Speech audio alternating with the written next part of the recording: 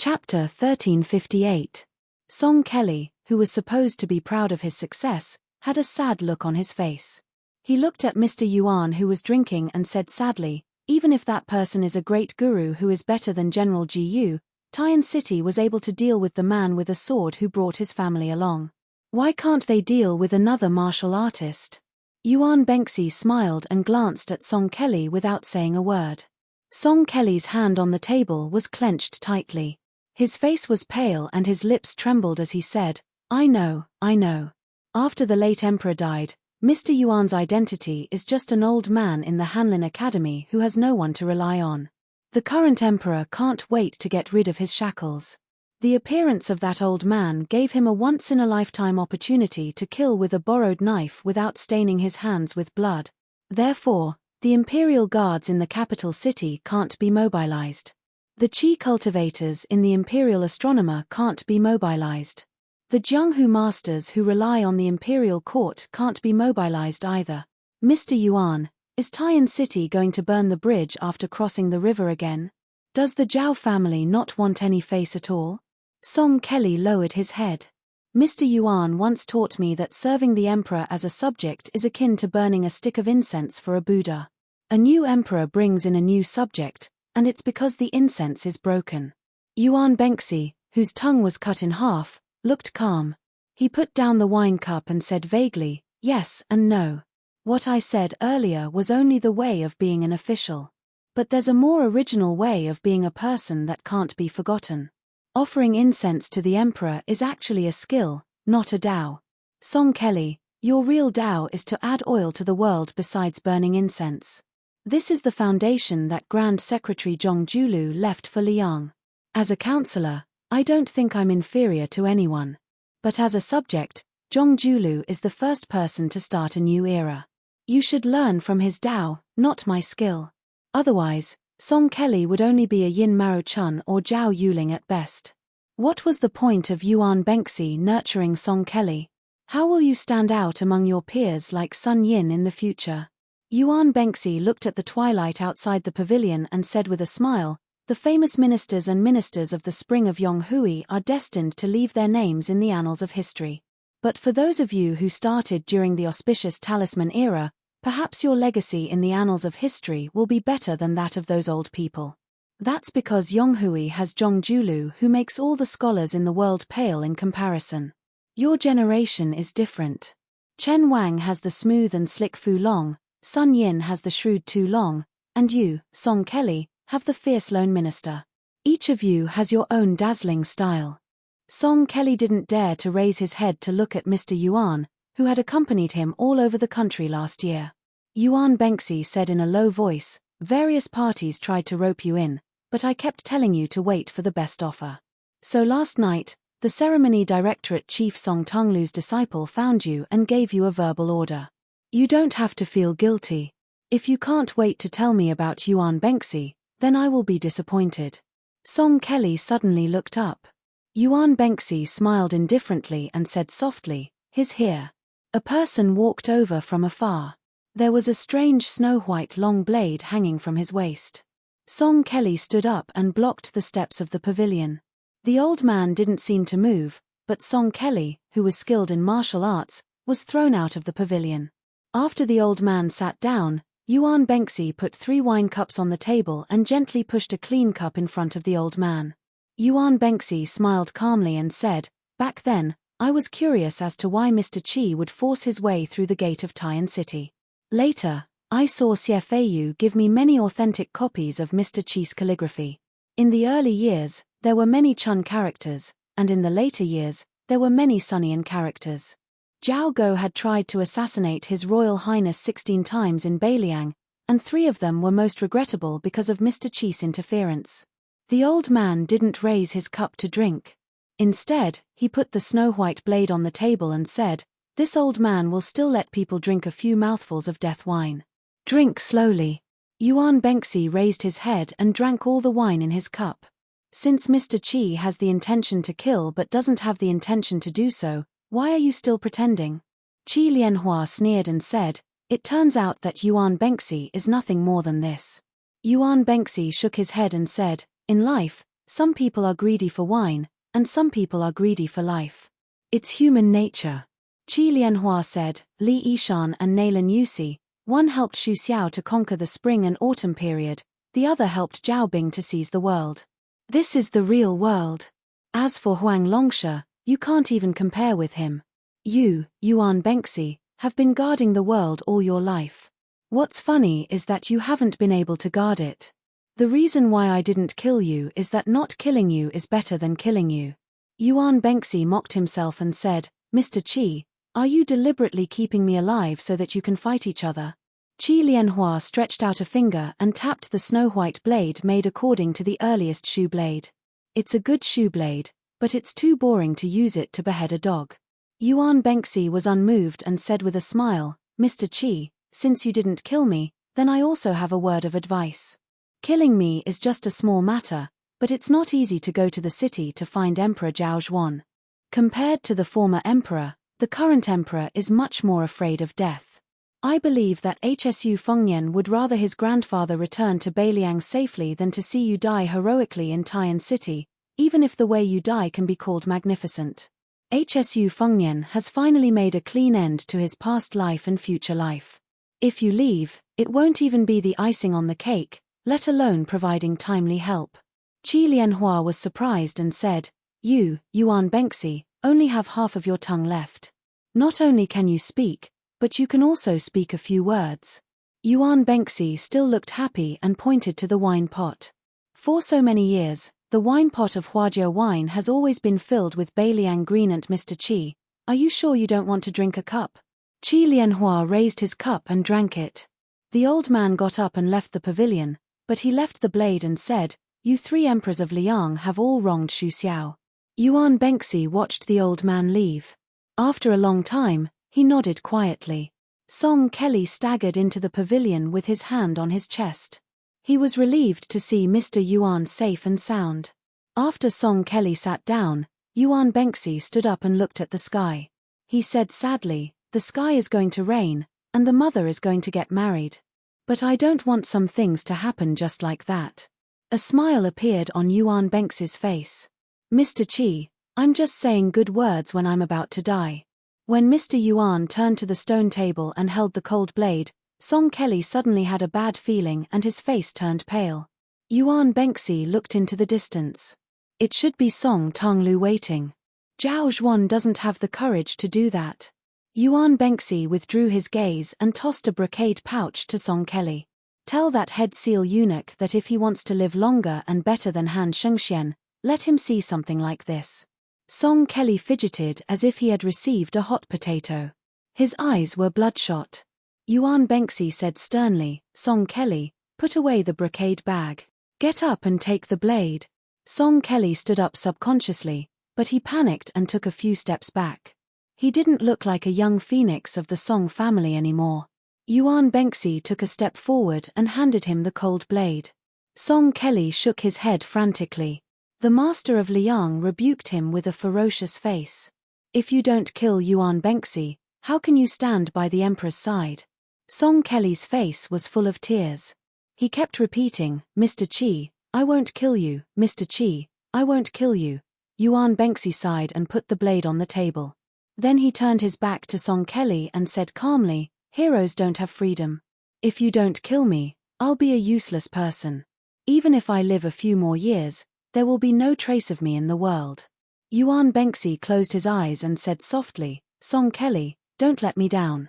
Huang Longsha and Li Yishan, I'm one step behind you. Nailan Yusi, I'm one step ahead of you. Song Kelly held the cold blade with trembling hands. Yuan Bengxi suddenly opened his eyes and looked at the afterglow in the distant sky. The emperor's tutor with a half-inch tongue opened his mouth and took a deep breath, as if he was borrowing the last breath of this world. He roared, Take the head. Song Kelly's face was full of pain. He raised the blade and chopped it down.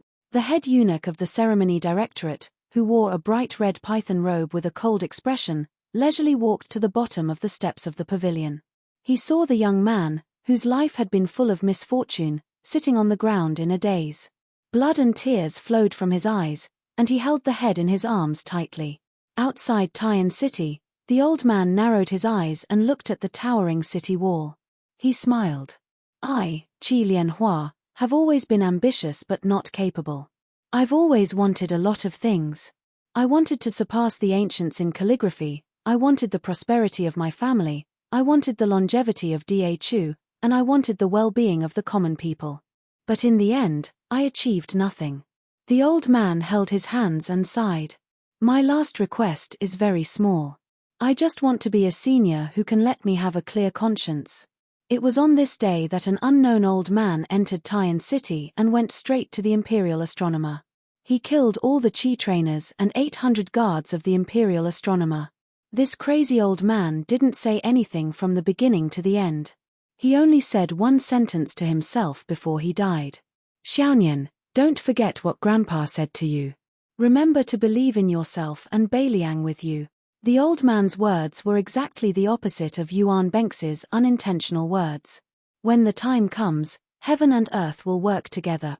Chapter 1359. After the new emperor of Liang ascended the throne, he attached great importance to the administration of culture, especially the Hanlin Academy. His love for the Hanlin Academy was so great that it could not be increased any further. First of all, he moved Zhao Jiawang's yamen to the right side of the center line between the Wu Ying Hall and the Baohe Hall. Then he issued an edict that the Hanlin Academy's head scholar and the Ministry of Rites would jointly preside over the imperial examinations, which became a practice of the current dynasty. Therefore, the saying in the future, those who are not from the Hanlin Academy are not allowed to enter the pavilion spread everywhere in the capital. Today, the Hanlin Academy, which was holding a grand housewarming ceremony, could be said to be a gathering of heroes. What a dazzling lineup of splendid scenes! Jin Lanting, the assistant minister of the Ministry of Rites, who made his name here, Li Jifu, the new Zhuangyuan of the first year of Xiangfu, who held a post in the Hanlin Academy, Wu Tsongxian, who was both Tanhua and a new talent in the chess world, Song Kelly, the young phoenix of the Song family, who moved to the Hanlin Academy because of meritorious service, Yang Chiji, the son of the Grand Scholar of the Dongyuan Pavilion, Chen Wang, the assistant minister of the left-scattered cavalry of Liang, Sun Yin, who was once the Right Chancellor of the Imperial College. Before this group of young talents, the oldest of whom was no more than 30 years old, gathered together, many important officials and officials who had a relationship with the Hanlin Academy had already left one after another. For example, Zhao Yuling, the second-in-command of the Imperial Secretariat, Tantanan, Huan Wen, who was recognized as a veteran of the Hanlin Academy, the heavenly official Yin Mao Chun, who had been in charge of the Hanlin Academy for more than 10 years and had recently entered the Ministry of Appointments, and the Minister of War, Liu Baijie, the sword immortal of Tongxi, who had the title of Xie Guan, had come either alone or together. They really made the brand new Hanlin Academy shine, staining it with an air of nobility and elegance. At this time, in the secluded courtyard at the beginning of spring, under a small tree with branches as small as jujube flowers, everyone was enjoying a game of Go. The people playing Go were not national players, nor were they the famous Wu Tsongxian who had defeated 3 national players in a row in the capital. Instead, they were 2 people whom everyone in the court felt were unfamiliar with. There was a huge age gap between the two. There was a stone table and 4 stone stools. On the table was a yellow rosewood chessboard that was very old-fashioned. On the left and right sides of the chessboard were black and white Go boxes that contained white and black Go pieces. On the stone stools were embroidered cushions. The 2 people playing Go were of course sitting and chatting. However, the people sitting on the other 2 stools were the pinnacle of honor in the world, the current emperor, Zhao Zhuan, and the empress, Yang Dongwu. Other than the handsome young man nicknamed Little Bookcase by the emperor, there was also a commoner from Liang who was still a commoner. He was Fan Changhu from Xiangzhou, Guangling Road. Together with Wu Tsongxian, they were known as the First and Third Nine. In the past, Fan Changhu was more skilled than Wu Tsongxian, so he was also known as Fan Shaduan. At the same time, Fan Changhu was good at painting dried rocks, wild plum blossoms, and winter bamboo. Among them, wild plum blossoms were the best, and they were proud and unsullied. Now in Tian City, there was a saying that Fan Changhu was a tree alone in spring. His paintings could be said to be priceless in the capital's officialdom. Before Wu Tsongxian became famous, the hidden Fan Changhu was specially summoned to the capital by the emperor. The reason for this imperial edict was that his real identity was Little Bookcase from the imperial astronomer. Under the emperor's instructions, he and Wu Zhongxian played 6 games in a row, 3 slow and 3 fast. Wu Zhongxian lost all of them cleanly, so Fan Changhu, who was known as the #1 player in the chess world, naturally entered the emperor's sight. The prize for this game that the emperor personally set was not small. If Fan Changhu won, then he could directly stay in the Hanlin Academy as the Yellow Gatekeeper. Now the Hanlin Academy was the well-deserved dragon pavilion for all the scholars in the world. The spectators were the smartest few people in the Liang dynasty. In fact, they were well aware that whether Fan Changhu won or lost on the chessboard was not important. To simplify the emperor's heart, Fan Shiduan had already won outside of the chessboard. Little Bookcase was probably endowed with extraordinary talent, but in the end he was still a child. He did not have a good sitting posture. His body was slanted, one hand supporting his chin, the other hand moving quickly. It was almost as if he was hitting the board when Fan Changhu placed a piece. On the other hand, the plainly dressed Fan Changhu was at a disadvantage in terms of the demeanor of an otherworldly master. But this disadvantage was only in terms of the eccentricity of the imperial astronomer. In reality, Fan Changhu was sitting calmly and attentively. Whether it was slowly picking up a piece from the chessboard or not moving when he was thinking long and hard, they both had the demeanor of a grandmaster. Fan Shiduan's response to Little Bookcase's aggressive attacks, both inside and outside of the chessboard, was neither too fast nor too slow. For the time being, there was no sign of victory or defeat between the two of them. Including Emperor Zhao Zhuan, the people who were able to stand aside and watch the game, not to mention Wu Zhongxian, who was very good at chess, even Chen Wang, who had never played chess with anyone before, had good eyesight. Even Empress Yang Dongwu, who was known as the female scholar of Beiliang in the past, could not take her eyes off the game and was very focused. Yang Qiji was standing right behind his elder sister, who was known as the Mother of the Empire. He was the only one who gave up halfway when he went to the border to observe the political affairs. He parted ways with the Ministry of War, who was sent from Jibei to Liaoxi, and returned to the capital alone. This incident had damaged Yang Qiji's reputation in the scholarly circle. However, with the great protective talisman of the imperial uncle, no one dared to jump out and criticize him. Yang Qiji looked at the intrigue on the chessboard. He quietly raised his head and looked at the old Chinese parasol tree whose branches were filled with the joy of spring. His face was filled with fatigue. If the trip to Liangju had disappointed him and Kong Wu Kai, then the trip to Jibei had angered Yang Qiji. The defense line in Jibei had been an important military base for the Central Plains to defend against Beimang since the Han family. Although Li Yang paid more attention to the two Liao provinces, the generals who held the military power in Jibei were all carefully selected by the Ministry of War and candidates who were placed high hopes on by the imperial court. But what did Yang Qiji see in Jibei's northern pass? It was retreating before the battle and shrinking the defense line. Faced with his reprimand, the few border defense generals were vague. Gao Tingshu, who was picky in Beiliang, was surprisingly silent. Obviously, he had received instructions from someone in the capital. Yang Qiji retracted his gaze and looked coldly at Jin Sanlang, who was not far away from him. The latter also sensed the unfriendly gaze from the young imperial uncle, but he responded with an impeccably gentle smile. Yang Qiji met his gaze. Suddenly, Yang Qiji felt his sleeve being pulled. He lowered his head and saw his sister pointing at a spot on the chessboard. She smiled gently and said, "Eunuch Zheng seems to have made a wonderful move. Don't you think so?" When the child heard the empress praise, he raised his head and smiled brightly. Yang Qiji sighed softly. He stopped arguing with the assistant minister and turned to watch the game. Fan Zhangho's response was still lukewarm. This made Chen Wang, who was also a relative of the imperial family like Yang Qiji, see him in a new light. Ordinary poor scholars would spread their tails like peacocks if they wanted to see the face of the emperor. It was not easy for Fan Zhonghu to be so relaxed. The Zhuangyuan, Li Jifu, was the son of a wealthy family in Liaodong. In terms of poetry, he was not as good as the second place, Gao Tingshu. In terms of the four arts, He was far from being as good as Wu Zhongxian. Thus, most people in the court thought that he was not worthy of the title of Zhuangyuan. In reality, in the poetry club founded by Jin Lanting, it was rare to hear Li Jifu speak so loudly. However, a few days ago, the Minister of Revenue, Bai Guo, had asked to borrow Li Jifu from the Hanlin Academy. This made people realize that perhaps Li Jifu was not as unlikable as he appeared on the surface. Today, the only person in the group who could compete with Jin Lanting, Chen Xiaobao, only spoke a few words with Li Jifu. Wu Zhongxian had originally wanted to go up and get familiar with the left Sanche's assistant minister, but soon there was an awkward silence.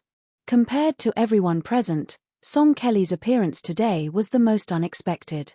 The two masters of the Song family who had dominated the literary world for decades were not worthy of the words extremely tragic. After their deaths, their posthumous titles were only below average.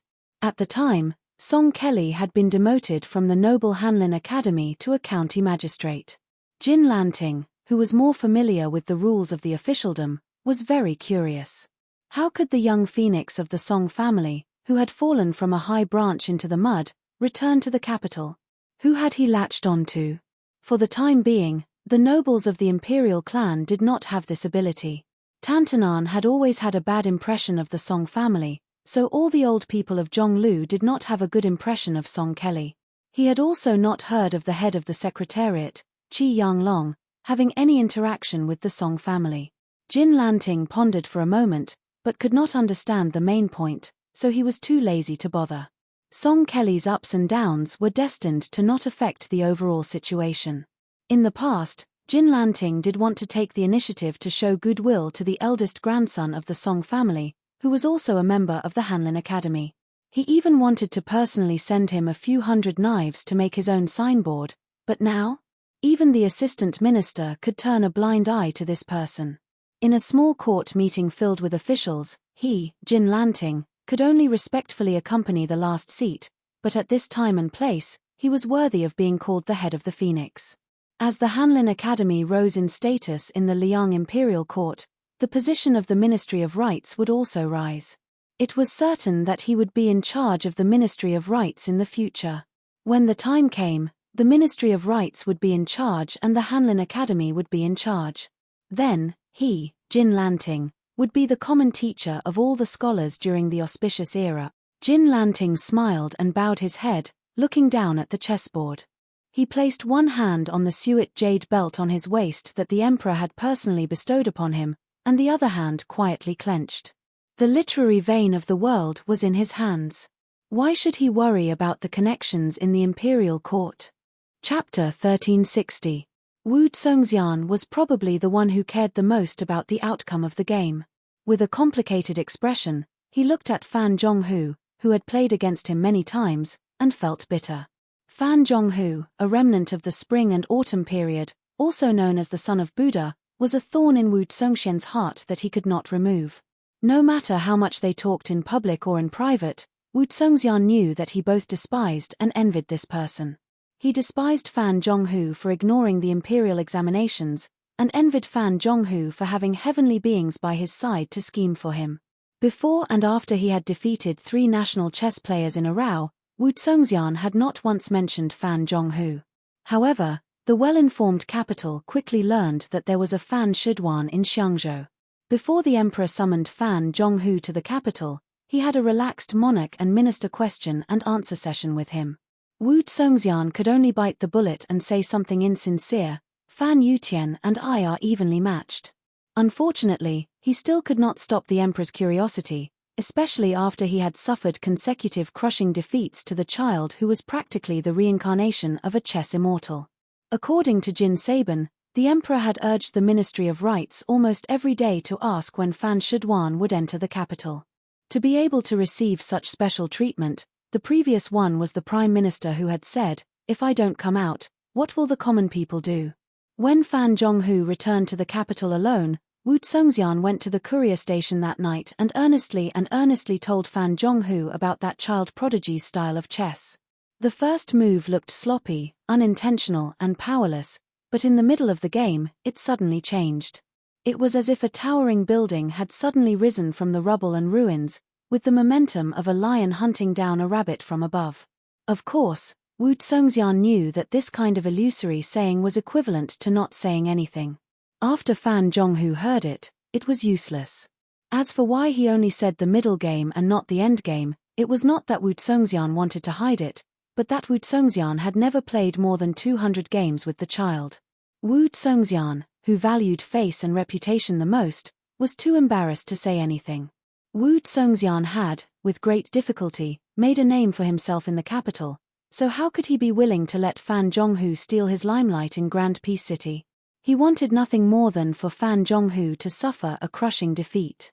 Simply put, Wu Zongxian, one of the top 9 chess players in the world, could lose to the genius youth rumored to have come from the imperial astronomer. It was like the world's top martial artist losing to an immortal on Earth, without any damage to his reputation. But he absolutely could not lose to Fan Zhonghu by too much. This was just like how Li Chungang had lost to Wang Xianji, and then Wang Xianji had lost to Hsu Fengnian.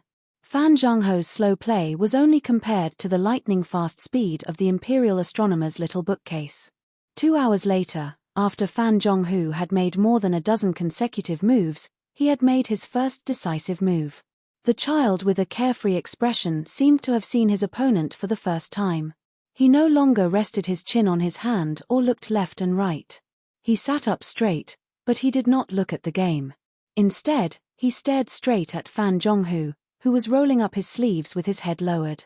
Everyone present, including Wu Zongxian, could not see the essence of this move, let alone the other spectators.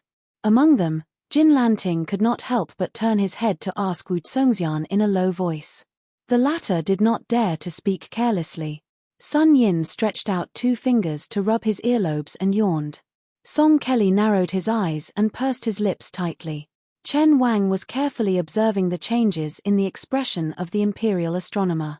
Li Jifu carefully looked at the emperor, who was leaning forward with a frown.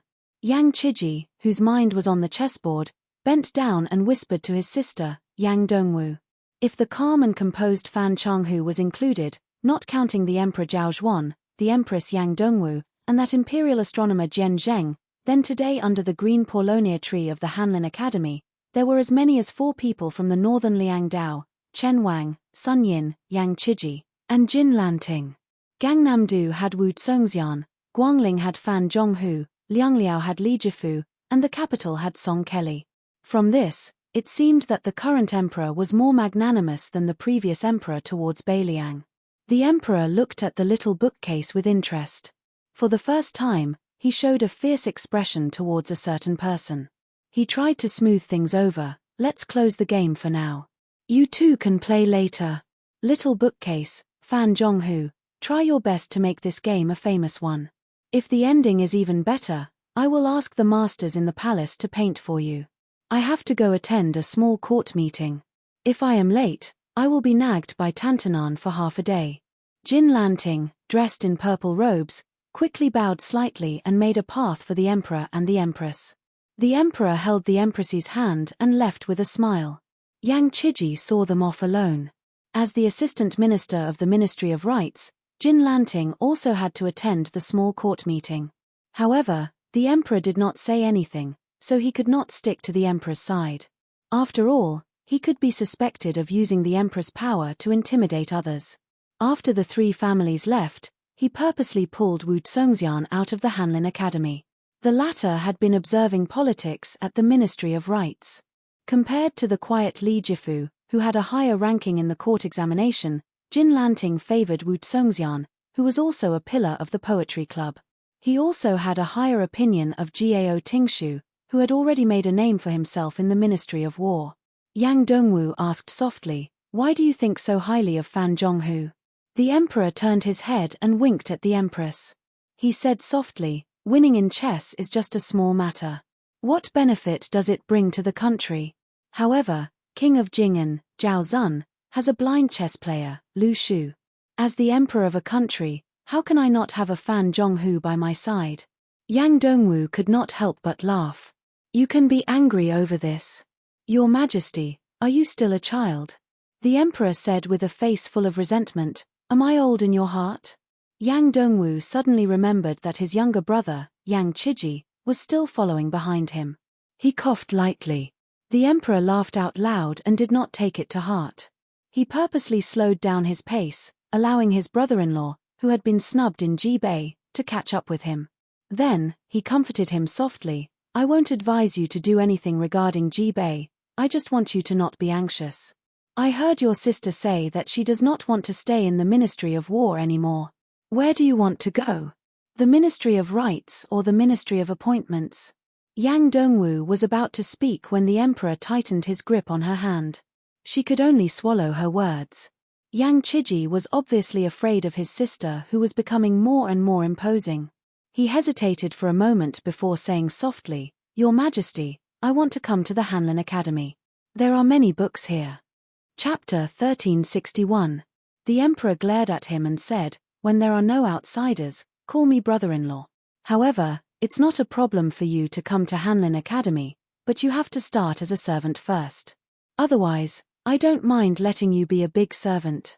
Your temper is too gentle and you don't want to fight for anything. You will definitely be ostracized by many elders. Those old scholars are not the same as the officials of the 6 ministries. They don't care if you are the emperor's uncle." Yang Chiji nodded. The emperor turned to Yang Dongwu and smiled gently, "You two should talk more. As an outsider, I won't be an eyesore." When the emperor walked away with Song Tanglu, the number 1 eunuch of the dynasty, Yang Dongwu asked in a low voice, "Why didn't you return the thing I gave you to that person?" Yang Chiji's face was slightly pale. He said guiltily, "I didn't see Brother Feng." She said sternly, "Shut up." Yang Chiji's body trembled and he asked carefully, "Or should I secretly destroy it?" Yang Dongwu almost instantly became angry. Then, she tried to suppress her anger. Her face was uncertain. Finally, she gritted her teeth and said, "Hide it well." Yang Chiji was dejected. After Yang Dongwu calmed down, her tone softened and she praised, "You didn't say you were going to the Ministry of Rights and the Ministry of Personnel." "Very good." Yang Dongwu stood face to face with her brother. She helped him fix his collar and said softly, "You have to remember one thing. When Zheng Wen is loyal and respectful. These 3 beautiful titles must come from Hanlin Academy." Yang Chiji said timidly, "Sister, I didn't think so much." "Really?" Yang Dongwu bent 2 fingers and knocked on her brother's forehead. She smiled, A fool has a fool's fortune." Yang Chiji wanted to say something but stopped. Yang Dongwu obviously guessed what he was thinking. She shook her head and said, "Don't worry about the things in the palace. Let's go back. I have a feeling that the young people in that courtyard will." Speaking of this, the empress stopped talking. She looked up at the sun. It was dazzling, so it was a bit dazzling. Yang Chiji returned to the courtyard. Under the tree, the child was asking with a cold face, "Who did you learn chess from?" Fan Zhonghu smiled and said, "Since I was 4 years old, I learned chess from the ancients." The child pointed at the last move on the chessboard. "The ancients couldn't make this move." Fan Zhonghu calmly said, "Our generation is inferior to the ancients, how can we face the future generations? It's true that you learned chess from the ancients, but when it's your turn to play chess, you can't sit and wait for eternity." The child snorted and glanced at the chessboard. "If it weren't for the accident in the Imperial Astronomer and my absent-mindedness, I wouldn't have given you any chance to win the game today. Come to the star-picking pavilion of the Imperial Astronomer tomorrow." Fan Zhonghu declined to comment. The child, who acted like an old man, ran away in big strides. Only at this moment did he have the childishness of his age. Ever since he was a child, he had been running around the little bookcase of the Imperial Astronomer. It was not easy for him to find the empress whom he was closest to. Contrary to the imposing manner of this child when he played chess with others, when he saw Yang Dongwu, he had a childish smile on his face, like a child who had met his sister who loved him dearly. Yang Dongwu rubbed the little bookcase's head and said sympathetically, "It's been hard on you. The Imperial Astronomer has suffered such a huge accident, and His Majesty still wants you to play chess with others. I'll help you scold him later." In the accident in the tight blockade not long ago, there were more than 800 guards who had died in the battle. Most of them were elite Imperial soldiers who were highly skilled in martial arts, and there were also dozens of masters who had koi fish pouches. Especially the latter, when they were escorting something to Guangling Road. More than 100 of the top Jianghu people who had been recruited by the Ministry of Justice of the Imperial Court had all died mysteriously.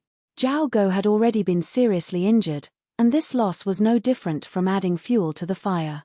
But compared to the real loss, the death of the Qi cultivators in the Imperial Astronomer was nothing at all.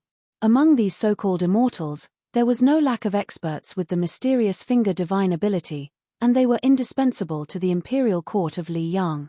Their existence in itself was a kind of magnificent deterrence that could symbolize the majesty of the heavenly Tao. The emperor was the person who was destined by heaven, so he was under heaven's command. In the end, the Qi cultivators of the Liang North faction who supported the dragon were all killed in that bloody battle. Why did the current emperor, who had always regarded chess as an idle hobby, move the Hanlin Academy in a hurry? Why did he personally create momentum for Fan Shuduan and Fan Changhu? Or was it because he wanted to divert the attention of the officials and try his best to suppress the turbulent ripples that affected the entire capital? Yang Dongwu even saw with her own eyes that the cultured and elegant fourth prince locked himself in the imperial study for an entire night. When he came out, even the head eunuch Song Tonglu did not dare to approach him. It was she who had to personally go forward and bandage his bloody left hand. The little bookcase shook his head and said, "Grandpa Jian Zheng said that everyone has to die. I'm not sad. If I didn't have to play 3 rounds of chess with someone for Grandpa Jian Zheng, it wouldn't matter even if I died there." Then the child silently said in his heart, although the old man is dead, his disciple might have already appeared. He would not tell anyone about this matter, not even his sister Empress. Yang Dongwu laughed angrily and said, "Don't say such unlucky things. How old are you?" "Live well." The little bookcase laughed and said, "I want to eat Osman thus cake." Yang Dongwu held his little hand and walked in the palace. "That will have to wait until autumn. So, all the more you have to live well." In the Hanlin Academy, when Yang Chiji approached, he found that the atmosphere was a little strange. Chen Wang, who had the highest rank, and Li Jifu stood at the side and chatted. The arrogant scholar Sun Yin, who had once fought with the scholars in the Imperial College, was lying on the stone table. Fan Changhu was reviewing the game in detail. Yang Chiji had already stopped in his tracks. Suddenly, he saw Song Kelly, who was alone, smiling at him. Yang Chiji smiled knowingly and walked forward. In the spring of the 2nd year of Xiangfu, there were 6 people in this small courtyard on this day. Chen Wang, Sun Yin, Song Kelly, Fan Changhu, Li Jifu, Yang Chiji. Originally, I had already written more than 2,000 words about the Battle of the Gourd in Yuju. However, if I want to combine it into a chapter, I need to write at least 4,000 words. Otherwise, only 9,000 words will be too intermittent. Today, I'll just write 6,000 words. This kind of transitional chapter is probably as unlikable as Li Jifu in the book. However, I hope that everyone can hold their noses and read it. Of course, when I wrote it myself, I was very sentimental. Yes, sentimental tilde I rarely boast, but when I write this kind of scene that can freeze history, it really is very sentimental. P.S. Don't worry, the next battle will be one after another. Beiliang and Guangling can be considered as fighting a country by one land. Chapter 1362. In a relay station 3 miles away from Chang'an City in Yuju, a young man wearing a thick fur coat stood on the side of the road. Beside him was a child who was reading a yellowed book with saliva. Beiliang Road's relay station had many willows planted on both sides, but this relay station was a little different. There were only parasol trees that could tell the difference between spring and autumn. It was said that there was a lot to pay attention to. Back then, when General Xu Xiao was conferred the title of king, the rich people of Chang'an City, in order to please this butcher, who was known to kill without blinking an eye, specially changed to nearly 1,000 green sycamore trees. It was all because His Royal Highness had the word Feng in his name. Feng does not rest on sycamore trees. Unfortunately, the army took a detour and continued to head west. Xu Xiao did not enter the city at all. This made those rich people feel very embarrassed. However, after His Royal Highness was conferred the title of King of Beiliang, the new King Liang's trusted aide, Huangfu Jin, was promoted to General of Yuju and became the master of Chang'an City. Therefore, those old people were very happy. Every now and then, they would boast to their juniors about their foresight.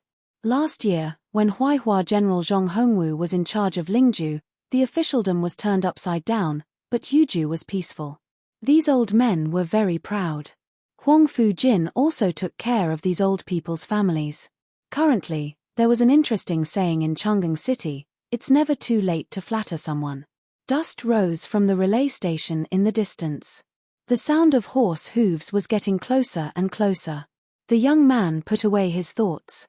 The leading rider was wearing a rare purple robe in Beiliang.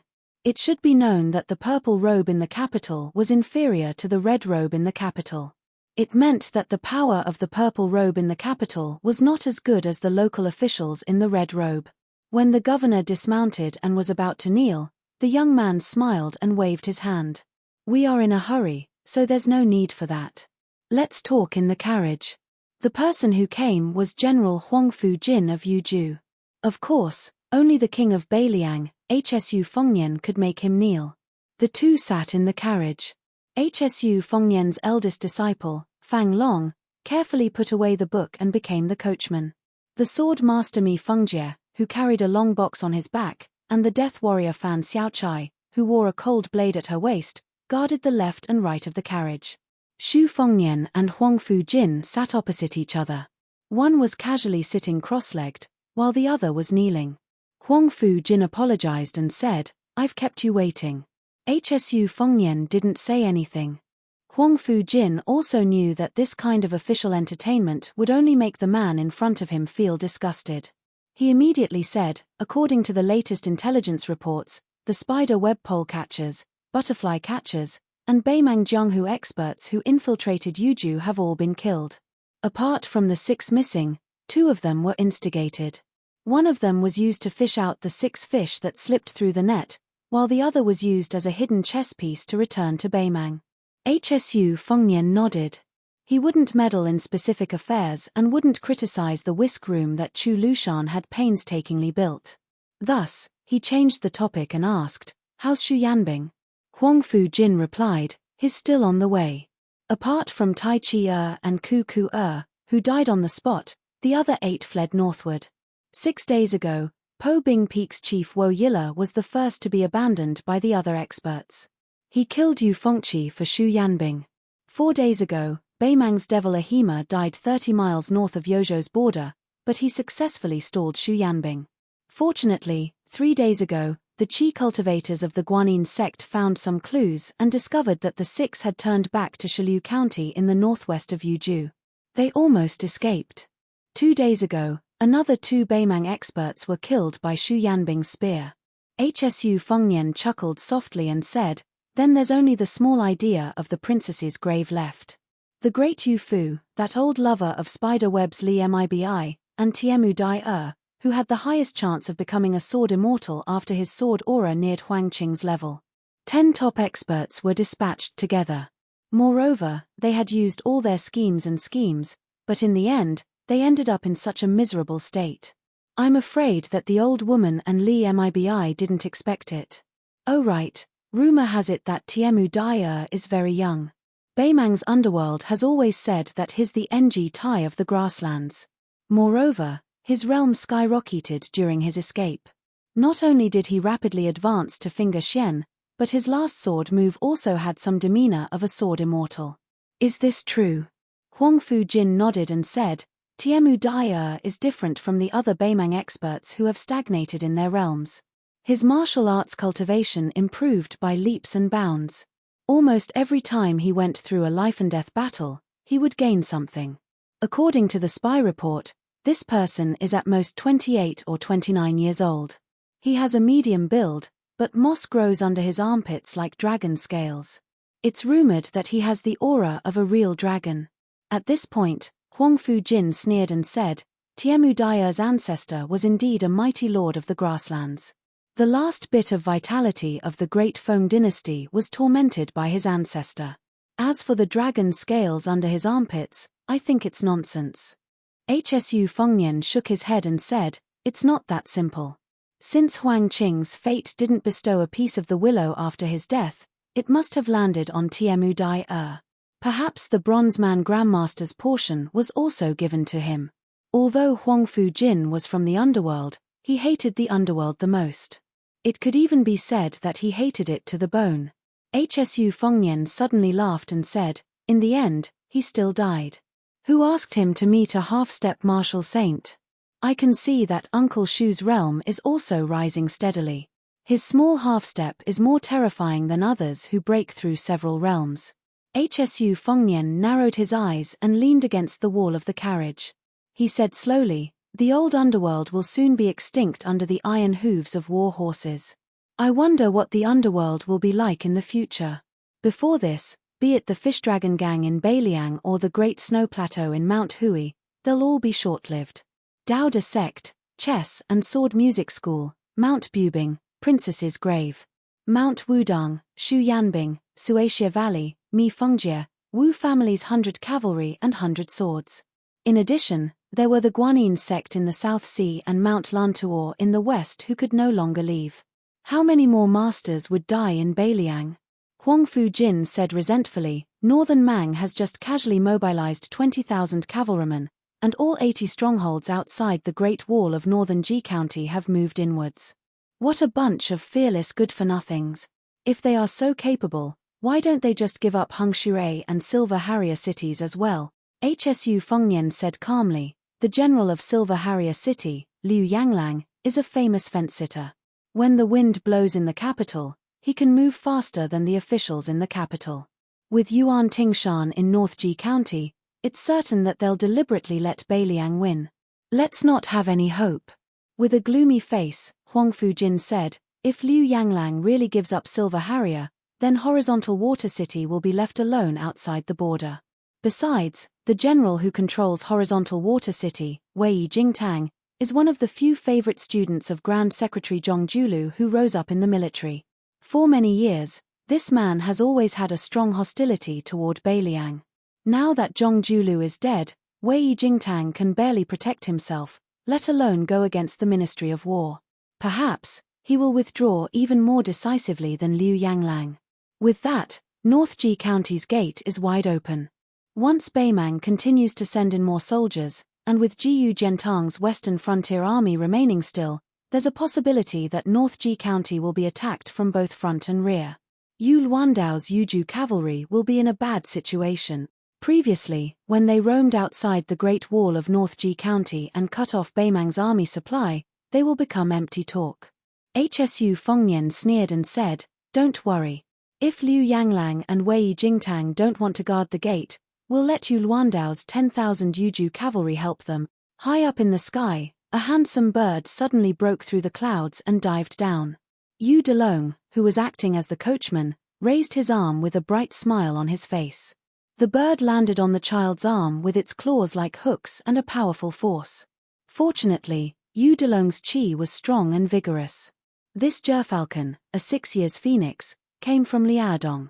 It was brewed by Chu Lushan himself and gifted to His Royal Highness. The tributes from Liao were divided into 9 grades. Among the gerfalcons, which were said by the hunters of Liao, 9 years death and 1 life is rare, the 3 years dragon and the autumn yellow were the 2 rare breeds, and the 6 years phoenix was even harder to find. Hsu Fengnian was traveling Jianghu for the first time. Other than Old Yellow and the inferior horse, he was accompanied by this 6 years phoenix. Yu Delong cheerfully called out Master. Hsu Fengnian poked his head out of the curtain and took the spear falcon. He intimately patted its head before untying the string on its leg. Then, he lightly shook his arm. The 6 years phoenix spread its wings and flew high up. It circled above its master's head a few times before suddenly rising up and flying away. The information that came back was only 3 simple words, guard to the death. The meaning was very clear. Wei Jingtang would guard Horizontal Water City to the death. Hsu Fengnian sighed softly and said, the wind knows the strength of the grass.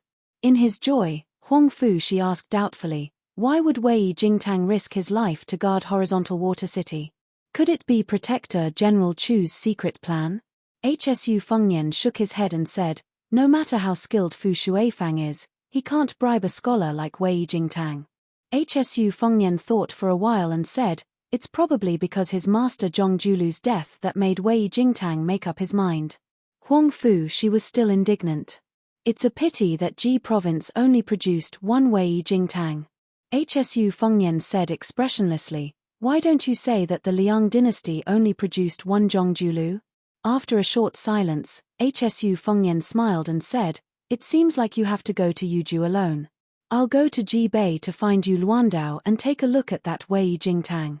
Huang Fu-shi's heart trembled and he said in shock, Your Highness, are you going to take the risk and personally lead the troops out of the calabash?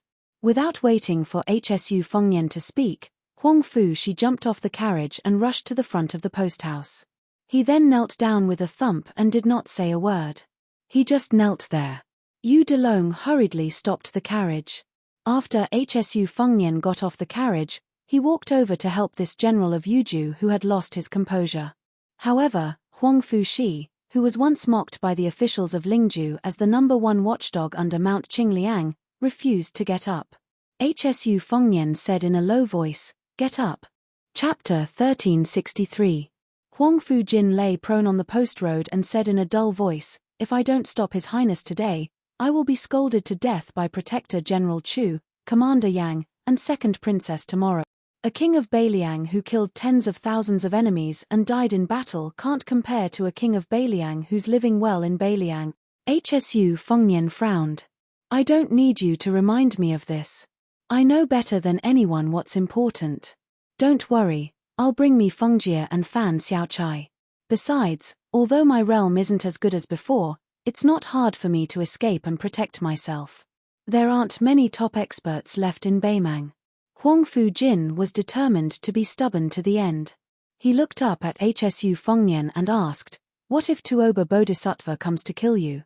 Hsu Fengnian said helplessly, Tuoba Bodhisattva is on his way to Liu province. Besides, have you forgotten about Shu Yanbing who's about to finish things off at the border of Yuju? Seeing that Huang Fu-jin was still unwilling to get up, Hsu Fengnian kicked him and said angrily, Huang Fu-jin, your death remonstrance is 1,000 miles away from the imperial censor of Grand Peace City. Get up.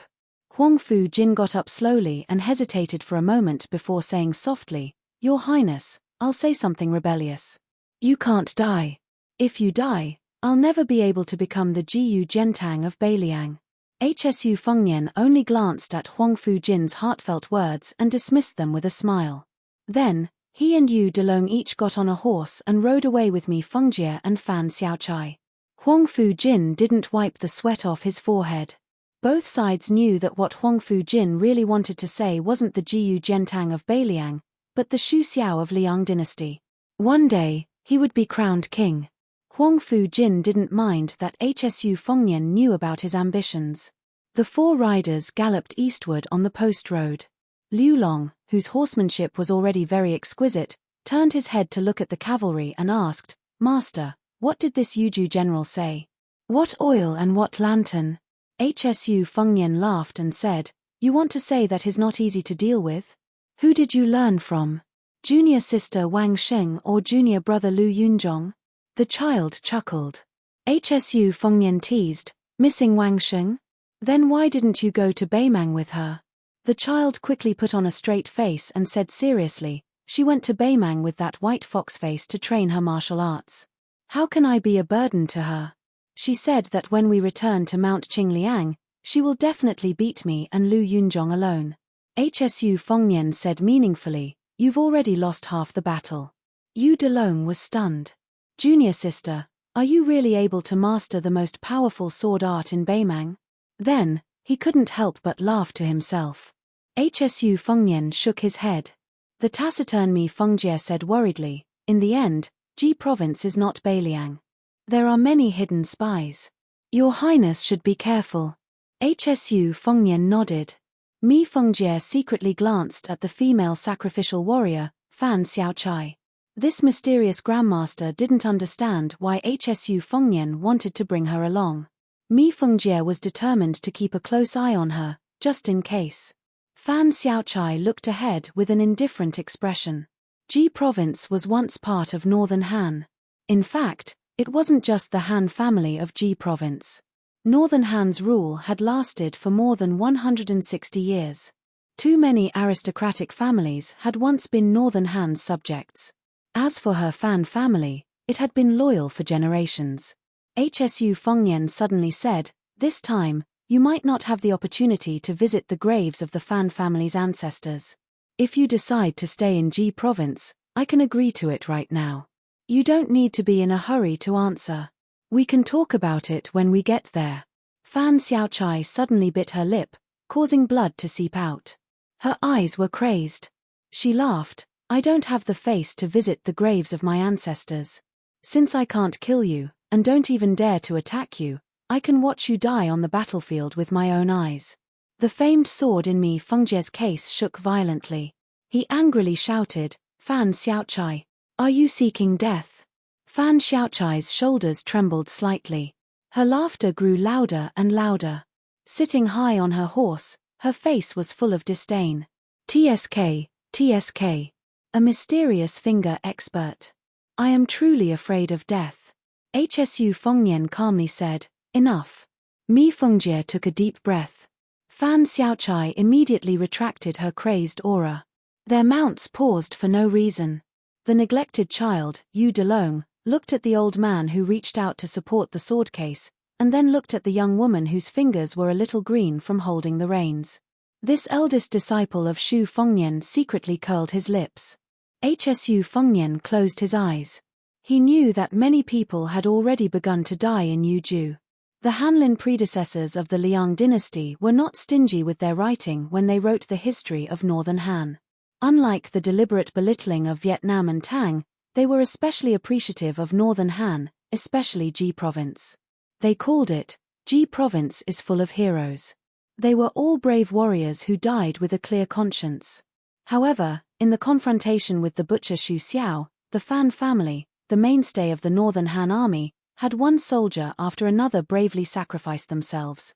After the Han family had submitted to the Liang dynasty and had their entire family executed, the veteran General Yang Shunxing was the first to be trapped in the Guangling circuit. Ji province was like an old man past his prime who refused to accept his old age. In the end, it was truly old. As the sun set in the west, two people stood side by side on the city walls of Transverse Water City, located at the forefront of northern Ji. The man wearing the uniform of a Liang civil official was in his 40s. He had a scholarly and refined temperament, but his face had the rough and weathered appearance of someone who had lived on the border for a long time. He was Transverse Water City's garrison general, Wei Jingtang, second in the imperial examination in the 9th year of Yonghui. However, he did not choose to use the Hanlin Academy as a springboard for his career. Instead, he first observed politics in the Ministry of War for half a year. Very quickly, he requested to be transferred to the border of Liaodong. As a result, Wei Jingtang came to Ji province. First, he served as the county magistrate of southern Ji.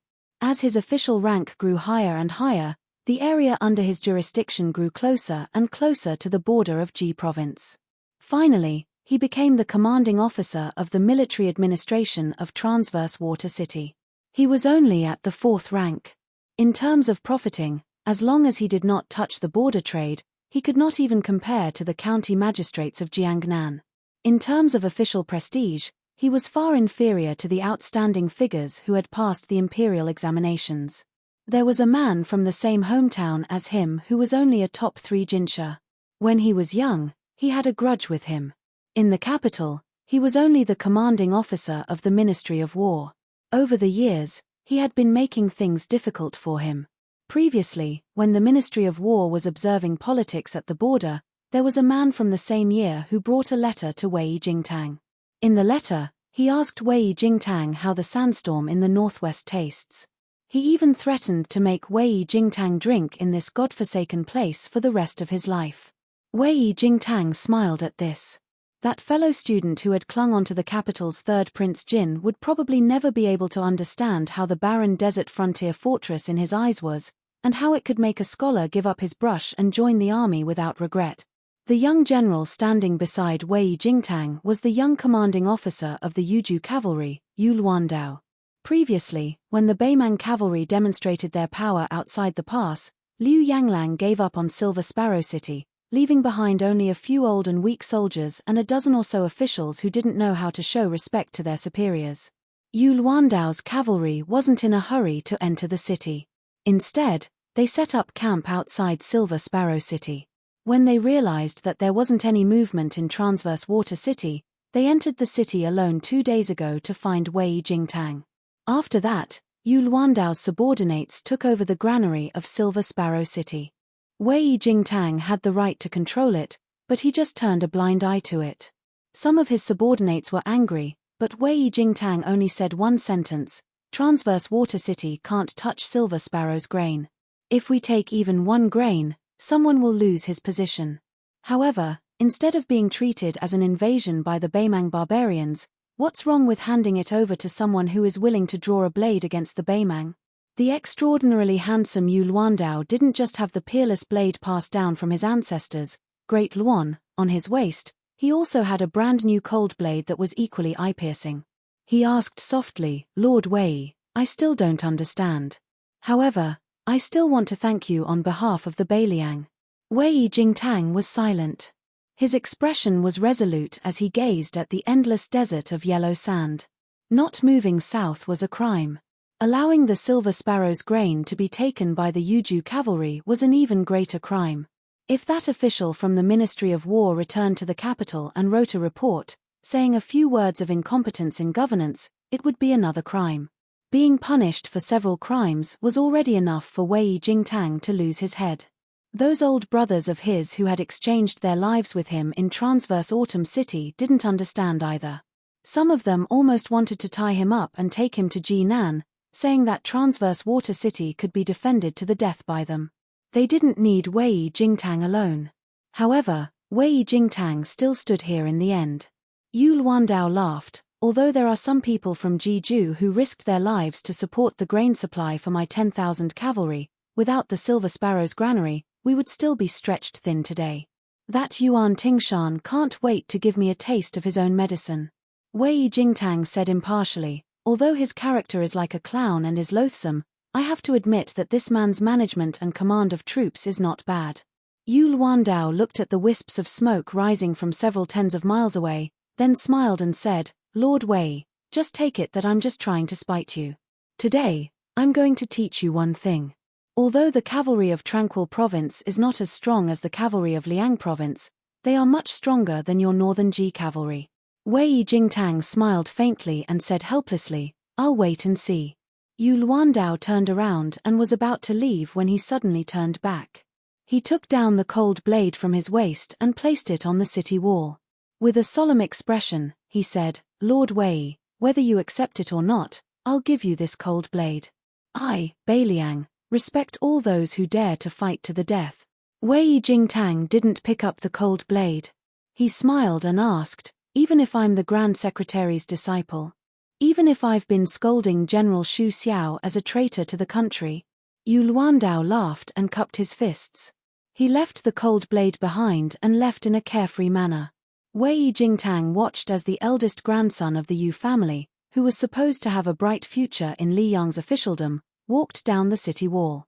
He retracted his gaze and looked at the Bailiang blade. He said softly, "What a Bailiang." Chapter 1364. Wei Jingtang raised his head to look at the sky, his eyes brimming with tears. He smiled and said, "Teacher, in your letter, you asked me if I dared to go down and drink with you. Student Wei Jingtang is more than happy to do so." Outside the mouth of the gourd in Yuju, in a massive commander's tent that was heavily guarded by soldiers, the coals produced by the finest carp kill burned fiercely, blocking out the spring chill. Of the 30-some people in the tent, half of them were dressed in the armor of Baimang's high-ranking military officers, while the other half were dressed in the uniform of the Southern Dynasty's Ministry of War. The latter were all between 20 and 30 years old. At this moment, the vanguard of the army had already begun to break through the mouth of the gourd. The vanguard had over 90,000 people, with the main general, Yang Yuanzan, commanding the various troops. The main force was the 30,000 personal soldiers of this great general of Baimang, while the various garrisons of Dragon Waste Province had 40,000 soldiers. However, the true elites were the 20,000 Ruran cavalry under the command of the Southern Dynasty's assistant minister of the Ministry of War. The Ruran Mountains had always been an important source of troops for the elite cavalry of the northern plains. It produced fine horses, but it also produced strong soldiers. Most importantly, compared to other places, the Ruran cavalry were more obedient, willing to give up their lives and daring to fight to the death. Beimang and Liang had fought so many great battles during Yonghui's reign. The valiance displayed by the Ruran cavalry had even caused many famous generals of the Central Plains to raise their eyebrows. Back then, even the old Grand Secretary of Liang had to admit that the barbarians here had the style of the Great Qin. Other than the vanguard led by Yang Yuanzhan, who had already driven south, the remaining 200,000 soldiers were still biding their time outside the mouth of the gorge. Compared to the invasions of the nomads in history, this expedition south to Beimang was clearly more methodical. Yang Yuanzhan was the nominal commander-in-chief of Beimang's eastern front. However, after Yang Yuanzhan led the troops out, there was no chaos in the seemingly leaderless commander's tent. Countless orders for the deployment of troops were accurately issued from here to the various armies. This was all thanks to Dong Zhuo, the number one military and political figure in the Southern dynasty. After he became the king of the Southern courtyard, he focused on restructuring the Ministry of War and added the position of strategist in front of the curtains. He took the opportunity to promote a large group of young people to become the staff of the Ministry of War. Everyone was bestowed with fine clothes and jade belts by the emperor. Hence, they were nicknamed strategist in front of the curtains. Even though their ranks were not high, they were considered to be of low status and power. As long as the strategies they formulated were reviewed by the Ministry of War in the western capital, not to mention the generals of the towns and the prairie lord, even the prefectures of the various provinces and generals like Yang Yuanzhan and Hong Jingyan had to follow the rules. After the start of the war, these strategists all left the Ministry of War and followed the army. Most of them rushed to the eastern front. Dong Zhuo gave them the power to act according to the circumstances. Of course, it was impossible for there to be no opposition in the imperial court in the western capital. However, Fatty Dong didn't pay much attention to them and even shamelessly used Her Majesty's imperial edict as a shield. Furthermore, the young people who rose to the center of the imperial court overnight were mostly from the Yelu and Murong surnames, or the flaming and plump aristocrats from Longguan. They were the young talents from the north, 7, south, and 3 surnames A in Beimang. It could be said that Dong Zhuo's exceptional promotion had captured almost all the top aristocrats in Beimang in one fell swoop. As a result, the saliva in the western capital didn't even need to be refuted by the king of the south courtyard, who knew how to conduct himself. However, Beimang soon realized how insidious and cunning Fatty Dong was. These strategists were divided into 2 groups. One group went to the eastern front to impede General Yang Yuanzhan, and the other group went to the western front where General Liu Gui was. Only the central front didn't have any strategist. However, the general situation had been determined. In addition, the war in the north of Liangzhu was destined to be the deadliest and bloodiest. It wasn't easy to gain military merits there. Therefore, the old and cunning elders behind the strategists could only pinch their noses and admit defeat. However, when almost everyone thought that the Battle of Huluku in Yuju was just a side dish to the war in Liangzhu, the king of the south courtyard, Dong Zhuo, actually came here in person and joined a group of strategists. In the military tent as spacious as a hall, Dong Zhuo stood at the northernmost position at one end of the long table. On the table was a sand table with mountains, rivers, and cities. The terrain of Huluku could be seen at a glance. In the last years of the Great Feng dynasty, there was a generation of mathematicians who proposed the tilt reordering method in their works. Later, there was the 6 directions map. After more than 300 years of improvement, Huang Longsha proposed the theory of altitude, which made the sand table technology reach its peak. Therefore, today's sand table was so delicate and accurate that it was enough to stun the ancients. On this sand table, the system of Huluku Wu Castle created by Hong Xinjia was most directly reflected. The 3 cities, 6 passes, and 200 strongholds were all marked on the sand table. As the number of beacon towers was too small, only those important beacon towers that occupied dangerous places were marked with small flags less than an inch long. The king of the south courtyard, who was travel-worn, had just arrived here with hundreds of Dong family's cavalrymen. After drinking a mouthful of coarse milk tea with a strong smell of mutton to drive away the cold, he asked a young strategist from a major clan in Gusai province to tell him the progress of the Battle of Huluku-Wu Castle. The latter, who was holding a slender long pole made of jasper, drew a big circle on the sand table and said loudly, "Beiliang put Hong Xinjia in an important position. By the beginning of this spring, he has built 214 strongholds in Huluku in Yuju province."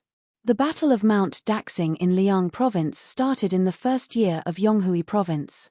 Upon hearing this, a prairie lord, who was planning to come to Yuju province to snatch food, people, and military exploits, could not help but roll his eyes and say, "Don't talk about those boring things. Just tell us where our sons have fought their way to Huluku-Wu Castle and how many heads they have chopped off. It's easy for you to say it, kid, but King Dong and we can also hear it clearly. Every time I hear you people who have read books talking about it, I feel like I'm going to doze off." Dongzhuo did not even look at that big talker, but stared at the sand table and said slowly, "Go on." The prairie lord immediately shrunk his neck and dared not to act rashly. The strategist continued, "Mount Daxing in Liang province was first proposed by the Han family of Ji province. Their original intention was to reduce the pressure of grain and fodder supply when Liang province launched the war in the early days. Later on, Liang province took the opportunity to withdraw all the border armies in Ji province and moved them inwards to strengthen the internal defense and shorten the transportation distance of grain and fodder. Once the war broke out, they could use the fort to slow down the vanguard of the enemy, and then the main force in the rear would wait for an opportunity to strike. However, over the past 10 years, Liang province has purposely placed more emphasis on the two Liao provinces and neglected Ji province. Obviously, they have the intention to use Ji province, a soft persimmon, as the opening of Yuju province. As long as our army chooses Ji province as the breakthrough point, Beiliang and the two Liao provinces will be able to launch a pincer attack. The strategist pointed at somewhere north of Huluku-Wu Castle with the long jasper pole in his hand. Beiliang's fort is especially majestic. The big fort has more than 1,000 steps around it, and the small fort has more than 800 steps around it. The big fort has 600 steps around it, and the small fort has 300 steps around it. Moreover, the fort has never had a fixed shape. It is closely connected to the geography of Huluku-Wu Castle, tightly controlling the river valley. Most of the walls are made of rammed earth, and some of them are covered with bricks. Many forts have several layers inside and outside, with different heights. If we are careless, even if we successfully break through the fort's gate, we will still have to fight a tough battle. This is enough to show Hong Xinjia's sinister intentions. For example, the group of forts here at Huluku-Wu Castle, with the Jujube Horse Fort as the core, and the Green Wind Fort B Rising Fort and the other 18 forts surrounding and protecting them. In total, there are 3,400 garrison soldiers. The first fierce battle between the two sides will definitely take place here. The jade pole in his hand shifted slightly to the south. If Beiliang's Huluku-Wu Castle was only blocked by these forts, it would not be worth mentioning. However, after Chen Zhibao became the governor of Beiliang, 3 towering and sturdy cities were built at Huluku-Wu Castle. Although they are far inferior to the number 1 town in the northwest, Hutu City, they are definitely not to be underestimated. This crouching bow city, built against the mountain, is one of them. In fact, all the forts in the northern line of defense at Huluku-Wu Castle are attached to Crouching Bow City. Unlike the forts that only defend to the death, the 3 cities of Huluku-Wu Castle each have a different number of elite cavalry troops from Yuju. A major third-rank general from Ju province laughed and said, "That Yuju also has a capable cavalry troop. I thought that Yang Wanwan's subordinates were only a group of soldiers crawling like turtles." The story of turtles crawling like turtles had been circulating in Beimang for a long time. In the past 20 years, most of the battles in Liangmang took place on the northern line of defense in Liangju. Yuju had always been sparse. Beiliang infantry commander Yang Wanwan, this old tiger, had no power to speak of in the eyes of Beimang. The younger Beimang generals were somewhat convinced by Beiliang governor Chu Lushan or the new cavalry commander Yuan Zhuozong.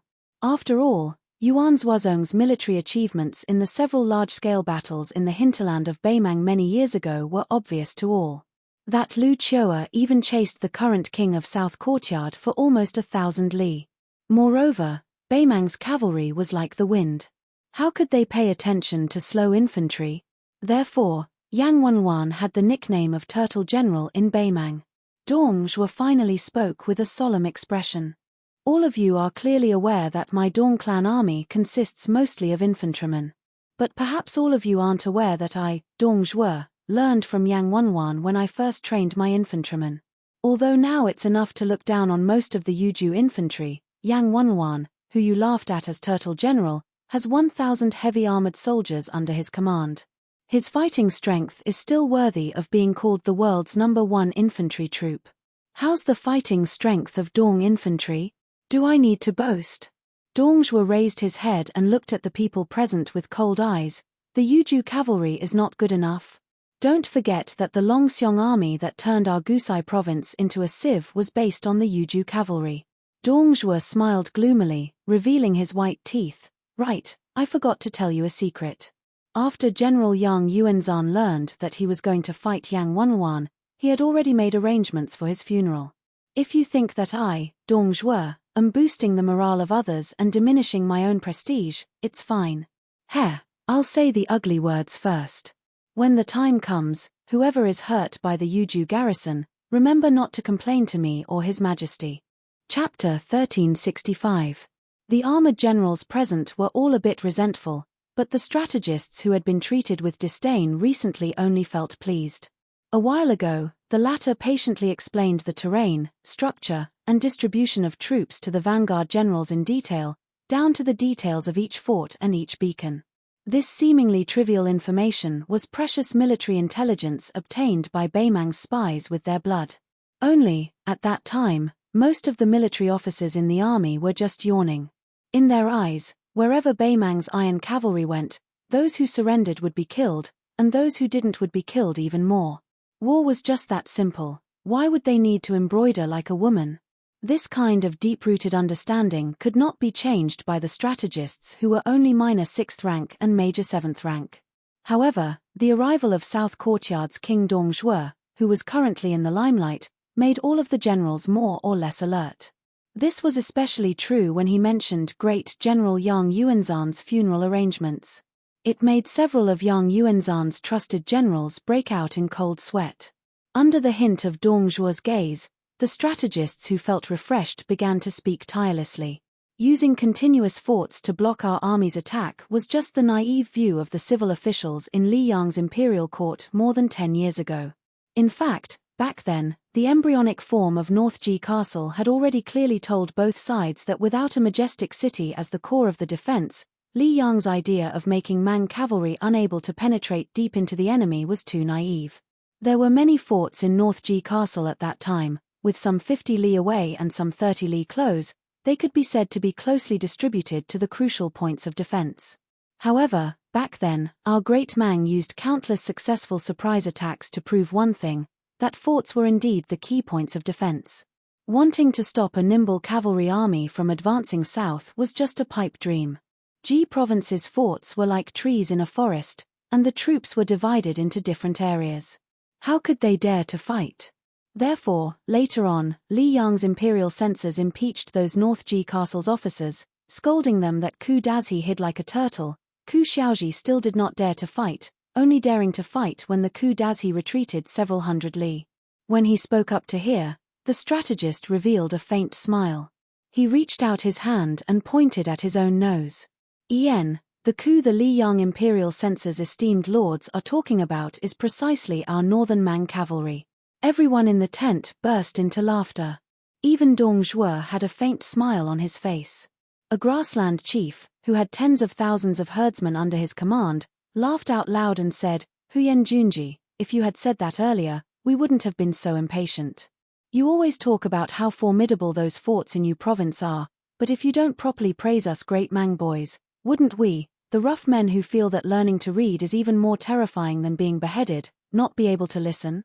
This time, Dong Zhuo came to Yu province mainly to pour cold water on the generals in the East Front, but he also had the intention of improving the stiff relationship between strategists and generals with real power. In Baemang, especially in the northern grassland royal court, there was only one word to describe it: rough.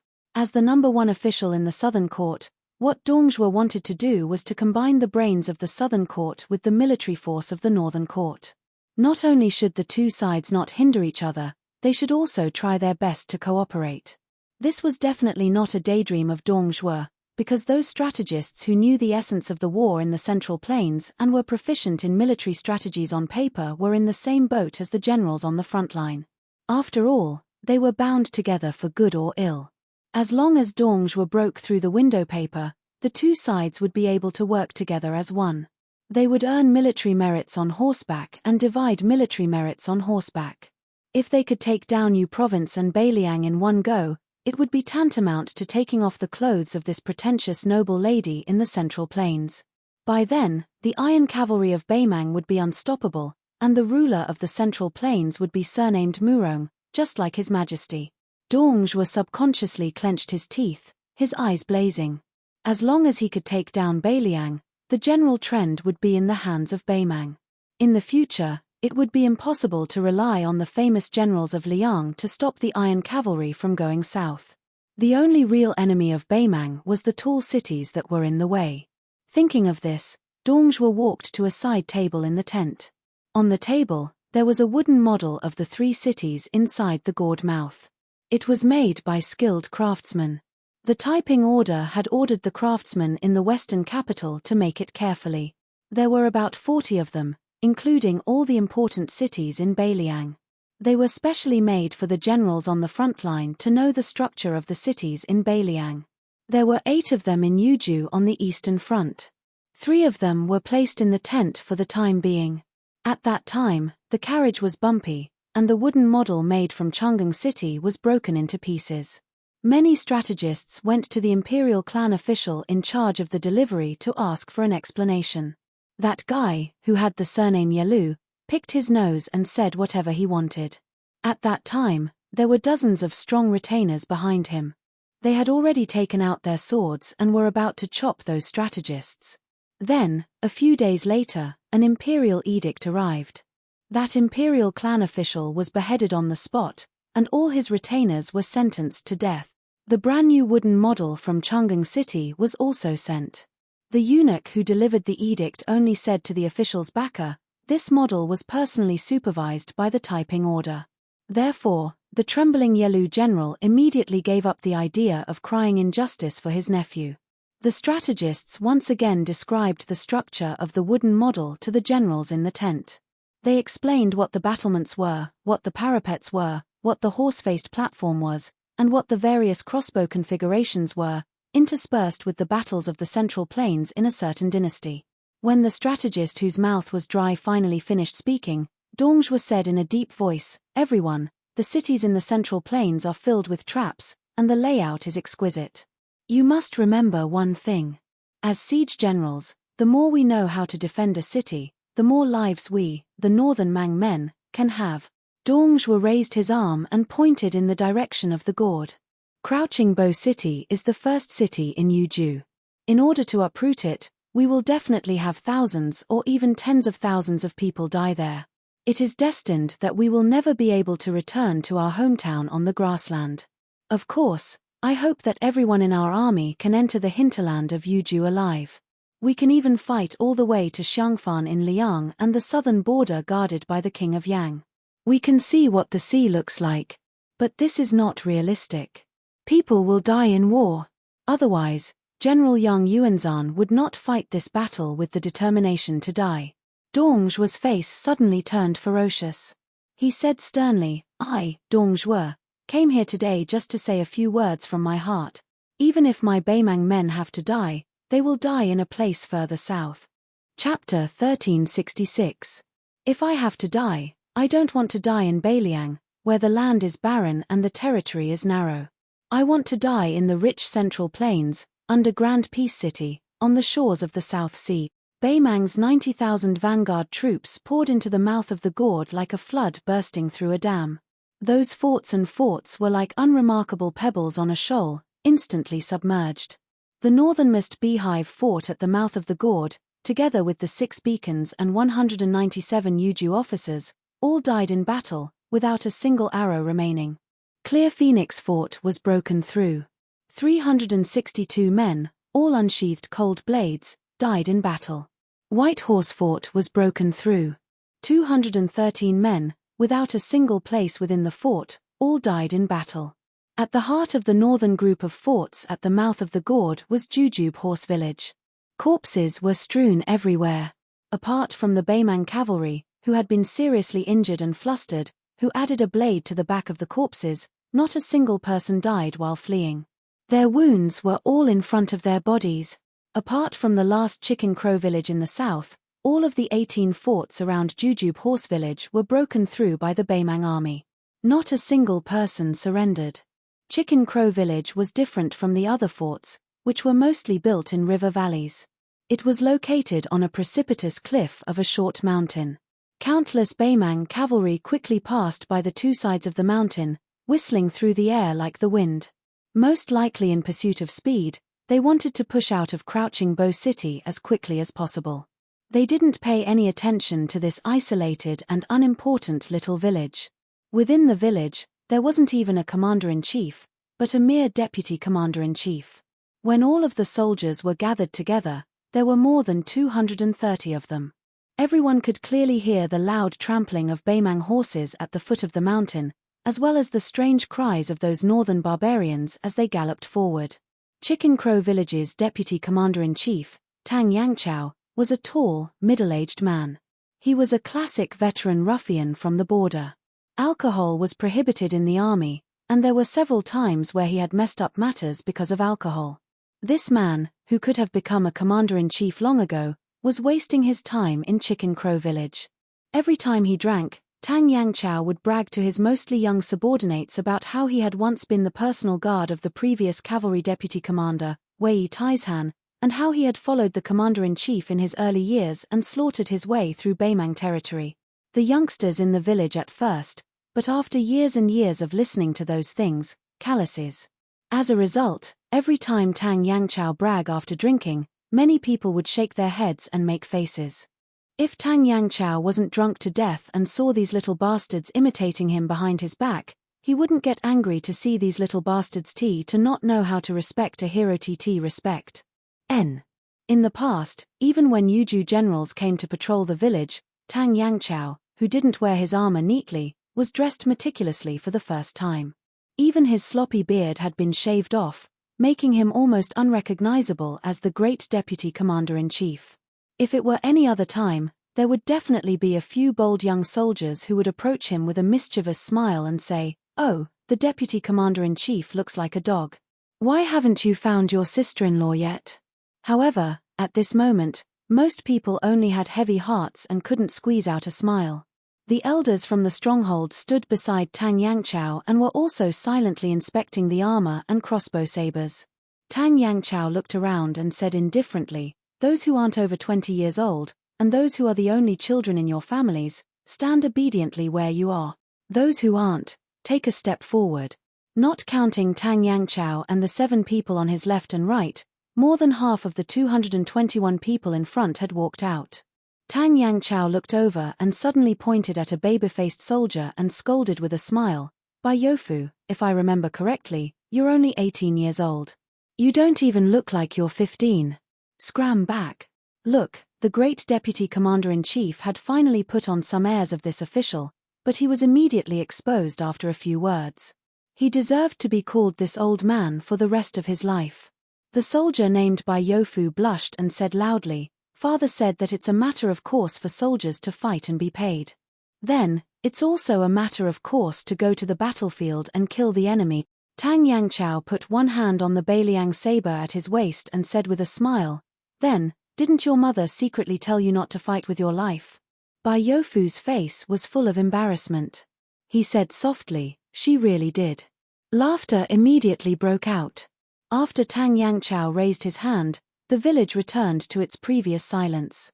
This deputy commander-in-chief, who probably hadn't even heard of the Yuju provincial governor, said in a deep voice, General Yang previously ordered that our calabash fort only needed to defend to the death and not go out to meet the enemy.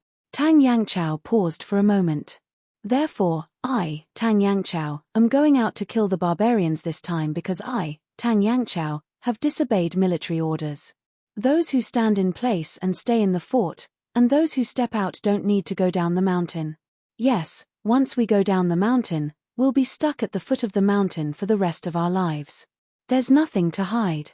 No one's an idiot. I, Tang Yangchao, have lived for 40 years and have gone to the battlefield more than 40 times. If we count it up, it's more than once a year. Other than not being able to find a wife in this life, there's nothing else to say. You kids who haven't even reached the age of 20, it's still too early for you to live long enough. Live well. Tang Yangchao pointed to the north and said fiercely, "This old man can't become a commander-in-chief or a high-ranking official. It's not embarrassing. But Li Jing, Hu Lin, and Liu Jiyuan in the fort in the north must have died in battle. If this old man hides and doesn't die, I can't afford to lose this face. Even if this old man can afford to lose this face, our pheasant fort can't." Tang Yangchao roared angrily, "Those who step out, follow this old man. When we get down there and there's no military law to control us, Tang Yangchao will drink to his heart's content with my brothers." On this day, Pheasant Fort's vice-captain, Tang Yangchao, was the first to die at the foot of the mountain outside the fort. Soon after, the remaining 80 people who were under the age of 20 also died in battle. Among them, Bai Youfu was stabbed in the neck by a Beimang cavalryman who was charging at full speed. Before he died, he only had one thought. It would be even better if he could fight his way into Beimang territory and die there.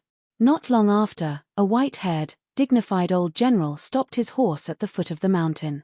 After dismounting, he looked at the bloody battlefield where the corpses had been split into two groups. The old man calmly asked a general whose armor was stained with blood beside him, "How many people did we lose?" The general wiped his face fiercely.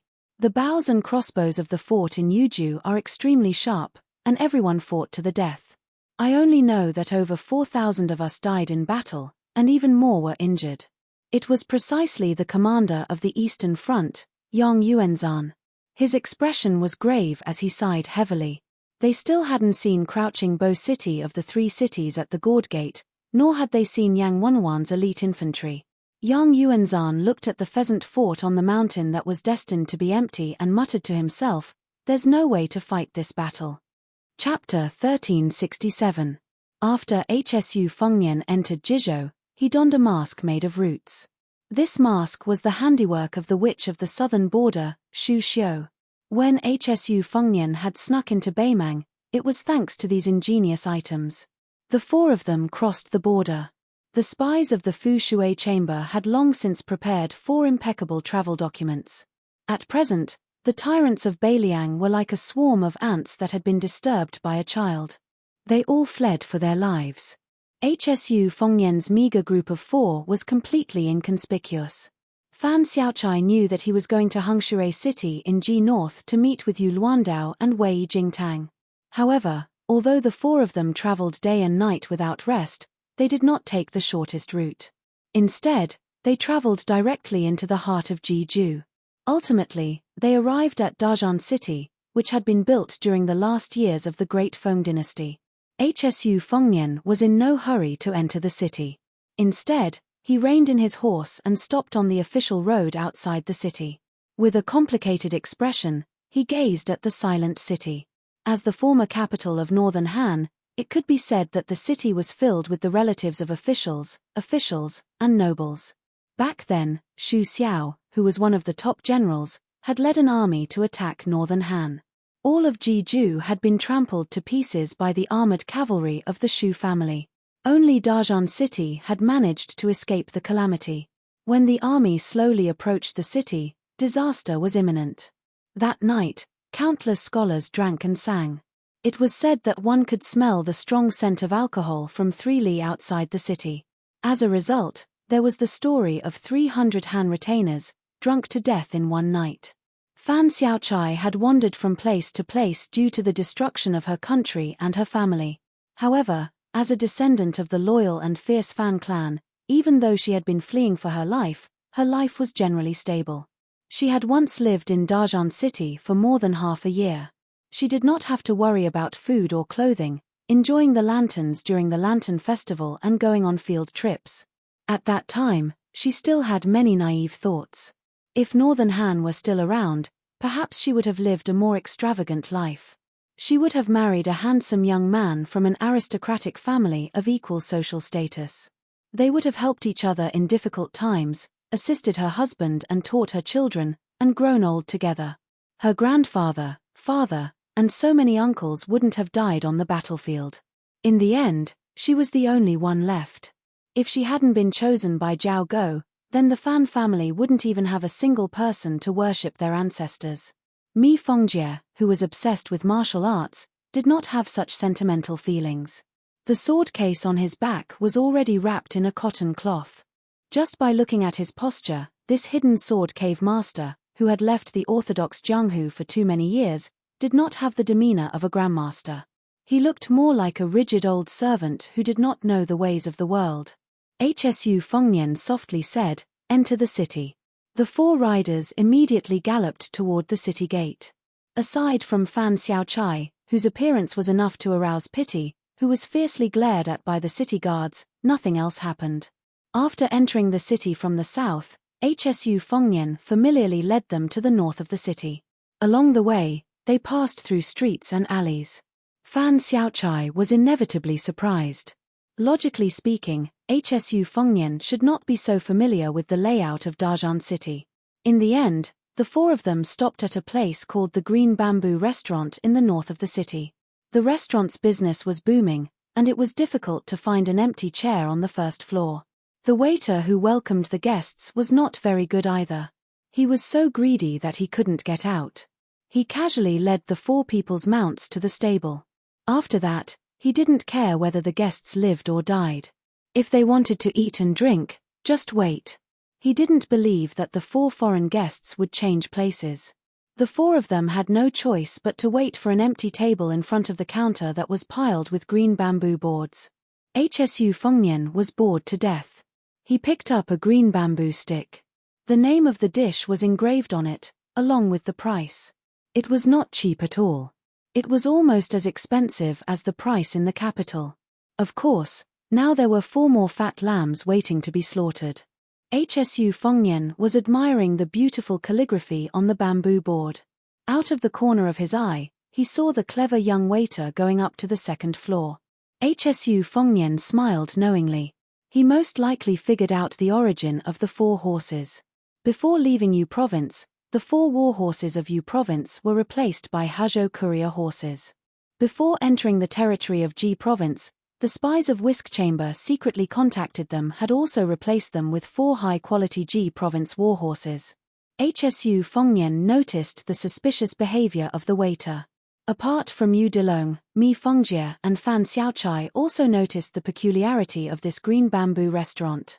Especially Fan Xiaochai, who had just been promoted to the position of Grand Master of Whisk Chamber because of her meritorious service.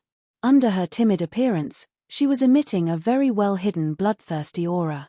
Mi Fengjie glanced at her with disgust. It was one thing for such a beautiful woman to be a man of sacrifice and a spy, but why did she like to kill people? Moreover, she usually tortured people to death. Fan Xiaochai looked back at Mi Fengjie provocatively. This made the hidden sword cave master, who was already full of resentment towards this crazy woman, even more murderous. If it were not for the king of Beiliang beside him and the sword box on Mi Fengjie's back that contained 8 specially selected famous swords, he would not mind chopping this woman into 8 pieces. Many of the rich guests in the restaurant were actually quite smart. They purposely spoke the truth after drinking. They were all shouting something like, "Lady boss, come, give me a toast. Don't worry, I'm a gentleman. I only drink wine and not people. Lady of the Shu family, how come I've never seen your husband show his face? What a bastard. In this frigid weather, aren't you afraid that Lady Shu will suffer at night? Shopkeeper, I've eaten more than 10 meals in this green bamboo restaurant. My expenses are enough to get me the title of courtesan of a second-rate brothel in Darjan City. You're so good. You don't even let me touch your hand. How can you do business like this in this world? The first floor was not only filled with dirty and coarse men. There were also many elegant scholars dressed in green robes. Most of them were in their 20s, and they were trying their best to endure the filthy words that were ringing in their ears. As the world in Ji province was not peaceful, the situation of scholars was getting worse and worse. If it were a few years ago, they would have already slammed the table and stood up to curse these ruffians. They would not even dare to talk back, let alone hit them. However, Ji province was in constant turmoil. First, General Yang Shunxing, the divine pillar of Ji province, took away all the old soldiers of Ji province. Then, Yuan Tingshan, the dragon that crossed the river, came to Ji province and became the king of Ji province. Not only was he the son-in-law of Jiyu Gentang, he also abducted a woman from the Li family of Yangbao in Ji province to be his concubine. Furthermore, he held the military power in his hands. All the sects and clans in Ji province followed his lead. In just a blink of an eye, Yuan Tingshan had dealt with a few local tyrants who refused to submit to him. Now, it was rumored that Beimang had sent tens of thousands of cavalry to the south. The only good news in Ji province was that the grievances of the Han family had been cleared. The current emperor personally gave the posthumous title of Wu Xiong, the old patriarch of the Han family, Han Beidu.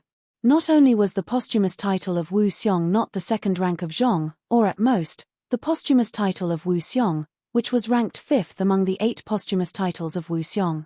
Not to mention the widespread posthumous titles before Li Yang seized the world. Ever since the reign of Yonghui, the Zhao family of Li Yang had always been suspicious of valuing the civil and belittling the military when it came to the posthumous titles of their subjects. Putting aside the extreme exception of the king of Beiliang, Xu Xiao, the few old generals who had made meritorious contributions during the spring and autumn period were given posthumous titles of Zhong, Jian, Jing, and so on.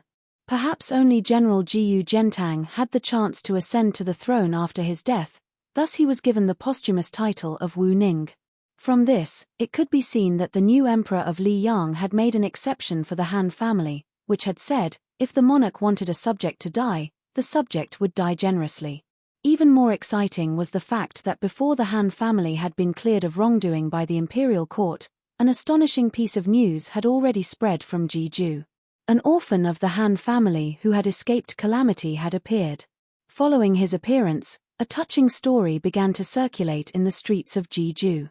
It was said that the reason why the eldest grandson of the Han family did not die was not because the Han family wanted to leave behind an incense stick, but rather because a loyal and righteous guest of the family had joined forces with a Jianghu martial grandmaster who had received the Han family's favor in his early years.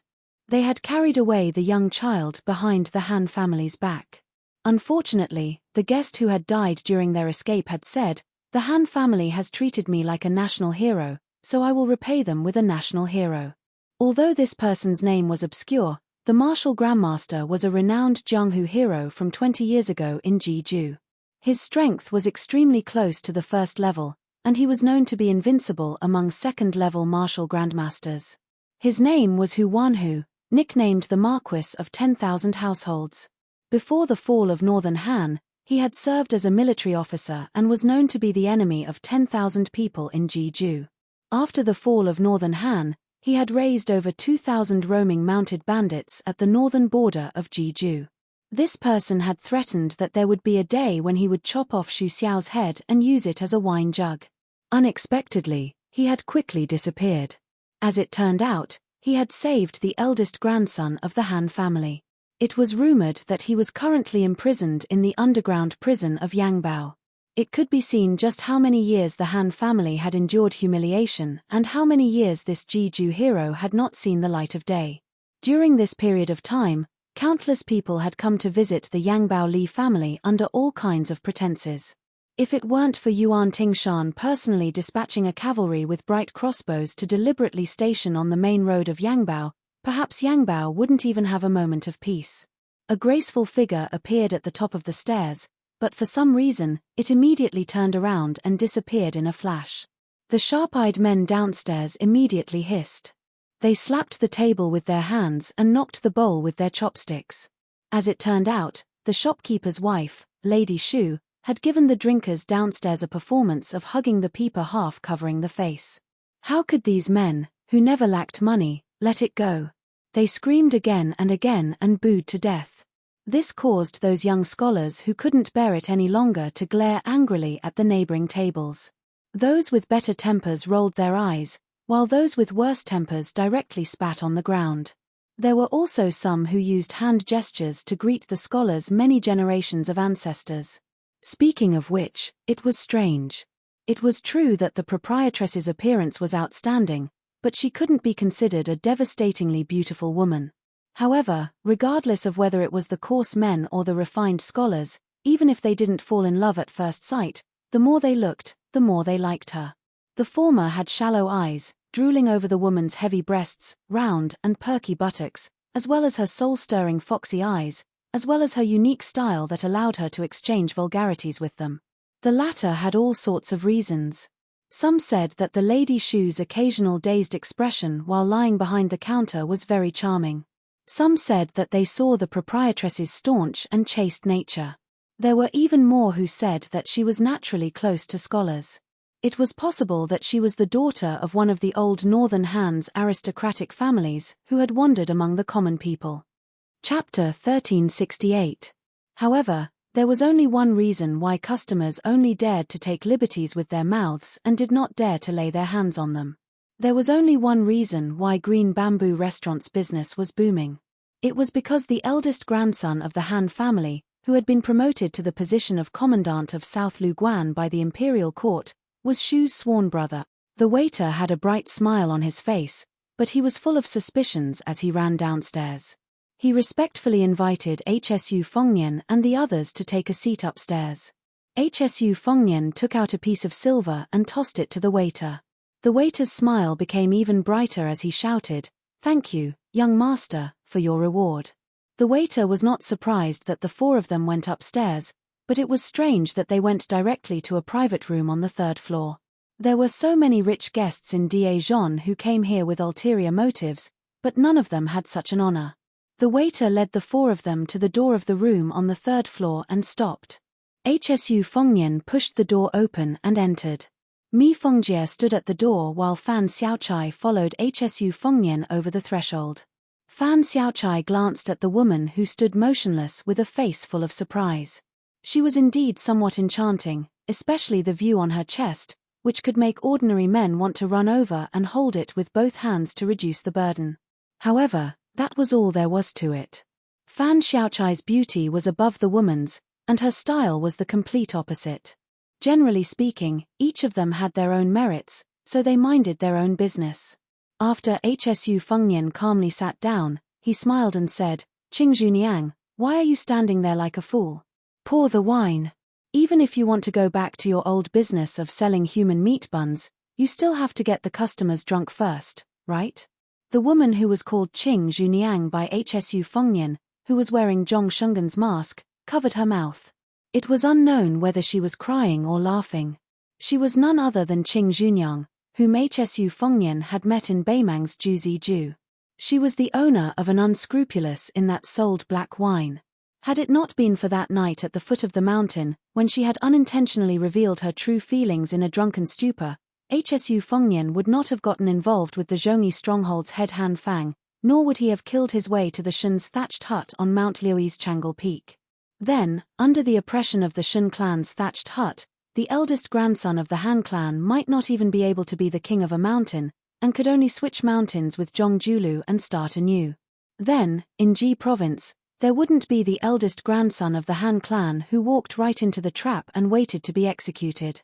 There wouldn't be the change of day after day, where Han Fang suddenly turned from a prisoner to a first-rate martyr in the Liang dynasty, and became the last straw that crushed Grand Secretary Zhongjulu to death.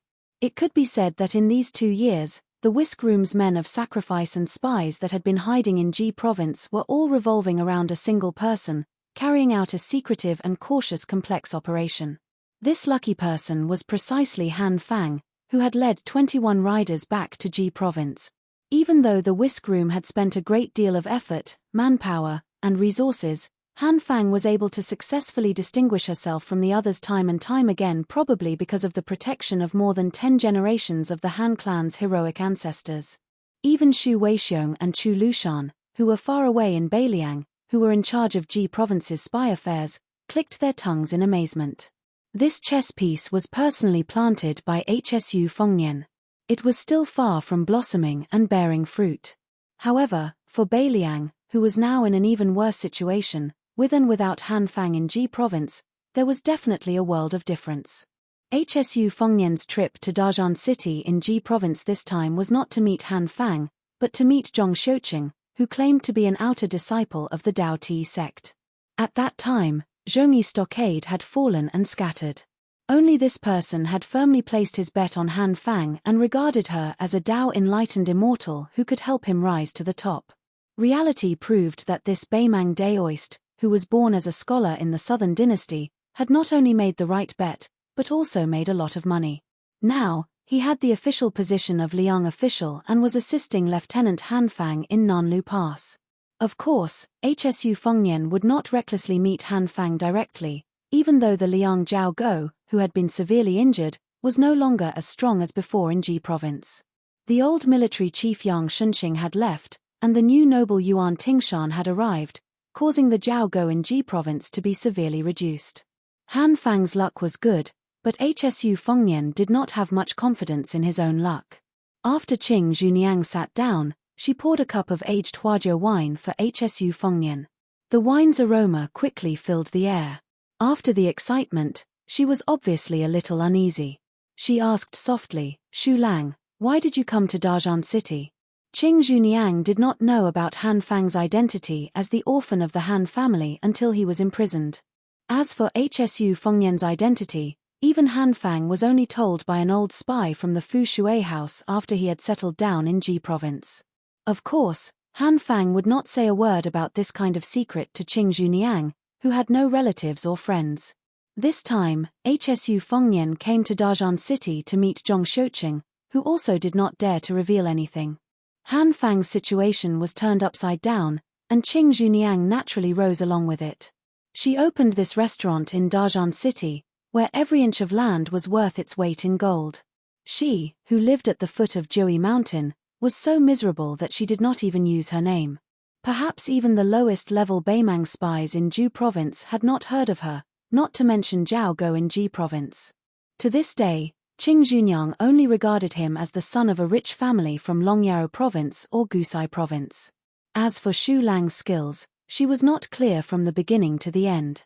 That night in Zhongyi village and the Shen family's thatched cottage, she was dead drunk on the table outside the hotel. Later, the Taoist priest Zhong Xiuqing casually mentioned a few words. He only said that young Master Shu's martial arts skills were rarely seen in his life. Even if he was not at the first level, he was not far away. But what she really wanted to know, Zhong Xiuqing did not say. What she really wanted to hear, Zhong Xiuqing did not say either. She did not even know if she would be able to see him again in this lifetime. Today, when she finally saw him, she actually wanted him to leave Dajian City as soon as possible. After all, this was an important military base in Liyang. You are a young master from the southern Beimang dynasty. Aren't you afraid of losing your head? Hsu Fengnian joked. What? Can't I come? Afraid of freeloading? Qing Zhuniang did not say anything. She subconsciously reached out to touch the hair on her temples, afraid that he would find fault with her. Although she did not look at the weak woman for a long time, the quick exchange of glances was enough to make her feel ashamed of her own inferiority. What a handsome young lady. Her temperament was excellent. At first glance, she could tell that she was a virtuous young lady from a scholarly family. The key point was that the woman was younger than her. She suddenly seemed to wake up and said in a low voice, "Zhenren Zhong actually stayed in the restaurant yesterday. He eats, drinks, and sleeps in the innermost room near the window. He saw you earlier than me and said that he would be here in a while. He had to wait until there were no customers coming in and out. He asked me to pass on a message to you, saying that he hoped that you would be magnanimous enough to forgive him." Hsu Fengnian grunted in acknowledgement. When they arrived at the Green Bamboo restaurant in Dajian City and were about to meet Zhong Xiuqing, who was now using the pseudonym of Zhong Fuling, Hsu Fengnian could not help but think of another hidden spy. It was not in Ji province, but outside Tuma Pass, right outside the mouth of the gourd. The reason why he said he was going to meet Yu Luandao and Wei Jingtang in horizontal water city of Ji province was that he wanted to recruit these two spies that he had been operating for several years. Compared to Han Fang in Ji province, the other spy named Song Jiaoer could play a role earlier. At that time, when Hsu Fengnian followed the Fish Dragon gang led by Liu Nerong to escort them out of Ji province, Song Jiaoer was one of the few forces of horse bandits hired by the deputy chief Xiao Qiong. Hsu Fengnian took a fancy to Song Jiaoer's resolute and ruthless character, and asked Song Jiaoer to ask Hsu Fengnian for money and food. Song Jiaoer did as Hsu Fengnian had expected. If not for his mediocre martial arts and pitiful background, he actually did not lack anything. If he were in Jiangnan of Liang Central Plains, it would not be difficult for him to pass the Jinsha exam or become a famous scholar. Therefore, with the support of Captain Guiyi who had real power, Song Jiaoer soon became one of the top leaders of horse bandits at the border of Yuzhou. On the surface, he had more than 1,000 strong men under his command. Although this number was not big when compared to the armies of other regions, it might not even be comparable to a paid captain. However, Song Jiaoer was able to roam freely outside Ji province with only 36 horse bandits. The 1,000 horse bandits under his command, who had not been equipped with excellent equipment, were probably equal to the 3,000 cavalrymen of Ji province. If it was said that Northern Mang already had an idea of Yu Luandao's 10,000 cavalrymen and had prepared a backup plan, then Song Jiaoer's 1,000 mounted bandits who came and went like the wind, as well as the Song clan bandits who could suddenly grow stronger, they could stab Northern Mang's eastern army at any time and any place. As for whether they would stab Northern Mang's waist or shoulder, Xu Fengnian would personally make the arrangements this time. In addition, when Beimang's cobwebs and Jianghu forces infiltrated Yuzhou, Hsu Fengnian also took the opportunity to quietly disperse many of his men outside the Great Wall. Just as immortal Kui Wazi of Daoda sect thought, half of the tide-listening pavilion's eagles and hounds were hidden in the Calabash fort as a smokescreen. They had already joined forces with Song Jiaoer's horse gang. That day in the steely forest behind Mount Qingliang, Hsu Fengnian did not refute Mi Qiong, who pointed at his nose and scolded him. He only said that he did not do a good job. Perhaps he, the king of Beiliang, did not do a good job, but Hsu Fengnian must have done more than the outside world imagined. Hsu Fengnian took a sip of the huajiao tea that Qing Junyang had just warmed. His smiling face suddenly fell into silence. Chapter 1369. The 15-year-old huajiao wine had been one of the tributes of Gangnam-do since the first year of Yonghui. It was produced in the Great Feng dynasty and had a unique custom. When a rich family gave birth to a daughter, they would brew a few jars of wine every few days they were born. The wine jars would be painted with colors and buried under old osmanthus trees. When the daughter grew up and married, this wine would be used as a dowry. When the eldest princess of Beiliang was married to Jiangnan, the king of Beiliang, Xu Xiao, threatened to gather 1,000 jars of huajiao wine for his daughter's dowry. In a hurry, he only managed to gather 800 jars. Originally, this was not a shameful matter. At that time, people were butchering their daughters. Who dared to gossip? Who didn't know that no matter how fierce Xu Xiao was, Xu Xiao would only hear it? If the gossip of his two daughters reached his ears, as long as it wasn't thousands of miles away, even the emperor wouldn't be able to protect him. In the end, it was His Royal Highness, who was the first to stop his eldest sister from marrying, who personally led his personal guards and spent an entire day barging into almost all the houses of the rich and powerful in Liangzhou city. Only on the morning of His Royal Highness's wedding day did he finally bring back the last jar of top-quality huajiao wine with red eyes. Hsu Fengnian did not speak. Qing Junyang also did not make a sound. Zhong Xiuqing, who was no longer wearing a Taoist robe but casual clothes, gently pushed open the door and entered. He originally wanted to kneel down and pay his respects. Seeing that Qing Junyang was still in the room, he was momentarily in a dilemma. After Hsu Fengnian came back to his senses, he raised his wine cup and smiled. Old friends have met. Sit down and talk. Zhong Xiuqing's fear and trepidation were not faked.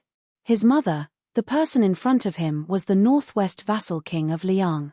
The hand holding the wine cup was also holding an entire 300,000 cavalrymen at the border. This young man with the title of King of Beiliang and the title of Pillar of Beiliang was fighting to the death against the million-strong army of Beimang and the entire Beimang dynasty. Taking 10,000 steps back, the man who took the heads of the king of the northern courtyard, Xu Huainan, and the fifth raccoon of Mount Taibing, the guy who killed Wang Xianji, Zhong Shouqing, a pretentious Daoist priest, didn't he meet a real immortal? Zhong Shouqing glanced at Qing Junyang, who was still in the dark, and asked carefully with a perfect Jeju accent, Wang. Young Master Xu, are you all right? HSU Fengnian nodded. It's fine. Zhong Shouqing heaved a sigh of relief and sat upright. He said in a deep voice, this lowly one dares not to talk about official business. The first master asked me to do something for him first. When we meet in the future, he will make it up to me. After saying this, Zhong Shouqing stood up, knelt on the ground and kowtowed 3 times. HSU Fengnian did not stop him. Zhong Shouqing, whose forehead was slightly red, sat down again. He quickly calmed himself down and continued, in the king. Zhong Shouqing could not hold himself back from cursing. He slapped himself hard on the face and said, under the instruction of young Master Xu, when General Yu was on the way to North Ji, they passed by Southfoot Pass. The great leader had also led 3,000 soldiers to intercept them, and a fierce fight broke out. As expected, Yuan Tingshan, who only brought a few dozens of retinues with him, showed up after the fight, and the great leader let down his guard against him. On General Yu's journey to the north, he only drew his sword at our Nanlu Pass. The other dozen or so troops had shrunk into a complete mess. It's not that this little one is boasting, but the Northern Liang cavalry is indeed worthy of being called the #1 army in the world. Even though they were separated by river province, the Jeju army was still scared to death. HSU Fengnian smiled and said, if the backbone of Jeju, Yang Shunxing, was still here, it might not be like this. Maybe. Zhong Shouqing only spoke a few words before he felt his throat dry up. He glanced at the wine cup on the table and did not dare to take it. HSU Fengnian poured a cup for him.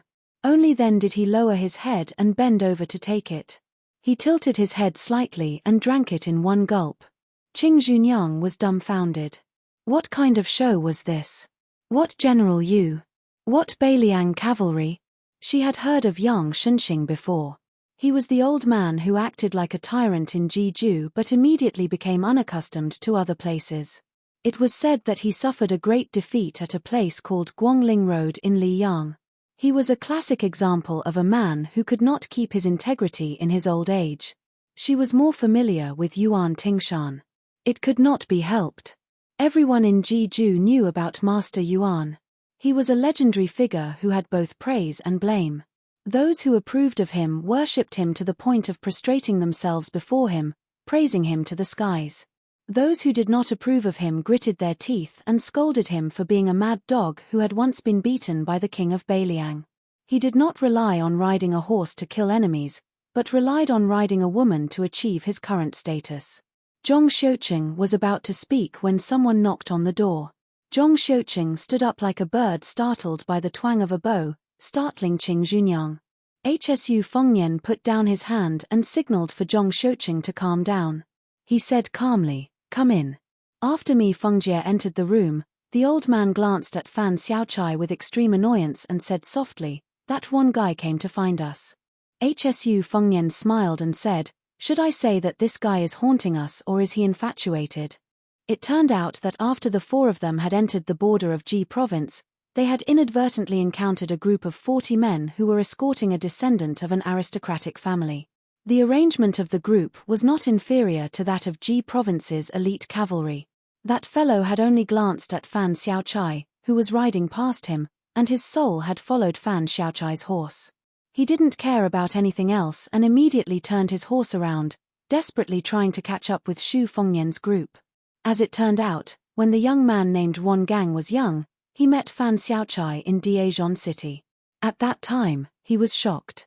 After Fan Xiaochai left, this infatuated man used the excuse of traveling to study and had not taken a wife for many years. In the end, he felt that their reunion was God's will.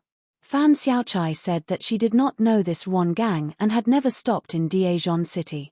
At that time, Ruan Gang looked at Hsu Fengnian with hidden bitterness and thought that Fan Xiaochai had married and become someone else's wife. What was interesting was that Ruan Gang did not try to bully others. He only begged Hsu Fengnian to help him and Fan Xiaochai reconcile.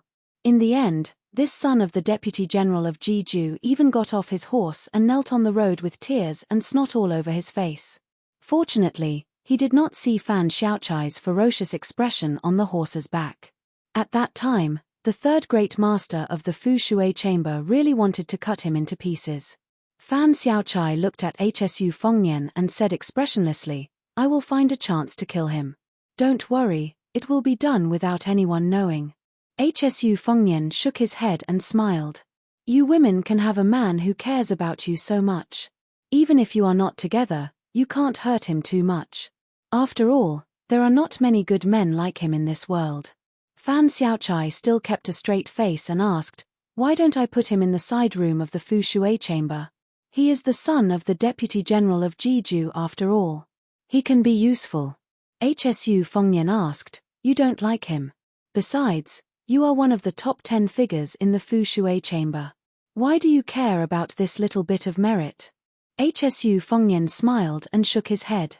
"I don't care what the women of the Fu Shui chamber do when I can't see them. But you are standing right in front of me. Forget it." Fan Xiaochai made a no sound and did not say anything else. Hsu Fengnian said to me, "Fengjie, just tell Ruan Gang that I will be visiting him tomorrow. Tell him to prepare good wine and good food. Let him continue to wait. Having a thought in his heart, even if it is for the rest of his life, is probably better than having a dead heart." No one in the room said anything. Zhong Xiuqing did not dare, Mi Fengjie did not care, and Fan Xiaochai closed her eyes to rest. Only Qing Junyang said softly, "It is like this." Hsu Fengnian suddenly thought of one of the Beiliang's chess pieces, the guest of the prince's mansion, Xu Xiu, who wore the godly face. Hsu Fengnian's intuition told him that this chess piece had not only taken root beside the prince of Xiongfan City in Qing province, but also changed its color. His master, Li Yishan, had always regarded Go as a small Dao.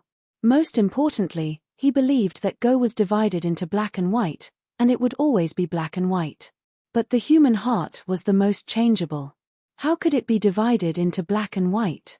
Even if they were thousands of li away from the Beiliang, even if the Beiliang cavalry could not take care of themselves, to kill Xu Xiu, who could not see the light of day on the Qing province stage, in one night, Fu Shui chamber could still pay a price. But this was meaningless. The owner of the godly face, who had gone to Beimang's hidden chess piece, had finally begun to make waves. As for Chen Xiaobao, Chen Wang, who lived high up in Tian City, and Wang Lvting, who was a close friend of Lingzhou's golden thread weaving company, Sun Yin. Hsu Fengnian did not treat them as chess pieces that had to listen to Beiliang's orders. He just wanted to let nature take its course. Hsu Fengnian was more looking forward to Cao Wei. Under the cover of Yu Luan Dao and nearly 10,000 Beiliang cavalry, Cao Wei's more elite cavalry might really be able to become a surprise force that could make the final decision. Of course, this was on the premise that Beiliang's third front could grit its teeth and resist the invasion of Beimang's cavalry to the south. Hsu Fengnian picked up his wine cup and walked to the window.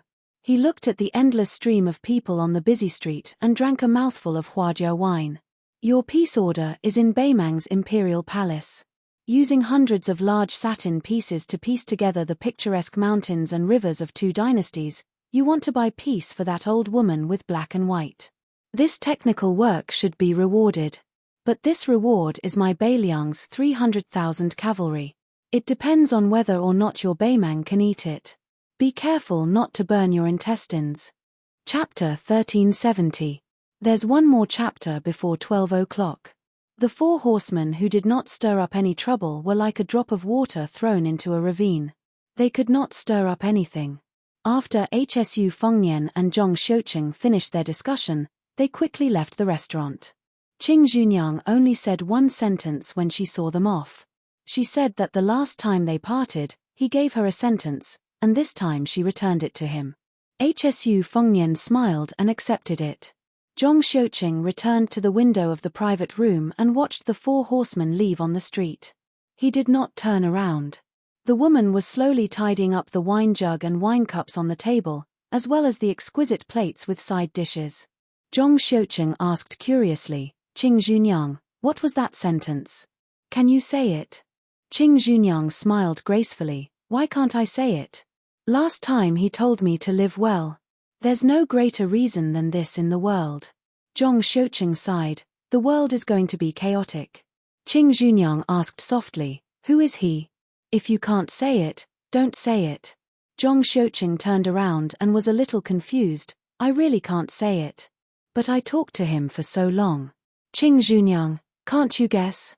Qing Junyang's cheeks were slightly red. "I don't know what I was thinking at that time. Anyway, I feel like I can't remember anything now." Zhong Xiuqing was stunned for a moment and held back his laughter. Just think of him as Xu Lang. Anyway, his real identity will be revealed one day. When that time comes, even if you escape back to Beimang and close your ears, it will be useless. From the details of how he treated the servant girl, I can see that he is not a good person, but he can't be bad. Qing Junyang rolled her eyes at this Taoist priest who always liked to laugh at himself and only knew how to subdue demons in old books. She said softly, "He is bad." Zhong Xiuqing did not know the inside story and was not willing to get involved in this matter, so as to avoid being in a difficult position. Oh right, after the Shunju continent sank in the eyes of scholars of the spring and autumn period, some scholar who did not accumulate virtue with his mouth said a derogatory sentence that spread far and wide. It said, "Xu Xiao is not a person when he looks at himself in the mirror." After Zhong Xiuqing settled down in Jeju, he did not understand at first. Later, he found out that they were scolding the old Prince Liang for killing too many people, and that he was a malicious spirit who had intruded into the world of the living. As for others, such as when the great general walks, one is high while the other is low, this was simple and clear. It was insinuating that Xu Xiao was a cripple, and if the upper beam is not straight, the lower beam will be crooked. This was once used to mock the hunchback butcher and his eldest son, Hsu Fengnian, for being hedonistic and unscrupulous. However, with the rise of Hsu Fengnian's reputation, very few people brought it up. Zhong Xiuqing sighed. It was a pity that he would not be able to take a look at the great general who had achieved great merits and had met a good end. Putting away these useless thoughts, Zhong Xiuqing looked at the sky outside the window. It was time for him to leave the city. The first master was still waiting for him. With his own news. Zhong Xiuqing suddenly returned to his seat and asked Qing Junyang to put back the cup, chopsticks, and dishes. He poured himself a cup of wine and drank slowly. She leaned against the window and quietly watched the bustling streets of the foreign city. After Hsu Fengnian's group of 4 passed through the Wild Goose Stop Pass north of Dajian City, they abandoned their horses and traveled on foot to avoid any unexpected problems.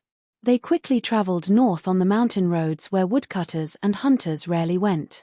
Both Mi Fengjie and Fan Xiaochai had a whole new level of respect for the child. It was not strange for him to have such a high level of comprehension at such a young age, but it was completely inexplicable that his internal energy was so strong. Of course, they would never have guessed that the shepherd boy, Yu Long, had inherited half of Wang Xianji's legacy. During the trip to Jeju, the 6th-year Fengzong was able to accurately find Hsu Fengnian and pass on the situation of the battle in Yuju. When the group of 4 was running along a high ridge along a canyon, Hsu Fengnian suddenly stopped again. He raised his arm to support the handsome sea eagle that was falling through the clouds. Mi Fengjie saw that the usually calm king of Beiliang was somewhat dignified this time. He stood at the edge of the cliff in a daze. Yu Long sat on the ground and took off his sturdy leather boots. He lifted them upside down and threw away the gravel that was sticking to his feet. Mi Fengjie could not help but ask, "Is the battle at the Calabash Gate not going well?" Hsu Fengnian shook his head and said, "In the first battle at Zayoma village, the losses on both sides were actually within the expectations of Chu Lushan and Yang Wanwan. However, based on the intelligence reports I've received so far, there are some accidents outside of the battlefield that we must pay attention to. Yang Yuanzhan personally led the vanguard to attack Crouching Bow City. Since ancient times, the nomads of the north have lived half their lives on horseback. Naturally, They are skilled in horseback archery. However, during the early days of the Great Feng dynasty, they still maintained an absolute advantage over the grassland forces. You might not expect this, but even at the end of the Great Feng dynasty, even if they did not rely on the sturdy city walls and elite crossbows, the Great Feng army was still able to fight to a draw against the grassland cavalry. The reversal of victory and defeat between the two sides happened in the last 200 years or so. Countless border trade with smuggled goods for huge profits, in addition to the countless raids down south in the last 200 years, allowed the northern grassland to have a considerable number of craftsmen and ironware. The scholars of the spring and autumn period, Hongjiao, rushed north and brought Beimang a rich population, a profound culture of the Central Plains, and a subtle influence on the concept of war. Dongzhuo's private army attaches importance to infantry, siege, and auxiliary soldiers. This is one of the obvious changes. Hsu Fengnian squatted down and picked up a handful of yellow dirt. Gently holding it in his hand, he said, Beimang claims to have invested 300,000 soldiers on the Eastern Front. If we were to go back 30 or 40 years, when we were in the early days of the 9 kingdoms of the Central Plains, we would definitely take it for granted that the 300,000 soldiers were, at most, 100,000 soldiers. Even if we added in the laborers who transported the provisions and the auxiliary soldiers who were responsible for the maintenance of the equipment, it would still not reach 300,000. Xu Xiao might not be the first person to resist this kind of bad habit of bolstering one's courage before the battle, but Xu Xiao was definitely the military general who resisted it the most resolutely and thoroughly. Ever since he attacked the various Liyang bandit towns to set up separatist forces, he said that he had 5,000 troops and horses. Later on, he even became a huge joke. When the Northern Han battle had just begun, the Northern Han frontline general heard a spy report that Xu Xiao had brought 20,000 soldiers with him. The general defending the city counted on his fingers. According to the old rules, there were only 6,000 to 7,000 soldiers, at most 10,000. There was still a battle to be fought and there was no need to retreat. In the end, the Northern Han general was captured by Xu Xiao. Before being beheaded as a sacrifice, he cursed Xu Xiao as a swindler. Xu Xiao was so angry that he kicked out half of the general's teeth. He retorted, "If this daddy says 20,000, it means 20,000. I don't cheat the old or the young. You have the face to call such an honest person a swindler?" Originally, Yu Delong had been swinging his 2 boots back and forth, as if he wanted to take a stroll in the boots. Hearing this, he quieted down and perked up his ears to listen to his master talk about something that was very far away from him, war. Chapter 1371. Hsu Fengnian clenched his fists, feeling the coolness of the yellow soil in his palms. He sighed, putting aside Beimang's central line and Liuzhou's western line. The eastern line of Yuju has more than 200,000 fighters. The remaining 100,000 auxiliary soldiers are actually no different from fighters. Beimang rides more and walks less. Dongzhuo has set a rule that during this campaign, the fighters are not allowed to set up tents along the way. When they dismount, they sleep. When they open their eyes, they get on their horses and fight. The reason why there are 100,000 auxiliary soldiers is more to deal with the strongholds at the mouth of the gorge. When Yang Yuanzhan dealt with the Zayoma stronghold, he assigned the auxiliary soldiers to attack the strongholds. Most of the commanders of these auxiliary soldiers have fathers who were Chuanqiu survivors, or were actually Chuanqiu survivors in their 40s or 50s. As for Yang Yuanzhan's personal army and Hong Jingyan's Ruran cavalry, these main forces bypassed the strongholds and rode straight down, striving to reach Crouching Bow City as quickly as possible. By the time the main forces reach the city and the siege weapons arrive, the rear lines will have been more or less cleared. The conscripted peasants in Longyao province who are responsible for the supply of food will be able to continue their journey south. Therefore, in this battle, Beimang and Dongzhuo are fighting very central plains. Fan Xiaochai said coldly, "In that case, the strongholds north of Crouching Bow City are clearly doomed. Why didn't Yuju just line up Crouching Bow City, Luanhe City, and Xiaoguang City at the northernmost part of the mouth of the gorge? Wouldn't that stop Beimang's army outside the pass? They wouldn't have to worry about Beimang's cavalry slowly encroaching on the strongholds." In the end, You Beiliang don't care about the lives of your soldiers just because you want to be the best in the world. Mi Fengjie looked at this woman as if she was an idiot. For the first time, a smile appeared on his withered face. Of course, this smile had nothing to do with good intentions. This was not to say that Mi Fengjie had grasped the loophole in Fan Xiaochai's words. The master of the profound sword cave's thinking was extremely simple. He was a Beiliang general who had soaked in blood on the battlefield and laid in piles of corpses. How could a veteran like Yang Wenwan, who had proven his talent in war during the Spring and Autumn War, be a fool fishing for fame? Hsu Fengnian did not ridicule Fan Xiaochai for being a frog at the bottom of a well, nor did he mock her for being a frog at the bottom of a well. Instead, he raised his clenched fist and pointed at the canyon by his feet. He calmly said, "The mouth of the gourd is not here. I have personally traveled beyond the Great Wall, so I can roughly imagine how big the mouth of the gourd is. Moreover, in terms of military affairs, where to build a city on a mountain, where to build a pass, where to build a fort near a river, and where to build a flintlock based on a dangerous situation, not only were there particular considerations, there were also all kinds of complicated adaptations. The mouth of the gourd is the most advantageous terrain in Beiliang, and it is also the only natural defensive strategic location. You were right when you said that you wanted the soldiers of the fort to die. Once the enemy arrived, these officers and soldiers who were defending the fort would not be able to survive. They would only be able to defend to the death." Hsu Fengnian clenched his fists. The wind and sand on the cliff blew against his face, messing up the hair on his temples. He said, "Beiliang only told Li Yang that the mouth of the gourd could hold 150 to 60,000 northern barbarians, but most of the people of the Central Plains were unwilling to believe it. If from the beginning, Yang Wenwan wanted the 50,000 Yuju soldiers in the 3 cities and 200 forts at the mouth of the gourd to all die in battle at the mouth of the gourd." Hsu Fengnian, whose tone had always been calm, paused for a moment and then smiled. "I'm afraid that even if the Central Plains heard about this, they would pretend not to have heard it. Perhaps they would just say oh and then say nothing else. One should drink wine, one should admire the snow, one should enjoy the snow, one should enjoy the pleasures of life." Fan Xiaochai bit her lip, stubbornly asking, "If one person is willing to fight to the death, 100 people are willing. Even if 1,000 people are willing, are the 50,000 soldiers of the Yuju border army really willing to die at the mouth of the gourd? Father and mother gave them 2 legs. Won't they flee?" Finally, Mi Fengjie could confidently teach this woman, who knew nothing but killing, a lesson. With a sneer, he said, "You are the descendant of one of the first nobles of the old northern Han. How could you possibly understand what the people of northern Liang are thinking? The great general has only been in charge of Beiliang for 20 years. The morale of the army is still there. Moreover, the Beiliang border has not been peaceful for many years.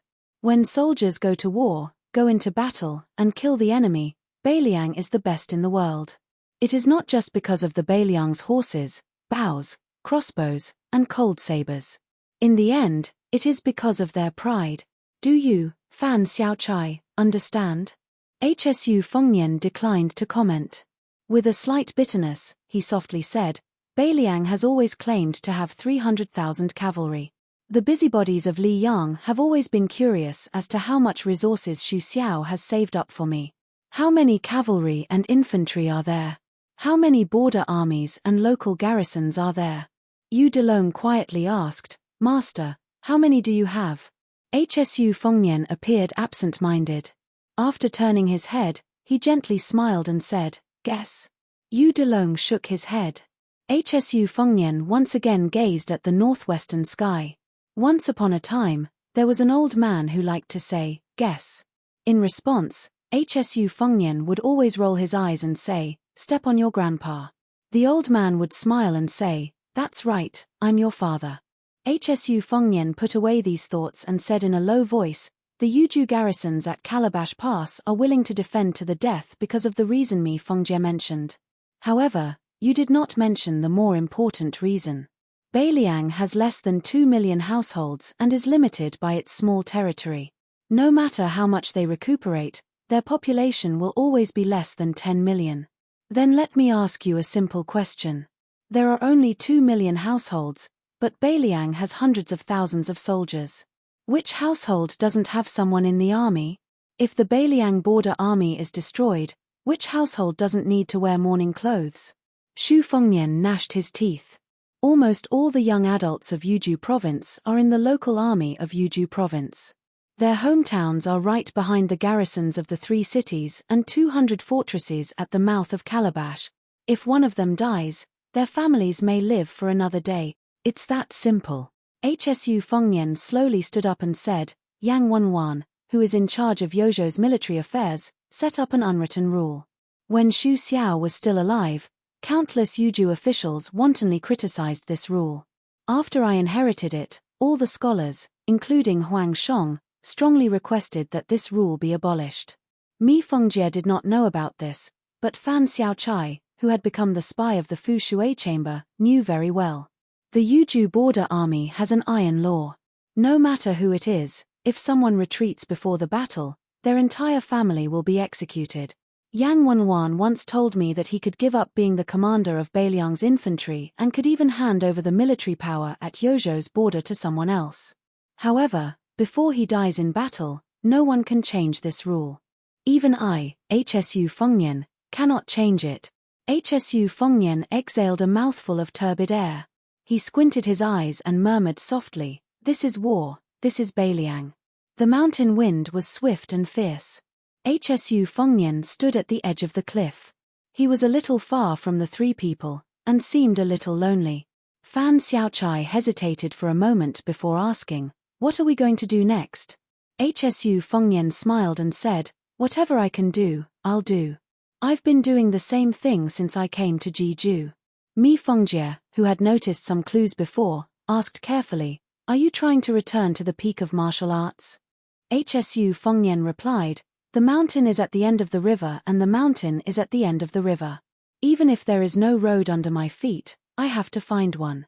Outside Dunhuang, there was a huge stone Buddha with a majestic mountain as its embryo. Day after day, year after year, the Buddha looked at the world with a smile and pity.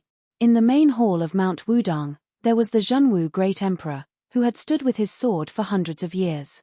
In the Holy Temple, the Absolute Saint, the Quasi-Saint, and the many sages who accompanied the sacrifice still had the aura of death. He murmured softly, "Zizai zizai zizai zizai, there is no one, there is no self. Ask yourself where you are, and you will naturally be at ease. Tathagata Buddha, there is a future, there is a future." How did this life come to be? Taoism sat in forgetfulness to comprehend immortality. Buddhism visualized to let go. Confucianism guarded benevolence and great fortitude. Hsu Fengnian closed his eyes and stretched out his hand, allowing the wind to blow away the handful of yellow sand in his palm. When Hsu Fengnian finally arrived at Transverse Water City, a middle-aged man dressed in a simple and clean Confucian robe came out of the city alone to welcome him. He said a few words and gave him a gift. When Hsu Fengnian urged his horse to leave, the 6th-year banknote scholar of Yonghui Academy bid him farewell. "When I left Jiangnan in Yonghui Academy's 7th-year banknote, I brought with me a bag of soil from my hometown. 14 years later, the soil has long since disappeared, leaving only this old bag.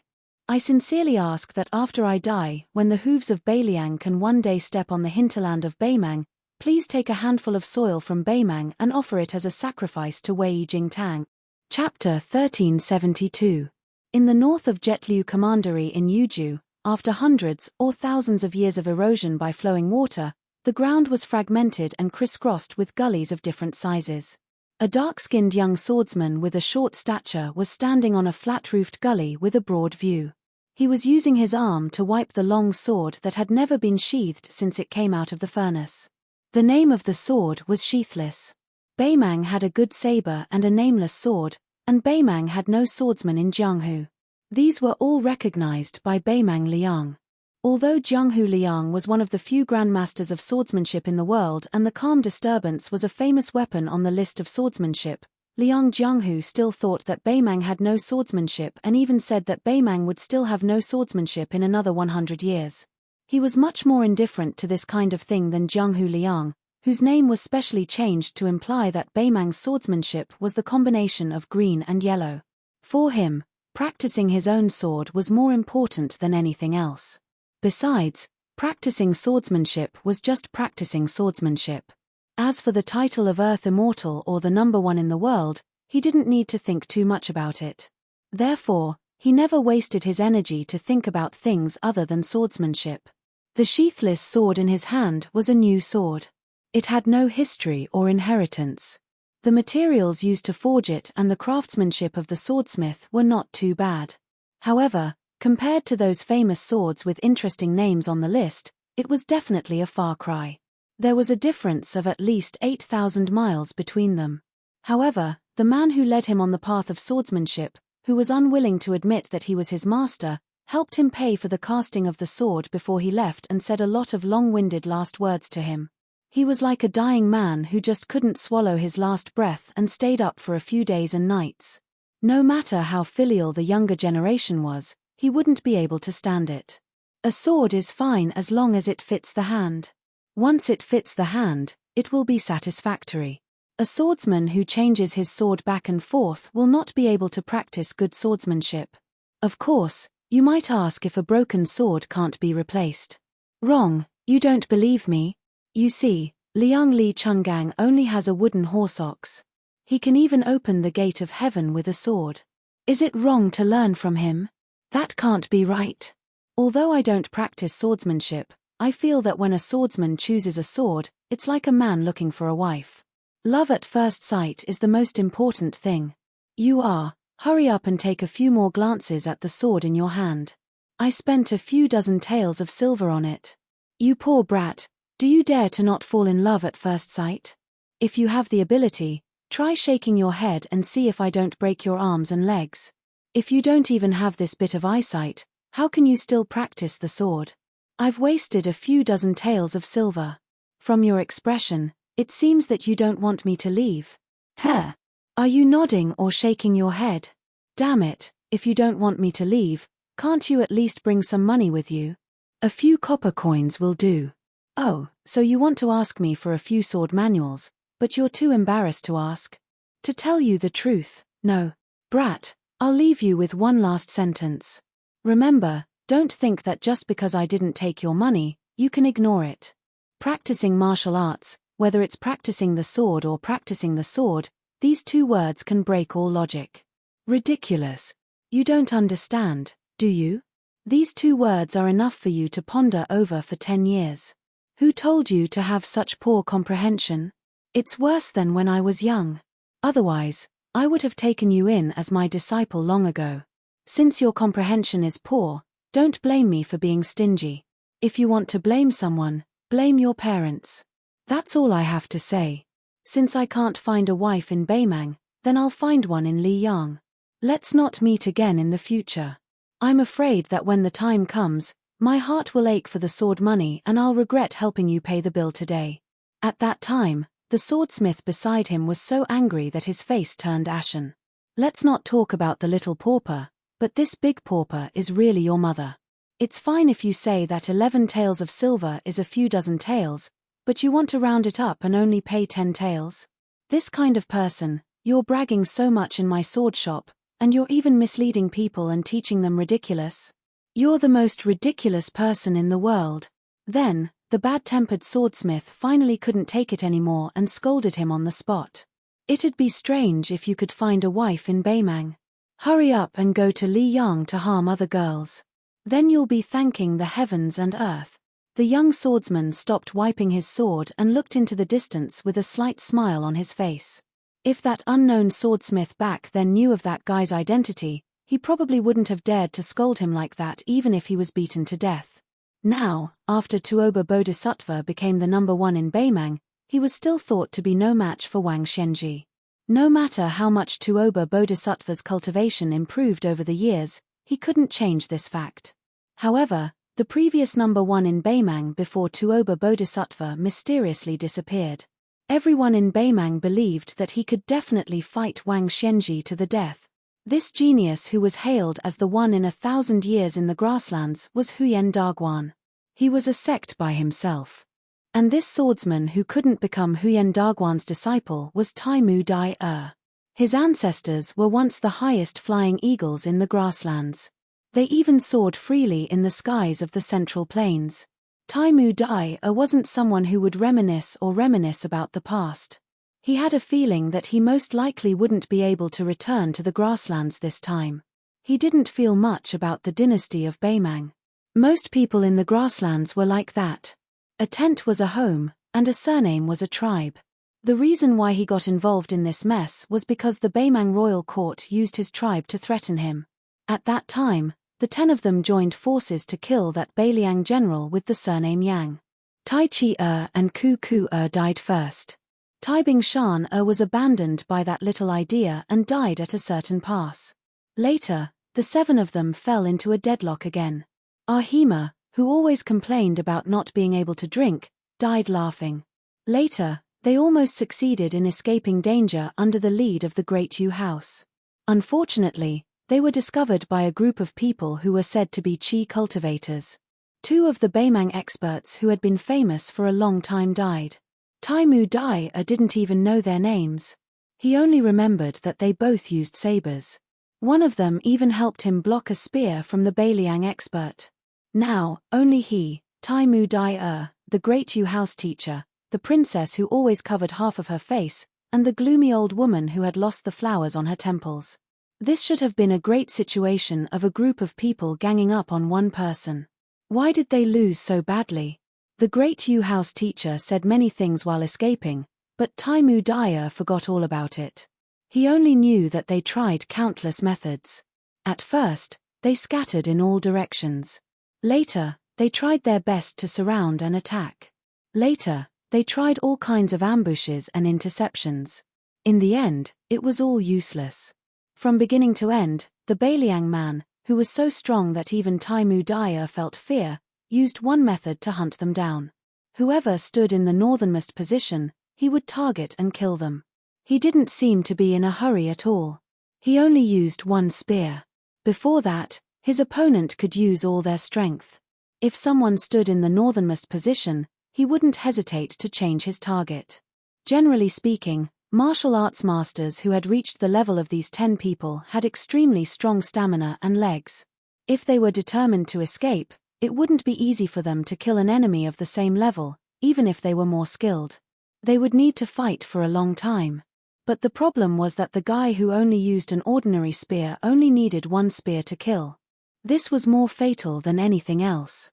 Before he used his spear, he would rely on his strong body to wear them down. He would either dodge or meet force with force when he couldn't dodge in time. It was precisely because he had personally experienced how terrifying this person was that Taimu Dai-er understood why he often heard people say that there were only 2 kinds of experts in the world. One was Wang Xianji, and the other was all the martial artists led by Tuoba Bodhisattva. Taimu Dai-er grinned. That man who said he was going to Li Yang to find a wife. In the current world, he, Tuoba Bodhisattva, and the king of Bailiang could be considered one kind of martial artists. Everyone else, including Taimu Dai-er, was another kind. A middle-aged man whose clothes were stained with blood squatted by the young swordsman's feet. He grabbed a handful of soil and put it in his mouth. He slowly chewed and smiled. What happy things are you thinking about? Out of us 4 stray dogs, only you can smile, and it's so easy. Taimu Dai-er smiled. I'm thinking about a man. The scholarly man who was eating soil joked. Taimu Dai-er, your words have a deep meaning. I really didn't see it before. Taimu Dai-er chuckled. The man who had fallen into disrepair also seemed to be in a leisurely mood. He said sarcastically, in spring, the earth's energy flows, and the earth awakens. The yellow cotton soil in my mouth belongs to the children of the earth. They're still young. The one I tasted a few days ago is already old. Although he wasn't interested, Taimu Dai-er still listened attentively. The man looked around and smiled warmly. He whispered mysteriously, since you're standing here, then you have a chance to live. It'll be difficult for the 3 of us. An old woman with a hunched back said eccentrically, Great music house, you're not in a bad mood either. You can even chat with Taimu Dai-er here. That little idea of ours is risking his life to buy us some precious time to breathe. It was the chess and sword music schools, Mr. First. The man laughed. An inch of time is worth an inch of gold. Time is something that's always valuable. Of course, it's even more valuable now. The heads of the four of us added together should barely be worth 10,000 cavalrymen. Roughly speaking, 10,000 cavalry with 10 years of life on the battlefield, that's. He suddenly stood up and said with a serious expression, "It's here." Taimu Dai tightened his grip on his scabbard and said in a deep voice, "My sword will definitely be faster than the previous pass." The old woman sneered. "So what if you have the elegance of a sword immortal? As long as we can't kill Xu Yanbing, we'll have to pay with our lives again today." Great Music House patted the young swordsman's shoulder. "Your sword is getting faster and faster.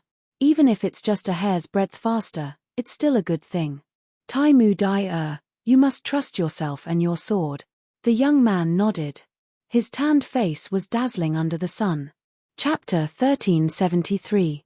This lightened Happy House's mood. He looked at the old woman, who was the oldest and most afraid of death, and said indifferently, "I'll stay behind this time." Not only did the old woman not appreciate his kindness, but she also said sarcastically, "It's your chess and sword music school's turn." Happy House smiled and dismissed it. About half a mile away, two silhouettes crossed each other and slowly walked towards Taimu Dai's huge boat. The old woman narrowed her eyes and looked over, her face as calm as water. Happy House didn't look at the fight. He shook his sleeves and sat cross-legged. The woman in the white dress was like a white butterfly dancing gracefully on the yellow sand slope, ethereal and agile. This little thought, nicknamed half-face makeup, was fighting in close quarters with the guy surnamed Xu. With a tap of her foot, she spun around and grabbed Xu Yanbing's head with her 5 fingers like hooks. Xu Yanbing's body leaned back, and the slender jade-like hand brushed past a few inches above his face. The end of the iron spear in his hand casually hooked and slammed into Little Thought's neck. Even the 8 of them, including Banmian Zhuang, had experienced this kind of casual spear attack countless times. Because it did not contain a lot of qi, even if they were hit, they would not be seriously injured. However, at Phoenix Rising Pass, Wo Yilla was angered because of this. After being hit 8 times, the ruthless Peak Master Tibing was so angry that his lungs were about to explode from anger. He no longer prepared to escape at any time and instead used the most powerful punch he had ever used in his life. He did not hold back and looked death in the face. In the end, Xu Yanbing seized the opportunity and pierced through Wo Yilla's fist, arm, and shoulder. Little Thought tilted her body and quickly rushed forward, dodging the iron spear. If someone were to watch the fight from the side, it would look like she was carrying the spear on her shoulder. Little Thought instantly arrived in front of Xu Yanbing, who had just stood up. Her 4 fingers formed a sharp knife and ruthlessly stabbed toward Xu Yanbing's heart. Xu Yanbing's wrist shook slightly, and the shaft of the spear lightly knocked against her shoulder, pushing her away. The white-clothed woman's feet slid on the yellow sand, leaving behind a trail of blood at the corner of her mouth. Xu Yanbing held the iron spear in his hand, his face expressionless. He did not pay any attention to Little Thought, whose eyes were as sharp as knives. Instead, he looked at the big turtle that was separated by 2 deep trenches. After acting for so long, it was time for him to take the stage. Sure enough, Little Thought leaped and fell into the ravine. Before Little Thought jumped off the cliff, he sat on the ground like a private teacher who was about to teach a lesson. He smiled gently and said, "Heaven and earth have no words, the wind sings." There was a lot of sand in the desert, but if there were only strong winds blowing in the sky without a single speck of yellow sand, it would be illogical. On the plateau where Xu Yanbing was standing, he could only hear the whistling of the wind, but there was no sand at all. Le Fou sat down cross-legged and closed his eyes to concentrate. In an instant, blood flowed out from his 7 orifices, but his face remained serene. He said in a clear voice, "War in the south of the city, death in the north of the country. For my sake, I call the crow, and for the guest hero." At the end of his speech, a figure rose slowly. Another Le Fou stood up, like thousands of rays of light converging to form a shape. He took a step forward, directly passing through his sitting self. His sleeves fluttered, and his steps became bigger and bigger. He approached the edge of the big turtle and turned into a long rainbow, rushing toward Xu Yanbing. The sitting Mr. First's face was covered in blood, and the green robe on his knees dripped with blood. He said in a hoarse voice, "Life is short, plants and trees are short, and all will return to the earth in peace." Another LeFou stood up, but his figure was not as elegant as the previous one. He staggered, but his speed was extremely fast. He also rushed toward Xu Yanbing. Sword immortals flew on their swords, traveling north in the morning and crossing the horizon in the evening. However, the immortals' astral travel was even faster. The two LeFou's astral travel came one after another. The former stopped behind Xu Yanbing, while the latter came in front of Xu Yanbing. At some point in time, Taimu Dai was standing in front of the dead master of the great music house. He roared, "Da Feng!" The LeFou's corpse, Taimu Dai one LeFou's soul, and Xu Yanbing, the other LeFou's soul. The five of them happened to be in a straight line. The old woman in the spider web cocoon did not see how Taimu Dai attacked, nor did she see when he left the Big Turtle Valley and headed toward the Big Turtle Valley. When she could finally take a closer look, she realized that the situation she saw was so bizarre that she could not believe her eyes. The LeFou's cultivator sacrificed his life to guide Taimu Dai to use the Earth Immortal's killing move. It ended with Xu Yanbing's spear piercing Taimu Dai's shoulder 4 feet in front of him. The tip of the sheathless sword was still a foot away from Xu Yanbing's heart. Although the sword chi had arrived and caused a pool of blood to appear on Xu Yanbing's chest, it was definitely not enough to kill him. In a battle of life and death between top martial arts grandmasters, a foot of distance was like the difference between yin and yang. However, between Xu Yanbing and Taimu Dai there was someone holding the spear. This prevented Xu Yanbing from casually pulling the spear downwards and crushing Taimu Dai's heart and lungs. Xu Yanbing pulled out the spear. The body of the spear let out a series of ear-piercing screeches. The uninvited guest supported Taimu Dai with one hand and flicked his wrist with the other. There were traces of blood on his palm. The old woman swallowed. Chapter 1374. As a senior on the level of Spiderweb's ancestor, she recognized this person. Huyen Daguan. Other than Tuoba Bodhisattva, there was no one else who could make Xu Yanbing's spear return at full power. Of course, it was even more unrealistic for the latter to return empty-handed. Huyen Daguan laughed. "You've finally made it in time. Xu Yanbing, if you don't kill Taimu Dai I won't make trouble for Hsu Fengnian. How about it?" Xu Yanbing's expression was cold. He raised his spear an inch and took a step back. The opponent in front of him was worthy of him pulling away to the most suitable position for his spear to unleash its full power. Huyen Daguan said helplessly, "To tell the truth, Liang Mang's fight has nothing to do with me. I've never thought of making things difficult for Hsu Fengnian." Taimu Dai struggled for a moment, but Huyen Daguan's hand on his shoulder slightly increased in strength. The former immediately found it difficult to breathe. Huyen Daguan straightened his expression and said, "But if you insist on killing Taimu Dai today, then I don't mind killing Hsu Fengnian. As for whether or not it succeeds, I don't care." The old woman knew that Huyen Daguan wasn't purposely releasing his qi, but she still felt suffocated. Then, she immediately felt a surge of grief and indignation that she couldn't suppress no matter how hard she tried. This was because the person who had chased them for an entire 10 days without saying a single word had finally spoken. Xu Yanbing said calmly, "You'll have to ask my spear first." Huyen Daguan, who was even more fluent in the official language of Liyang than the people of Liyang, cursed. He laughed bitterly and said, Stop, I'm scared of you. Xu Yanbing, since you're determined to fight, fine. The spear in your hand can't take a single blow. Go back and get a new spear. For better or worse, it can take 3 spears from you. Otherwise, we won't be able to fight to our heart's content. I, Huyen Daguan, will wait for you here.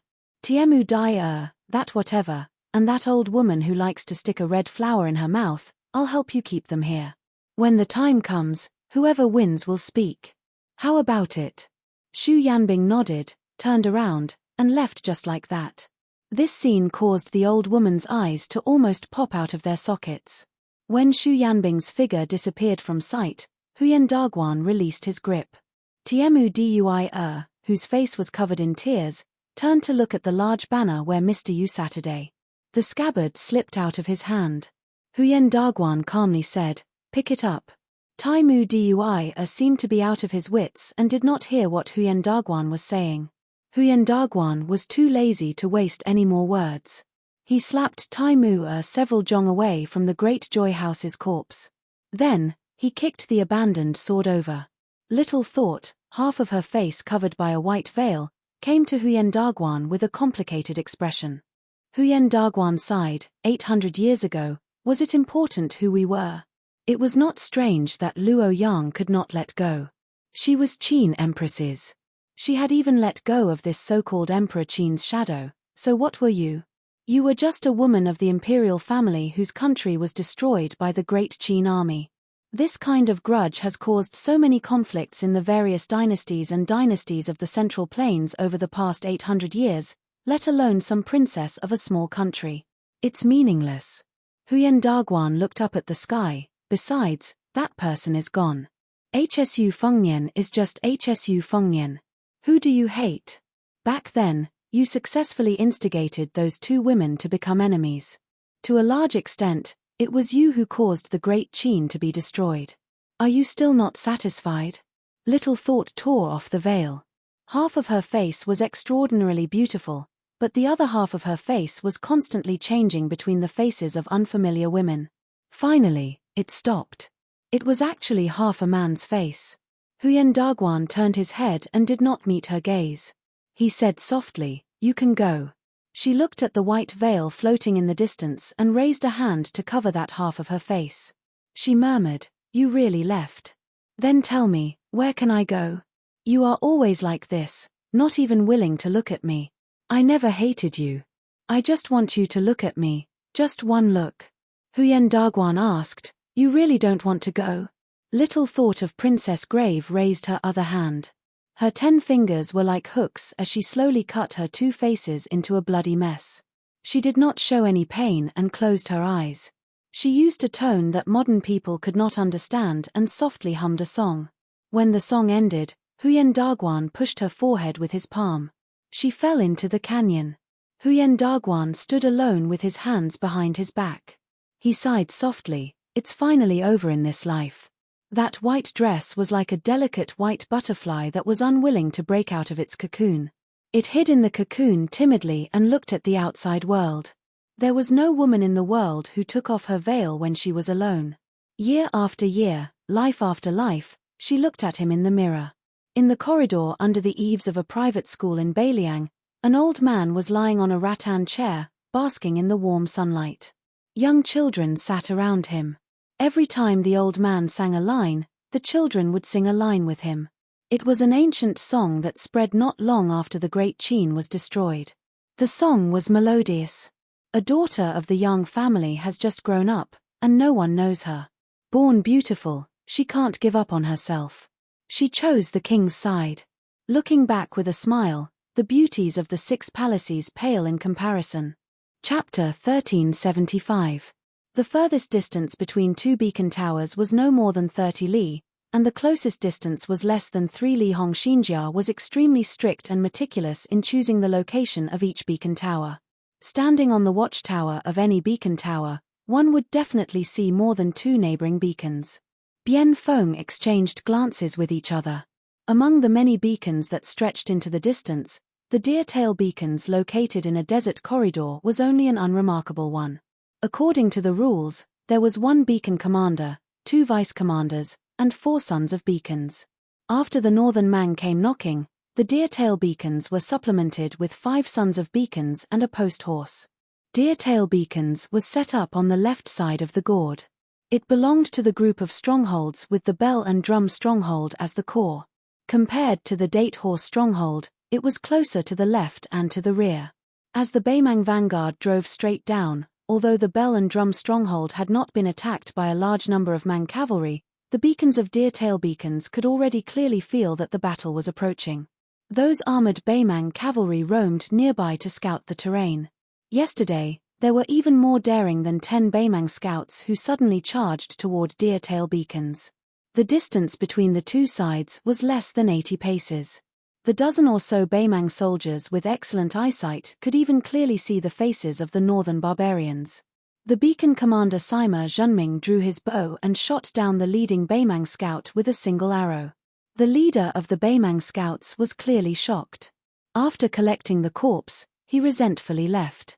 Before he left, he even raised his saber and pointed at deer-tail beacons. At dawn this morning, Sima Zhenming, who was personally responsible for guarding the rear half of the night, stood on the high platform and looked up at the cage called Do Ling.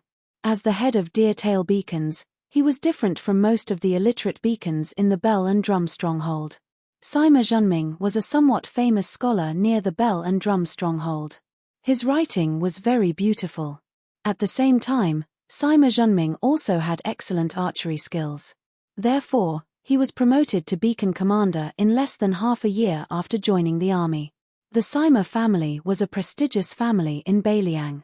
Although Sima Zhenming was a concubine's son, he could have relied on his status as a general family to become a government official in a nearby county. It wouldn't have taken him more than a few years to become an official. The reason why he came to Calabash Pass was because of Sima Zhenming's impulsiveness.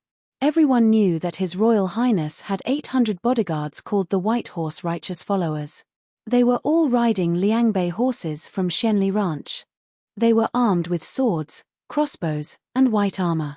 If it was a few years ago, the White Horse Righteous Followers were of little value in the eyes of first-class families. Only third-rate general families in Beiliang would be willing to put their children in the White Horse Righteous Followers. However, after Hsu Fengnian's successful hereditary succession, the White Horse Righteous Followers became the White Horse Righteous Followers. Unfortunately, Sima Zhenming was not selected.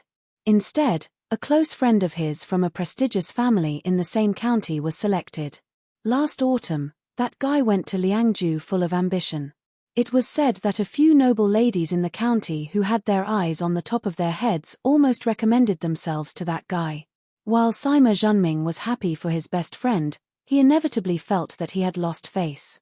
In a fit of anger, he ran to Calabash Pass, which was almost the northernmost border line. At first, those deer-tailed old soldiers didn't like to talk to him, and the previous Feng Shui didn't like this weak scholar with a handsome face. He even threatened him to clean his butt at night. At that time, Sima Zhenming was furious and had a fierce fight with that old soldier. After that, he thought that he had beaten up his superior and would definitely be sent back with his tail between his legs. He didn't expect that the Feng Shui, who looked like a bear, to be so strong-willed. Although he didn't give Sima Zhenming a good face afterwards, he didn't do anything to deliberately make things difficult for this troublesome Feng Shui who didn't know the rules. He only made Sima Zhenming cook for 2 months. Sima Zhenming didn't pay attention to the fact that a gentleman should stay away from the kitchen and just accepted it. At the end of last year, when the Feng Shui of each fort went to the Bell and Drum village to practice martial arts, Feng Shui of Deer-tail Ba Feng Shui had forced Sima Zhenming to do something beyond his ability. Unexpectedly, Sima Zhenming received a personal commendation from the Deputy General of Yuzhou Province. Until now, Sima Zhenming still remembered that on the way back to Deer-tail Ba Feng Shui with the Feng Shui of Deer-tail Ba Feng Shui with the Feng Shui of Deer-tail Ba Feng Shui. At the beginning of this spring, the scouts of Beiliang and Baimang almost exchanged lives with each other every day. At this moment, the Feng Shui of Deer-tail Ba Feng Shui suddenly promoted to the head of Bi Rise Castle. Sima Zhenming heard from Old Sui that the Feng Shui of Deer-tail Ba Feng Shui was comrades in many forts of Date Horse Village and Chicken Cry Village. They had been friends for over 20 years. When they were young, they were all brave men who had killed Baimang barbarians in Baimang. The two Feng Shui of Deer-tail Ba Feng Shui came to the high platform on time. Hearing the footsteps, Sima Zhenming turned around and looked at the two different faces. One was immature and vigorous. After all, he was only 16 or 17 years old, the other was weathered and mediocre. The former was one of the Feng Shui of Deer-tail Ba Feng Shui. In the words of the old Feng Shui of Deer-tail Ba Feng Shui, he was a new recruit from Yuzhou Province. Even his fart was fragrant. The latter was an old senior of Deer-tail Ba Feng Shui. His surname was Shui, and it was said that he was one of the earliest Feng Shui soldiers. After Deer-tail Ba Feng Shui was built, he became the first batch of feng shui. After many years of hard work, he finally became the deputy commander. However, the younger generation of Deer Tail Ba feng shui liked to call him Xiao Shui. Even the previous commander said that he did not know where this nickname came from. Old Man Shui had a good temper and did not mind. Whenever he smiled, he would smile. The other deputy commander of Deer Tail Ba feng shui, Guoshi, was in the prime of his life. He was the only one who called the old man Master Shui. He was also a strange person who did not smile much. There were many round logs in Deer Tail Ba feng shui. Guoshi would practice a set of boxing moves on the logs every day for an hour. When he was on night watch, he would practice boxing moves on the edge of the high platform. Sima Zhenming had learned martial arts from a famous boxing master in Yuju since he was young. He had a rough understanding of Guoshi's skills. Perhaps his style was not good, but his foundation was solid. Therefore, after he became the commander of Deer Tail Ba feng shui, Sima Zhenming had always treated Guoshi with respect and treated him as an elder brother. Sima Zhenming smiled at the young man, Feng Zi, and said, "Spring sleep is hard to come by. Go sleep for a while. I'll keep watch for you." The young man shook his head and smiled brightly. "No need. Third brother Shao and the others are snoring like thunder. Commander Feng, you should go rest. With me and little Shui on duty, nothing will go wrong." The old man smiled amiably. Sima Zhenming had clearly experienced the thunderous snoring of those men. He smiled and said, "Then I'll keep watch for a while. I'm not sleepy anyways." Sima Zhenming had a sentence that he did not say out loud. Perhaps he would have to sleep in the future.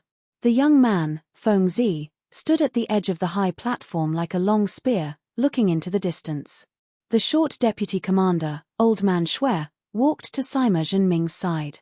He reached out and pinched Feng Zi's old and shriveled collar, not saying a word. Sima Zhenming lowered his voice and sighed, "Deputy Commander Shui, from the looks of it, our Deer Tail peacefire won't last long. Although Beimang's vanguard might not put this place in their eyes, even if they rush to set up camp below Sleeping Bow City, as long as they are still eyeing Luanhe and Xiaoguang cities behind Sleeping Bow City, Zhongming village will definitely be a thorn in their side. Now, let's see who will lead the troops to attack." The old man with turbid eyes nodded. He rubbed his hands and said softly, "Commander Sima Feng, I'll tell you the truth. Don't be angry. Our Deer Tail soldiers are actually very open-minded. You're different from us. You don't have to wait for death here. We can use our family's connections to transfer you back to Yuju, which is safer. Commander Feng, are you really not afraid of death, or have you gone crazy thinking about military merits?" Sima Zhenming didn't get angry. He smiled bitterly and said, "Of course I've thought about this before, but a letter from my family told me not to even think about it. Although my Sima family is a large family in Yuju, not to mention the previous generation, there are 4 Sima descendants in my generation who hold positions in the Yuju army. Including me, there are 3 who are at the mouth of the gourd. I joined the army the latest, so I can't be the commander Feng. My eldest grandson's eldest brother is already a military inspector in Xiaoguang City who is only a step away from becoming a military officer. My family originally wanted to do everything we could to help him find a good excuse to retreat to Yuju, but who would have thought that my eldest brother was stubborn and refused to leave? The family could only settle for the next best thing, which was to move my 4th brother, who has a slightly lower position, back to Yuju. However, those generals in the Yuju border army aren't blind. My Sima family isn't an existence that can see the heavens. Once the 4th brother from the eldest branch leaves, then I, the 3rd brother, naturally have to stay. My father's letter was vague, but that's the general's meaning. I think this is also good. At least I have a younger brother who is 10 years old from the same mother. With him by my mother's side, I'll be able to support myself in 4 or 5 years. Once I shamelessly return to Yuju, my father, mother, and younger brother won't be able to raise their heads for the rest of their lives." Sima Zhenming's originally bitter smile began to become somewhat free and easy. After glancing at the young Master Feng, he looked at the old man and said, "I don't dare to ask the young Master Feng, nor do I have the heart to ask. However, I'm very curious about what Deputy Commander Shui and Guoshi Shui are thinking. Before I arrived at the mouth of the gorge, I heard that you old veterans are the best at fighting. Let's not talk about military merits for now. Let's talk about preserving our lives first. Chapter 1376.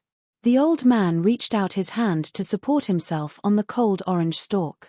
His old face was wrinkled like a withered tree, and it was unknown how many sorrows and joys he had accumulated.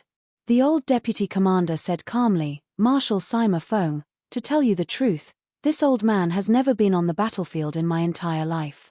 I've never experienced a battle before. I've only seen it a few times from afar many years ago.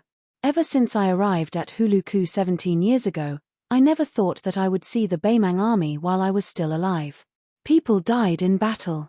This old man has lived for so long. I'm someone who can't wake up at any time.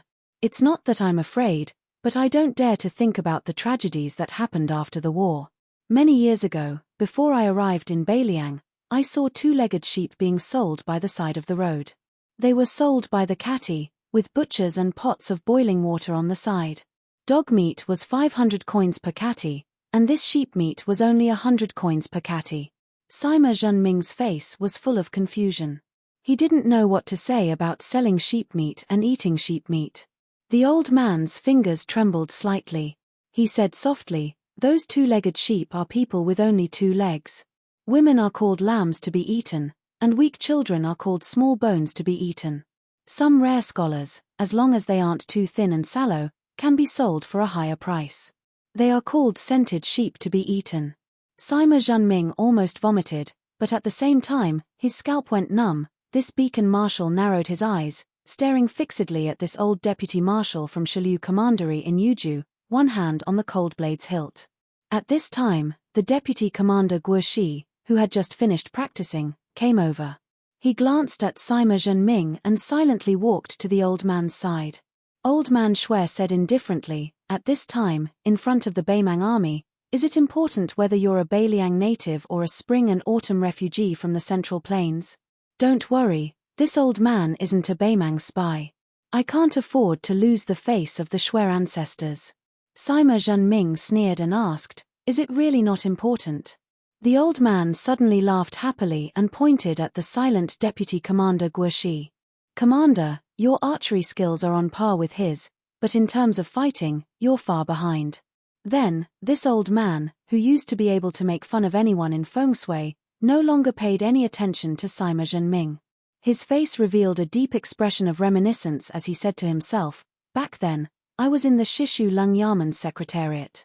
I only did some shady business like copying scriptures and engraving official seals. My annual salary was not even 100 stones. I was only a minor 7th rank official. Of course, I didn't have a single hair on my head. Then, I had a way to earn money to support my family. In the palace, during festivals, there were many spring couplets to be put up. It was our turn to take the stage. Before writing the couplets, the eunuchs would bring in cinnabar and gold powder for mixing ink. At this time, I took out a large brush and dipped it into the gold powder. Ayo, the brush broke. I stuffed it back into my sleeve and replaced it with another brush. Ayo, it broke again. After I left the palace, I carefully shook off the gold powder. There's at least 2 tails. Find a bank and melt it down. That's a small gold ingot." The old man, who had completely forgotten himself, laughed. "Back then, when I bought books and collected them, I relied on these small gold ingots." Sima Zhenming was dumbfounded. He didn't know how to deal with this Shishu survivor who had been hiding in Beiliang for many years. Did he really have to draw his sword? Guoshi said calmly, "Marshal Sima Feng, after the war, if you, me, and Lord Shui can survive, you can report the truth. In the 2nd year of Yonghui, I, Guoshi, was the assassin who shot 6 consecutive arrows at the Grand General outside Liangju Pass. But if Shui and I both die and you are still alive, I hope you won't bring this up again. I, Guoshi, have lost all thoughts of revenge since the 6th year of Yonghui. Of course, it's up to you to believe it or not." Suddenly, the young man who was on guard shouted in a panic, "Kuji! More than 120 cavalry!" Without hesitation, Sima Zhenming said, "Prepare for battle."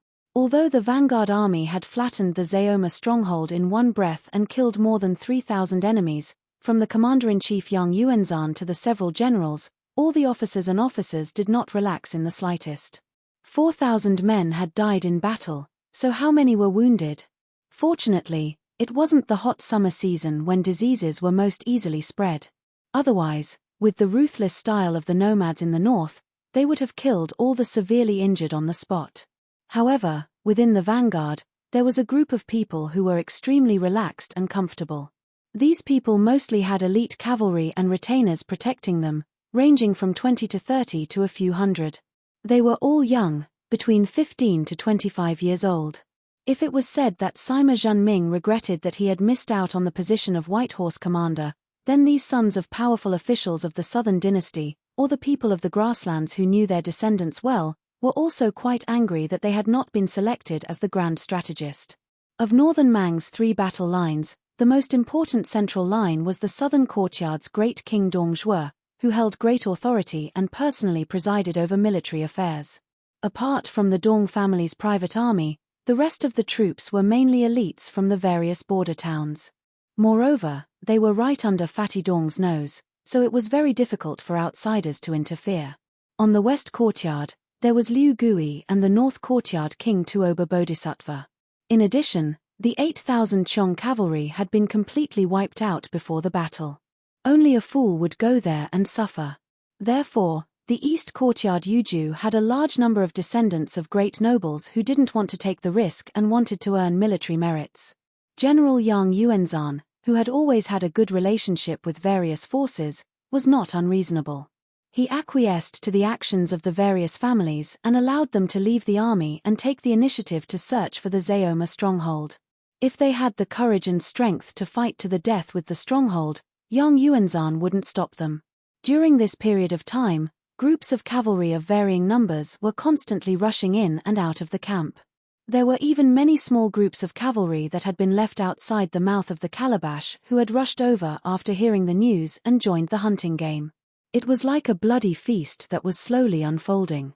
It was said that the second young master of the Xie family from Dragon Waste province returned with 80 cavalrymen at dusk yesterday with 16 bloody heads of the Yuju beacons hanging on both sides of the horses' backs. There were also 2 war horses that deliberately dragged the corpses of 2 beacon commanders into the camp. The 2 corpses were dragged all the way across the yellow sand, their flesh and blood badly mangled. One could even see the white bones on their backs. In the latter half of the night, another group of grassland Rong soldiers returned. It was a group of over 400 cavalrymen gathered from 3 tribes. They directly broke through a Wu castle in a valley at the edge of Crouching Bow City. These blood-soaked Rong soldiers waved their sabers as they entered the camp. The sabers that were clearly different from the Rong scimitars were all the famous Beiliang sabers of the Shu family. A few young leaders of the Rong soldiers even threw down a few crumpled things as they rode into the camp. When someone picked them up, they realized that they were actually the Shu flags. The Battle of the Zeoma stronghold had shaken the morale of the vanguard army, but their morale had been greatly shaken. At dawn this morning, another 7 or 8 groups of cavalry rushed out of the camp. With the arrival of a large number of siege weapons, the attack on Crouching Bow City was imminent. A tall man with a full beard whose age couldn't be determined was casually walking in the military camp. Beside him was a maidservant who was countless times more eye-catching than him. The young woman had an exquisitely embroidered brocade pouch hanging from her waist. Unfortunately, that bit of fragrance had long been covered up by the stinky smell of the military camp, leaving not even the slightest bit of it remaining. When these 2 people walked past, the Beimang soldiers sleeping on their horses all looked at them as if they wanted to eat them alive. In the early years of Northern Mang, there had never been a rule of bringing women into battle. Wasn't it all because those officials of the Southern dynasty had led them astray? As long as one's family background was sufficient, even the military supervisors who came from the royal court could only turn a blind eye to it. Of Northern Mang's 10 first-rank A surnames, there were 7 in Northern Mang and only 3 in Southern Mang. However, when it came to the number of B surnames, the influential families of the Southern dynasty held a slight advantage. On the eastern front of Yuju right now, there were plenty of descendants of the dragon-waisted clans. They weren't people that these soldiers who couldn't even afford to live in tents could afford to offend. The man who was accompanied by a woman walked and stopped along the way.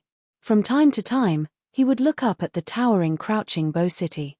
Finally, when he passed by a large pile of tents, he was spotted by a sharp-eyed young master wearing a mink coat. The latter hurriedly ran up to the man and whispered with a flattering expression, "Big Brother Zhong, what a coincidence." The man stroked his beard and glanced at the scene behind the young master. He smiled and said, "It looks like you've been hung by the horse's head all night. What? You can't hold it in anymore and want to go and get some firecrackers?" The young man chuckled and said, "I've made an agreement with a few brothers. We're going to get some firecrackers to warm up our hands before the siege. We're going to work together to take down a big stronghold before the siege. When we go back, our elders at home will be proud of us, lest they say that we're useless." The man whose surname was a little strange compared to the Southern Court's big clans nodded and didn't comment. He looked past the head of the third generation of Gusai province and saw 4 or 5 young men wearing brocade clothes and mink coats standing together. Obviously, they didn't recognize him. Their arrogant eyes were a little unfriendly. The man glanced at the horses behind them. They were all war horses that were ranked high on the grassland. Most importantly, good horses were easy to train. Beimang had the custom of hanging the horse's head. Once the horse was hung well, not only would the warhorse pace be the same when charging, but even the height of the horse's head would be the same. There wouldn't be a scene of uneven horses.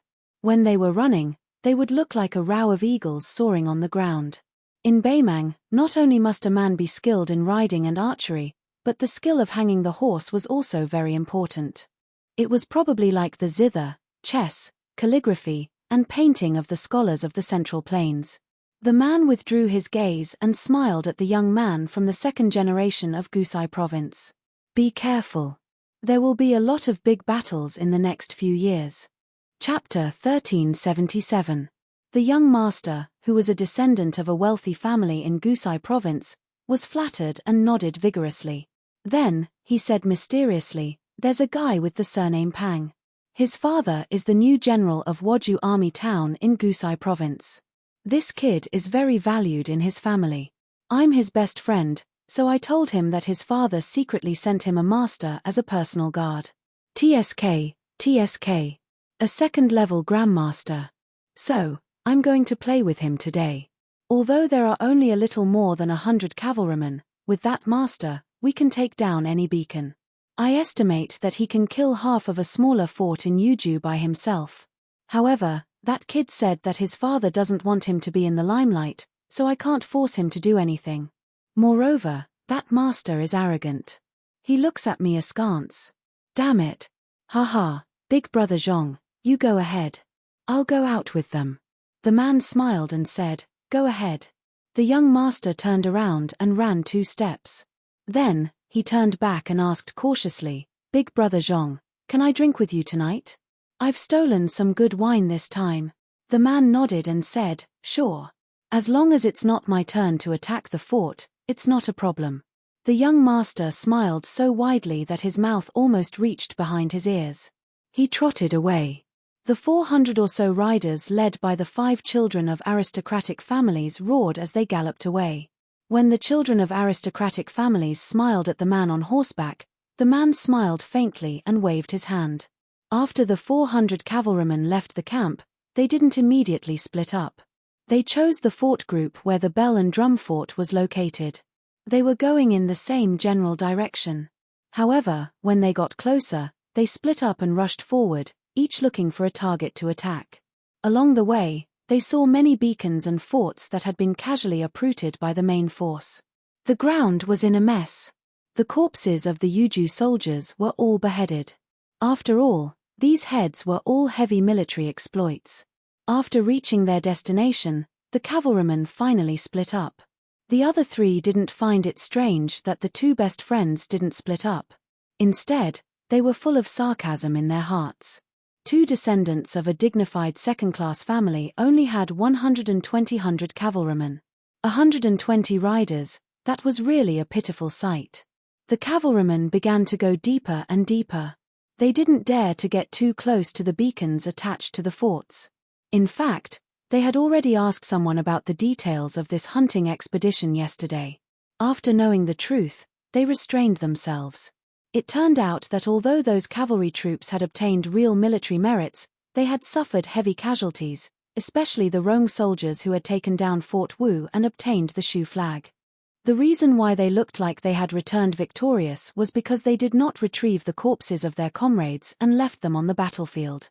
Furthermore, according to various sources, although those sparrow-sized beacons were small, the archers were often very troublesome to deal with. Even if they managed to break in, they would still have to engage in close combat to the end, and would not rest until they were dead. What a joke! Northern Mang and Northern Liang had been fighting fierce battles for so many years. Who had ever heard of anyone accepting surrender? It was rumored that the former king of the South Courtyard, Huang Songpu, had made a suggestion in the court after his return to the throne, to see if he could recruit people to surrender. At that time, not to mention the generals who were holding the edict as if they had smelled shit, even the emperor's face had turned green on the spot. In the end, it was still the imperial decree of peace who helped Huang Songpu out of this predicament, saying that the matter of surrendering wasn't urgent, that they could talk about it after Beiliang was defeated. The imperial decree of peace even joked, saying, as long as our army crosses Beiliang's path, even if Sir Huang doesn't want to surrender no matter what, my great Mang generals and the blade craftsmen in the rear will protest together. Stop killing, there aren't enough blades.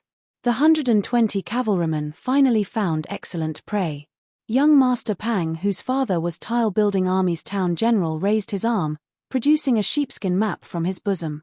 That South Dynasty third-generation ancestor who was trying to worm his way into being close to this man bent over to take a look, saying with shock, Pang Rui, you really are something. You even have this kind of thing. It seems like on our Eastern Front, only 1,000-men commander has the qualifications to carry something good like this, right? The corners of the youngster named Pang Rui's lips curled up. He put away the map, looking towards the small deer tail beacon on the map, nodding and saying, every 1,000-men commander has a copy, a total of 16 sheepskin parchments. This is something I borrowed from one of them last night. He only found it after searching for half a day, directly giving it to me with a wave of his hand. They don't need it, nor do they care about it, but for us, it is quite useful. Seng Pingshan, let's make things clear first. We will take down as many beacon towers as we can, but in the end, we will have to split the heads of Yozhou's soldiers, so an equal split definitely won't work. I will take 70, you take 30. Seng Pingshan, whose grandfather was the assistant minister of revenue of South Dynasty's west capital, shouted strangely, bullshit, is there anyone who doesn't uphold justice like you? You and I each have 60 riders, and I won't hide behind you. No matter what, we should split it 50-50. Pang Rui tilted his head and raised his chin slightly, secretly pointing at the old rider who was resting with his eyes closed beside him. Seng Pingshan's imposing manner immediately deflated, and he said softly, Pang Rui, my brother Pang, Sai, we have been friends for many years. How about you take 60 and I take 40? Pang Rui narrowed his eyes and said slyly, 6-40, it's not impossible, but you have to tell me who that bearded man with a woman beside him is. Seng Pingshan looked like he was in a dilemma. Pang Rui curled his lips. If you don't hurry up, I will give the order to attack the beacon towers. Seng Pingshan threw down his whip and snorted heavily. He leaned closer and whispered, Zhong family. Pang Rui's expression instantly turned serious. He muttered to himself, Zhong family, there is no other family in Beimang like them. Great General Zhong Shentong, Great Demon Zhong Liang. Among the younger generation of the Zhong family, Zhong Gui was originally quite famous, but after he married the Lu family of the Zhong family, there was suddenly no news of him. There was news that he was killed. But he has an even more powerful elder brother called Zhong Tan, right? Why, that sloppy man is one of the vanguard generals of the Eastern Front, Zhong Tan? Seng Pingshan nodded, his face full of admiration and fascination. Zhong Tan was a famous person in Beimang who could compete with the second son of the martial god, Tuoba Chunsun. Not to mention Seng Pingshan, who had no achievements, even his grandfather would have to obediently greet Zhong Tan with a smile. Pang Rui cracked his neck, raised his hand high, and waved it forward. More than 100 riders suddenly clamped their bellies and began to charge. At the Deertail Beacon, Sima Zhenming gave orders to his 11 subordinates in an orderly manner. He, Deputy Commander Guoshi, and 2 of the stronger sons of Beimang went to the observation tower. 5 of the remaining 7 were to guard the entrance and try to shoot 2 to 3 rounds of arrows to stop the enemy. After that, they didn't need to care about anything else and just tightly shut the door. Once someone broke through the door, they were to draw their swords and fight to the death. The other 2 were to wait for an opportunity to shoot down the Beimang cavalry. Sima Zhenming told them that what they needed to do was very simple. They just needed to wait for the enemy to come closer before killing them. They only needed to kill them at close range and not from a long distance. 1 less round of arrows was fine. After giving the order, Sima Zhenming, who was about to climb the tower, glanced at Old Man Shui. The latter didn't say anything and only nodded. Arriving at the tall platform, Sima Zhenming gestured downwards with his hand, having the 2 men with bows and quivers on their backs squat down first. After all, Sima Zhenming still didn't know if there were any northern Mang master archers in that cavalry troop. Moreover, he and Deputy Commander Guoshi were proficient in martial arts. Even if they were unfortunate enough to encounter them, they would be able to dodge and not be caught off guard and killed on the spot. The 120 cavalry formed a neat charging line and began to madly charge. Sima Zhenming sized up the heads of the war horses and calmly said, "These aren't ordinary cavalry." Guoshi's face was expressionless. He had already taken out an arrow from his quiver and nodded. 500 steps. Sima Zhenming glanced at Guoshi's iron bow and asked, 200 steps. Guoshi calmly said, "No need for consecutive arrows. 200 steps will pierce through armor. 150 steps, 3 consecutive arrows. Within 100 steps, 4 arrows can be loaded on the bow. If you don't want to continuously draw the bow, the furthest you can go is 250 steps. Heavy armor will be broken." Sima Zhenming coldly snorted, "Beimang isn't a fort. It's only equipped with light crossbows and not large crossbows. Otherwise, you would be able to experience the power of my large crossbow 400 steps." Guoshi's expression was strange as he quickly glanced at this commander of Beimang. "It's not like I haven't experienced the range of an arqueballista in the past. I've seen even more powerful giant crossbows." Guoshi didn't say that the arqueballista wasn't strong. Sima Zhenming was panicking. 300 steps. Guoshi took a deep breath and suddenly raised his bow to gather power. This Shishu remnant had an almost imperceptible smile on his face. 200 steps. Peng. Almost at the same time, from the Deertail Ba Feng Shui's cavalry and the watchtower, a loud noise sounded.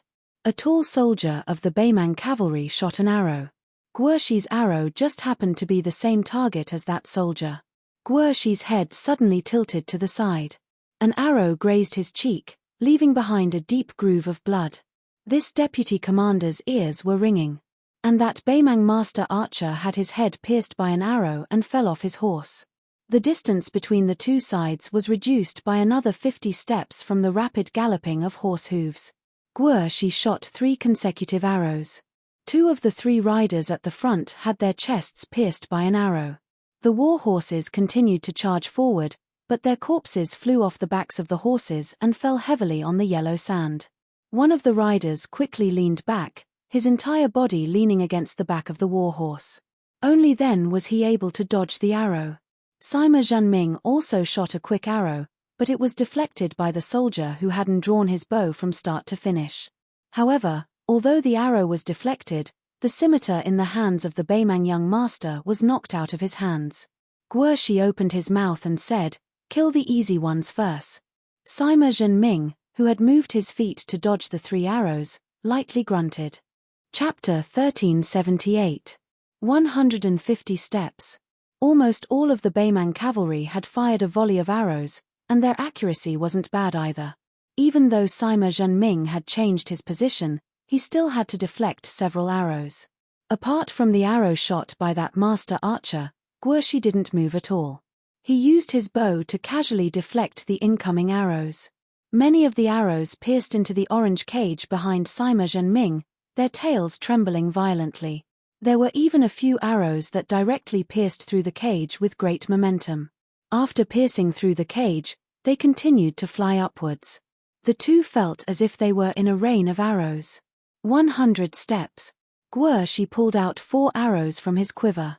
The 2 crouching bearers also suddenly stood up. After finding the crosshairs, they pulled back their bows even more. A muffled groan of pain came from below the beacons. Clearly, someone had been shot. Guerchi's contributions were still outstanding. His arrows pierced through the armor of 2 people and killed them. The other 2 were injured, but their combat strength was still great. However, this was enough to make them feel fear. On the watchtower, one of the bearers successfully shot a Baimang soldier in the neck. It was as if a flower of blood had bloomed. His face full of joy, he was just about to turn around and report the good news to his fellow soldiers when he was immediately dragged to the ground by the commander. As his body fell to the ground, this bearer saw that not far away, Xiao Yuan's brother had also fallen. Only his face had been pierced by 2 arrows. There was even an arrow in his shoulder. Sima Zhenming roared, "You don't want to live anymore? Did you forget what I said? Once you shoot an arrow, you'll be a coward for this, daddy." That bearer gritted his teeth and used his arm to wipe away his tears, nodding heavily. Less than 50 steps. This meant that this would be the last volley of arrows from the deer tail beacons. Sima Zhenming, who had bent over like a cat, shot down another soldier. As for Guerchi, who was being targeted by more than 20 soldiers, he was shot the moment he appeared. When he had no choice but to withdraw his bow, an arrow still managed to slice off a chunk of flesh from his shoulder. As for the archer, Feng Zi, who had just escaped death, he was shot by 6 or 7 arrows as soon as he got up. The force was so great that his body was knocked back several inches from the ground. When he fell to the ground, Master Feng lay in a pool of blood. One of his trembling hands reached out. But when he breathed his last, he was still unable to touch the brand new cold blade at his waist that he had just replaced last year. "It's time to get a new wife."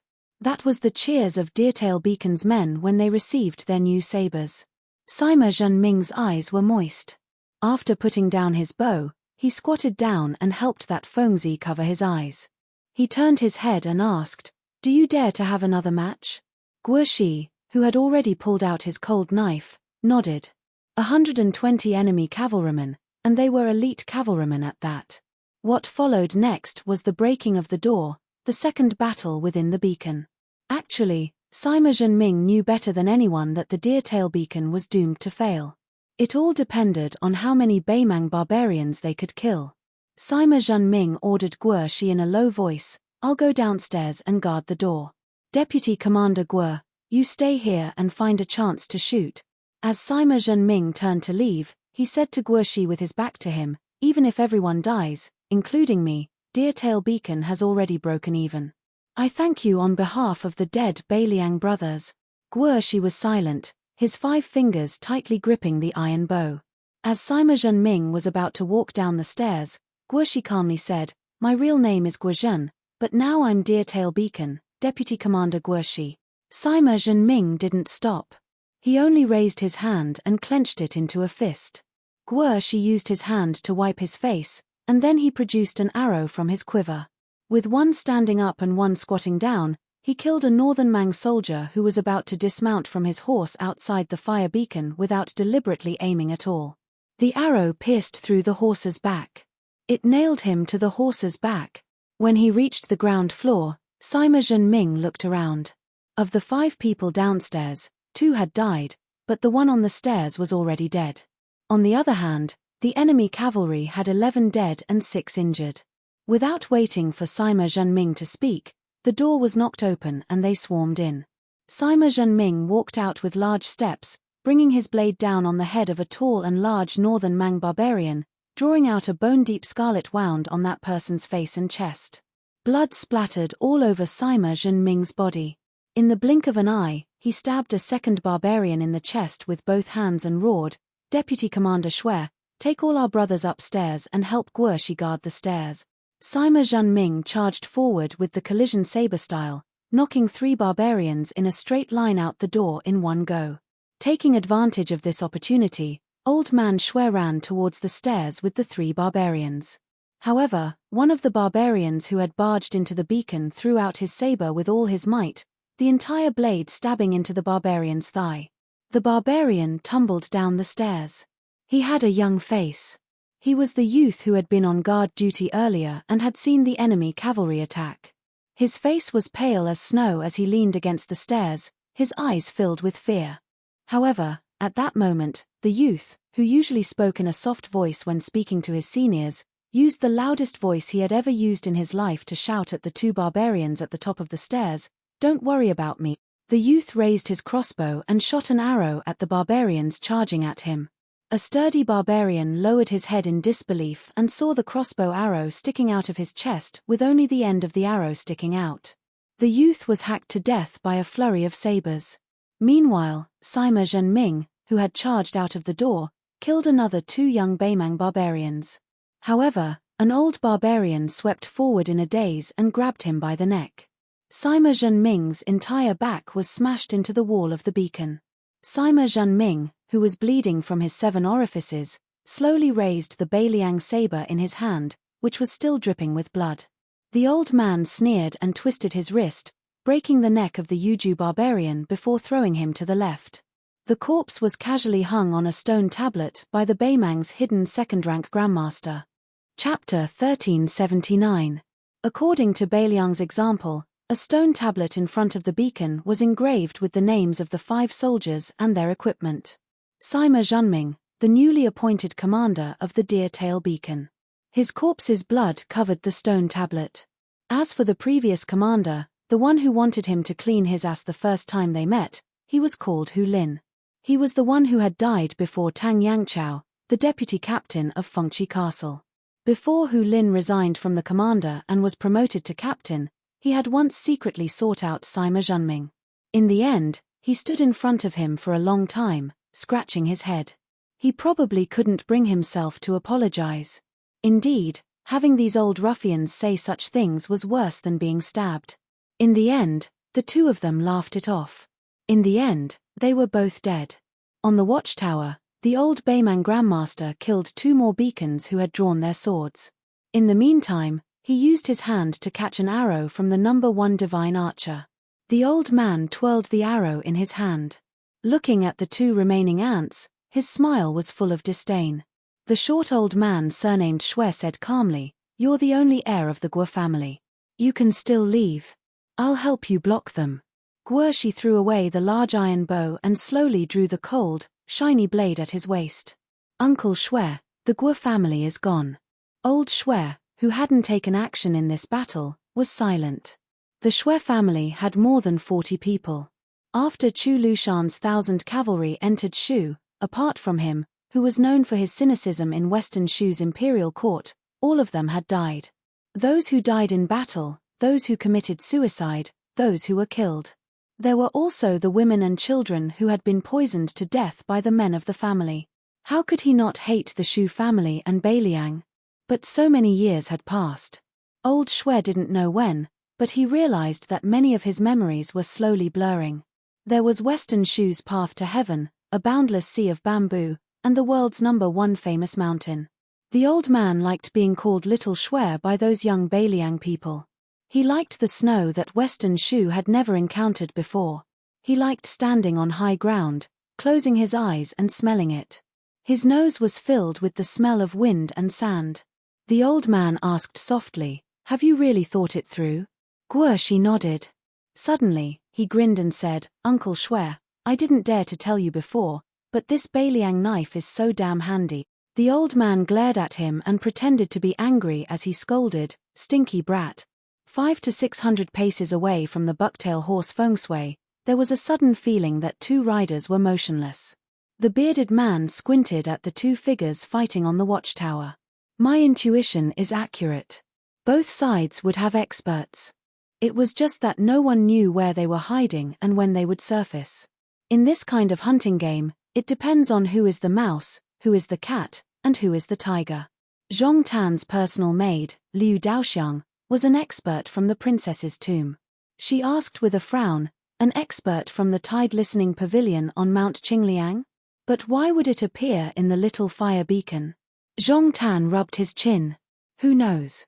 Zhong Tan squeezed the horse's belly. Let's go. Let's do a favor to those 2 young masters from the Yi family. They are probably half dead from anger this time. By the time we get there, the 2 Master Realm Masters we met on the narrow path will have died together. When they got close to the bucktail horse Feng Shui, Zhong Tan and the girl jumped off the horse and landed on the watchtower.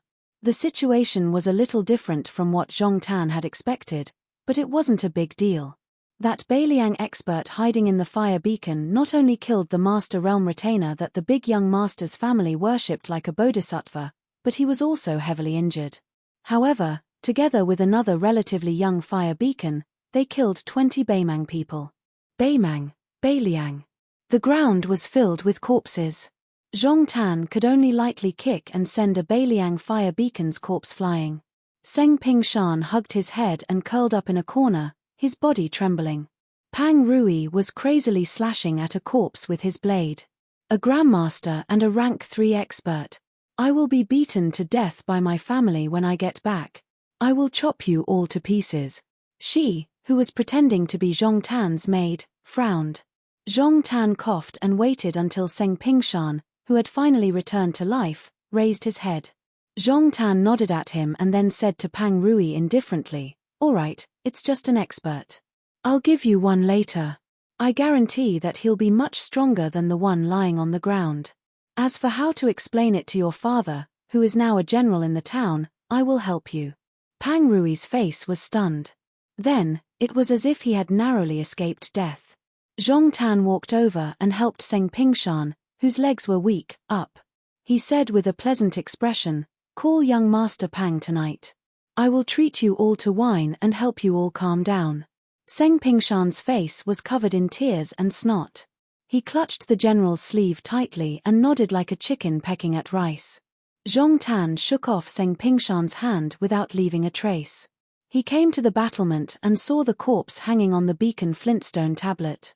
This important person in the entire Beimang dynasty just stared at it for a long time. The woman asked, "What's wrong?" Zhong Tan's gaze didn't move at all. He said softly, "A few unknown experts popping up is nothing. But what is truly terrifying is where." Zhong Tan stretched out her finger and pointed at the stone tablet. The woman was puzzled. Zhong Tan smiled and stretched. "No matter what, let's take down Crouching Bo, Luanhe, and Xiaoguang cities first. Otherwise, our general will ask my uncle to bring me back personally." The group of people went downstairs. Under the dumbfounded gaze, Zhong Tan suddenly walked to the stone tablet and gently carried the corpse down. She let the corpse of the bucktail Ba Fengzi, whose name they didn't know, sit against the stone tablet. That Fengzi seemed to be looking towards the south. Zhong Tan left in large strides. After getting on the horse, he turned back and looked deeply towards the north. She said softly, "You won't die." Zhong Tan was expressionless. He muttered to himself, "But the 40,000 people at the gourd mouth of Yuju all know that they will die."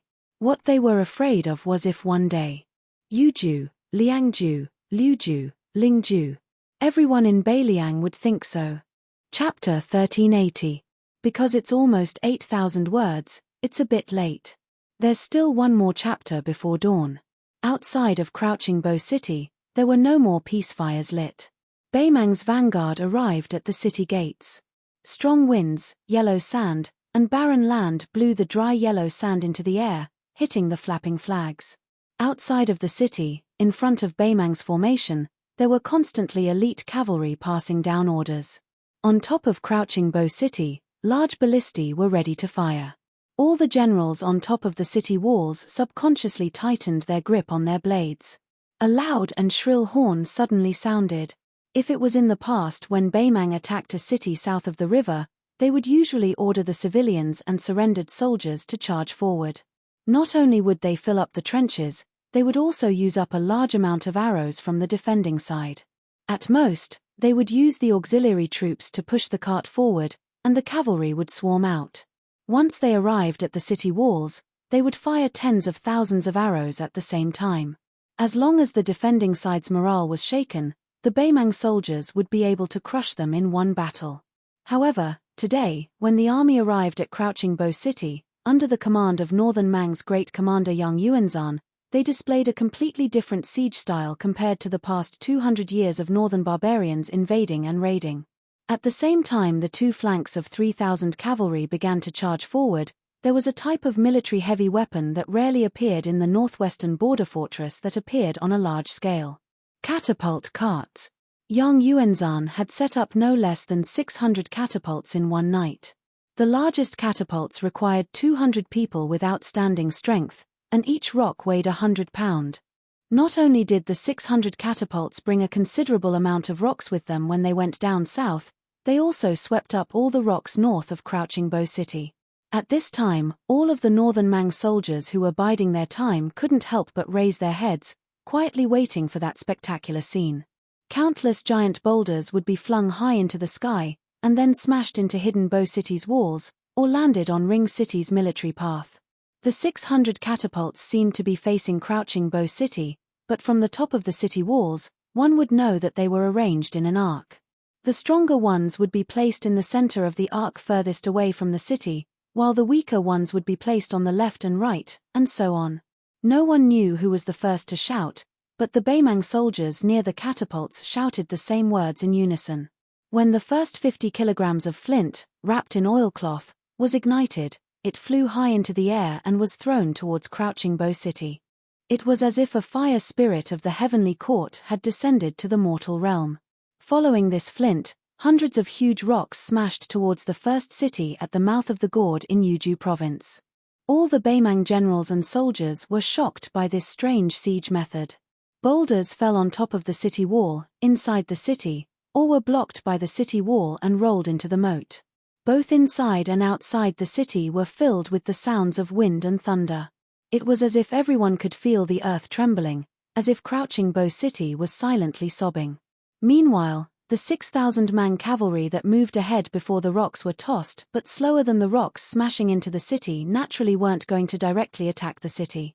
Using cavalry to attack a city, unless there was no other choice, even the most powerful of commanders wouldn't be able to bear this type of pain.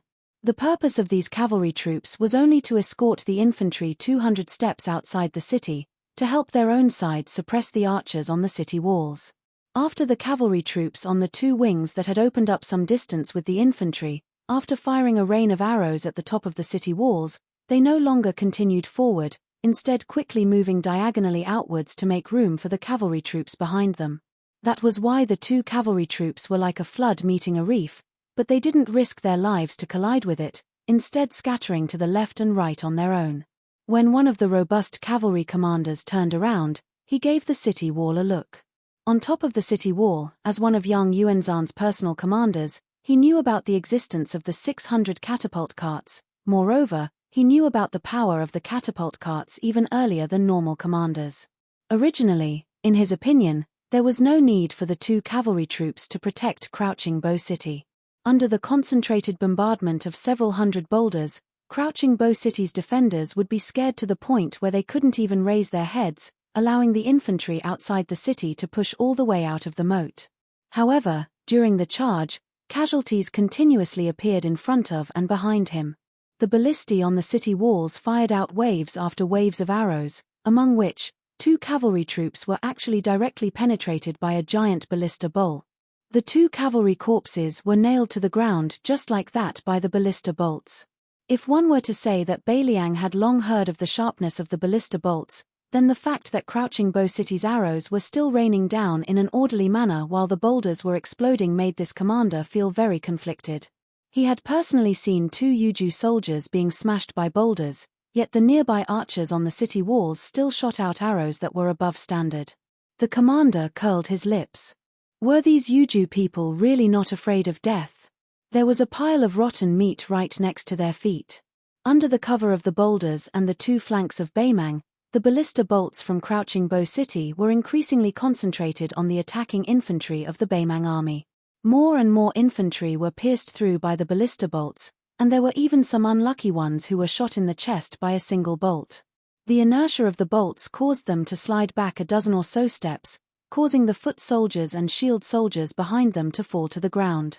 Even more of them were shot to death by the ballista bolts on the city walls. This was especially true when the infantry's battle line became uneven. The soldiers and auxiliary soldiers who were the most courageous and daring to charge at the very front were targeted by the master archers on the city walls. The ballista bolts weren't weak, but they were like a drop in the bucket in the face of the dense swarm of locusts. There was still no end to them. Like a swarm of black locusts, the slightly crowded foot soldiers did not care about the corpses and the wounded at their feet and continued to charge forward. A burly armored archer on the city walls drew his bow to the fullest. Just as he was about to shoot at a Baemang barbarian leader who was loudly giving orders to fill the trenches, an arrow pierced through his throat. His corpse was randomly dragged to the side, and the archer behind him quickly took his place. Continuously drawing the bow, especially to the fullest, would damage the arm the most. In the Yuju army, there were strict military orders regarding the distance between the enemy and the angle of drawing the bow, and when to use the crossbow was deeply ingrained in everyone's hearts. Crossbows followed by crossbows were the unshakable laws of Bailiang. Among them, crossbows first were ballistas, waist crossbows, and pedal crossbows. As one of the 3 cities at the mouth of the gorge in Yuju, Sleeping Bow City didn't have as many ballistas as Liangbei's Hutu city. However, it wasn't that great General Yang Wanwan didn't have enough ballistas. It was just that the size of Sleeping Bow City limited the number of ballistas. However, in the previous exchange of fire, the Baemang army still suffered heavy casualties. At a glance, there were more than 100 enemy soldiers killed by the ballista bolts. 2 of the Baemang generals who were holding the line were even shot to death by the ballista bolts due to carelessness. Presumably, these 2 Chiliarchs who were already extremely far away from the city walls would die with everlasting regret. After all, their craftsmen from the Southern Dynasty always said that their ballista bolts didn't lose to Bailiang in terms of range and strength. However, when they actually arrived on the battlefield, they discovered that this wasn't the case at all. Under the cover of the rain of arrows from the cavalry on the 2 wings, and even before the Baemang had fired their own ballistas, Sleeping Bow City's ballistas and waist crossbows had already been fired from the top of the city walls. If it weren't for the giant rocks from the catapults suppressing the rain of arrows from the top of the city walls to a certain extent, the soldiers of the Central Army would probably have died near the moat. Dismounting and sieging a city was something Northern Mang's warriors were the worst at to begin with. If they were fighting with their lives on horseback against Northern Liang's cavalry, then even if they were at a disadvantage, they still wouldn't feel any fear. However, without a horse to ride on, this really was a vexing matter. Fortunately, the soldiers in charge of attacking the city this time were all soldiers from the various border towns of the Southern Dynasty. They had always been a level lower in the Baemang army, so their lives, such as the elite cavalry on the 2 wings, weren't of much concern. A bearded Baemang general waved his hand, and the 600 catapults began to move forward, preparing for the second volley of rocks. They didn't want to destroy the city walls, but rather, they wanted to cut off the reinforcements on Sleeping Bow City as much as possible. Commander Yang Yuanzhan was determined to take down Sleeping Bow City, which had less than 6,000 soldiers. Moreover, the old general's request was to take down the city in 1 day. There was no lack of dissent in the commander's tent regarding this decision. Some said that the terrain outside Sleeping Bow City wasn't conducive to attacking the city. The infantry formation was too long and narrow, so it didn't make much of a difference whether they sent in 10,000 or 8,000. It was better to send them in batches and give Sleeping Bow City a constant pressure. Even if they couldn't take down the city in a day, they would be able to take it in 2 days at most, reducing the number of casualties. It was the son of the Zhong family, Zhong Tan, who was advancing with the catapults. In front of them were many self-made ballistas from the Southern Dynasty, as well as many scaling ladders and battering logs. There were also many siege towers that had yet to be manned by archers. Zhong Tan raised his hand to cover his forehead. Finally, Sleeping Bow City had no choice but to use light crossbows. Zhong Tan heard the constant stream of reports from the roaming cavalry.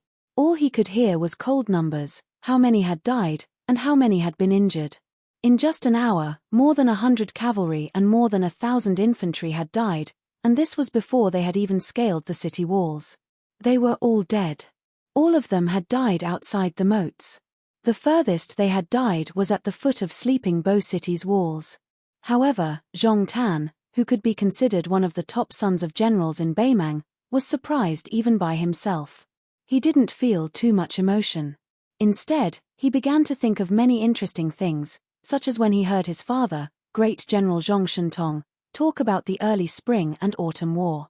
During the chaotic war between the 9 kingdoms, it was said that Liang had mobilized 60,000 cavalry to attack a majestic city of Dongyu to the south. After 3 days of fierce fighting, they returned without any success.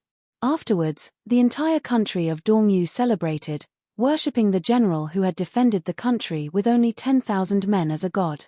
The Dongyu emperor even issued an imperial edict to bestow upon him the title of Grand Tutor. Many years later, the people of Dongyu finally realized that the soul-stirring defeat and victory of 70,000 men had only lost less than 600 men after 3 days of fighting. Chapter 1381. Zhong Tan sighed softly and gazed at the Yuju city in the distance. It could be said that it was the old master of Crouching Bo City who had stripped off the clothes and faces of the 8 kingdoms of spring and autumn step by step. He had turned the warm and affectionate war into a bloody tragedy from beginning to end. The number of deaths in battle grew higher and higher. From thousands to tens of thousands, then tens of thousands, until the Battle of West Rampart where people died every day and soldiers poured in every day.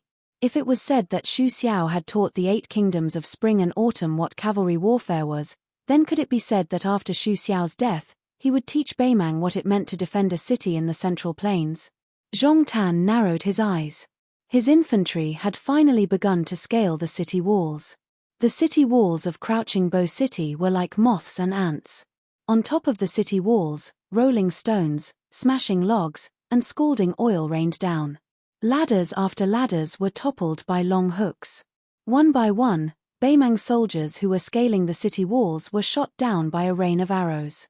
After they fell, the unfortunate ones who hadn't died yet were trampled to death by the rest of the siege army. The Yuju archers and light crossbowmen who were blocking the Beimang soldiers from scaling the city walls were also shot down by the archers on the siege towers that were almost as tall as the city walls. They fell back one after another. In this kind of concentrated shooting, those who were skilled in martial arts and those who weren't were all going to die.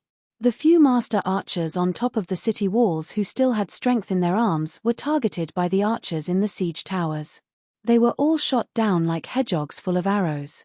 Beimang's siege methods were unscrupulous. When the battle was at a stalemate, they took advantage of every opening and aimed the ballistae at the empty spots on the city walls. They shot out stepping arrows that were no different from large javelins and nailed them into the back of the city walls in a row, helping the Beimang soldiers scale the city walls. As for the Beimang soldiers who climbed up like agile monkeys, they were all brave soldiers that Zhong Tan had carefully selected. As Zhong Tan listened to the frontline military intelligence from the messenger cavalry, he unhurriedly passed down orders one after another to bring them back to the frontline. Although this was a deadly siege with a huge price to pay, the siege method wasn't rigid and inflexible. Just like when the defenders changed their guard, Zhong Tan would also order the Chiliarch who had lost soldiers to cross the line to withdraw. As for the exact number of the line, in Zhong Tan's mind, he temporarily set it at 100 casualties at the beginning of the siege. Once the 20 Chiliarchs and their 20,000 soldiers had experienced the first wave of siege, the second wave would increase the number to 150. If they didn't cross the line, even if they were surnamed Yelu or Murong, they would still have to brace themselves and continue. If they crossed the line, no matter how much they wanted to fight to the death, they would have to obediently withdraw. Zhong Tan didn't care how those Chiliarchs and Centurions didn't understand. In fact, he didn't need them to understand at all. After all, he had already asked the Commander-in-Chief Yang Yuanzhan for the right to execute the generals in the front line. Whoever didn't agree with him could use their heads to disobey the military order. Zhong Tan subconsciously reached out his hand to stroke the soft menere on the back of his war horse. This kind of command method of haggling over every detail as one's own arm was taught to the world by that white-robed general. However, most of the generals who imitated him only scratched the surface but not the essence. Firstly, they couldn't be as familiar with the fighting strength and tenacity of each commandant of the famous academies as that white-robed general. Secondly, the battlefield was constantly changing. If they deliberately pursued perfection in details, it was easy to pick up sesame seeds and throw away watermelons. What's more, the commander-in-chief would be as tired as a dog before the victory was decided. Not to mention the commander-in-chief himself, even the bannermen and messengers would have broken their arms and legs. Zhong Tan believed that he had learned more than scratched the surface, but he hadn't grasped the essence. However, Zhong Tan wasn't in a hurry. He still had to fight Luan He and Xiaoguang City at the mouth of Yuzhou Province. Furthermore, these two cities were bigger and had more guards. Zhong Tan's sitting posture was as steady as a rock. Occasionally, he would ask his maidservant Liu Daoxiang for a jug of water to moisten his throat. Otherwise, his throat would have long been smoking. The 20 chiliarchs of the Middle Corps had all seen the scenery of the city wall at close range. Among them, 2 of them had almost succeeded in standing on the city wall.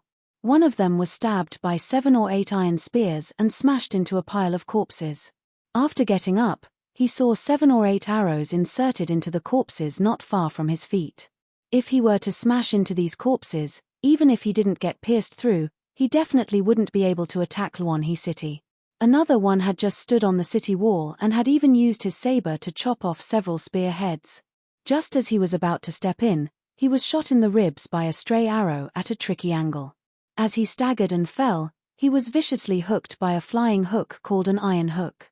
When the soldiers of Yuzhou Province pulled him up, the chiliarch whose back had hit the city wall hurriedly raised his arm and chopped randomly. Only then did he manage to chop off the iron chain. After landing on the ground in a sorry state, he took advantage of the momentum and rolled. 5 or 6 arrows whizzed down from his back. Obviously, his dazzling armor had provoked the public's anger.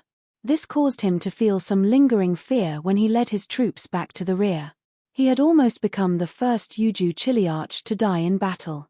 No wonder those irksome strategists before the battle had reminded them that they could wear layers of heavy armor, but under no circumstances should they wear anything too flashy and eye-catching. Those winch mounts on Crouching Bow City had mostly been destroyed, and those powerful wolf-tooth bats had been completely destroyed. The Beimang soldiers who had died to these bats were the most miserable of all. There wasn't a single piece of unscathed flesh on their bodies. They looked like pork that had been carefully shaved by a plane. Their corpses were too horrible to look at. Around noon, an especially majestic bugle horn resounded across the battlefield. The onslaught on the battlefield, which had never stopped, immediately surged. Commander Yang Yuanzhan rode his horse to Zhong Tan's side, accompanied by a group of cavalry officers and 5 or 6 strategists dressed in embroidered robes. They found that Zhong Tan was surrounded by many young civil officials sitting in front of several tables. Their brushes flew like they were flying, constantly recording the details of the battle.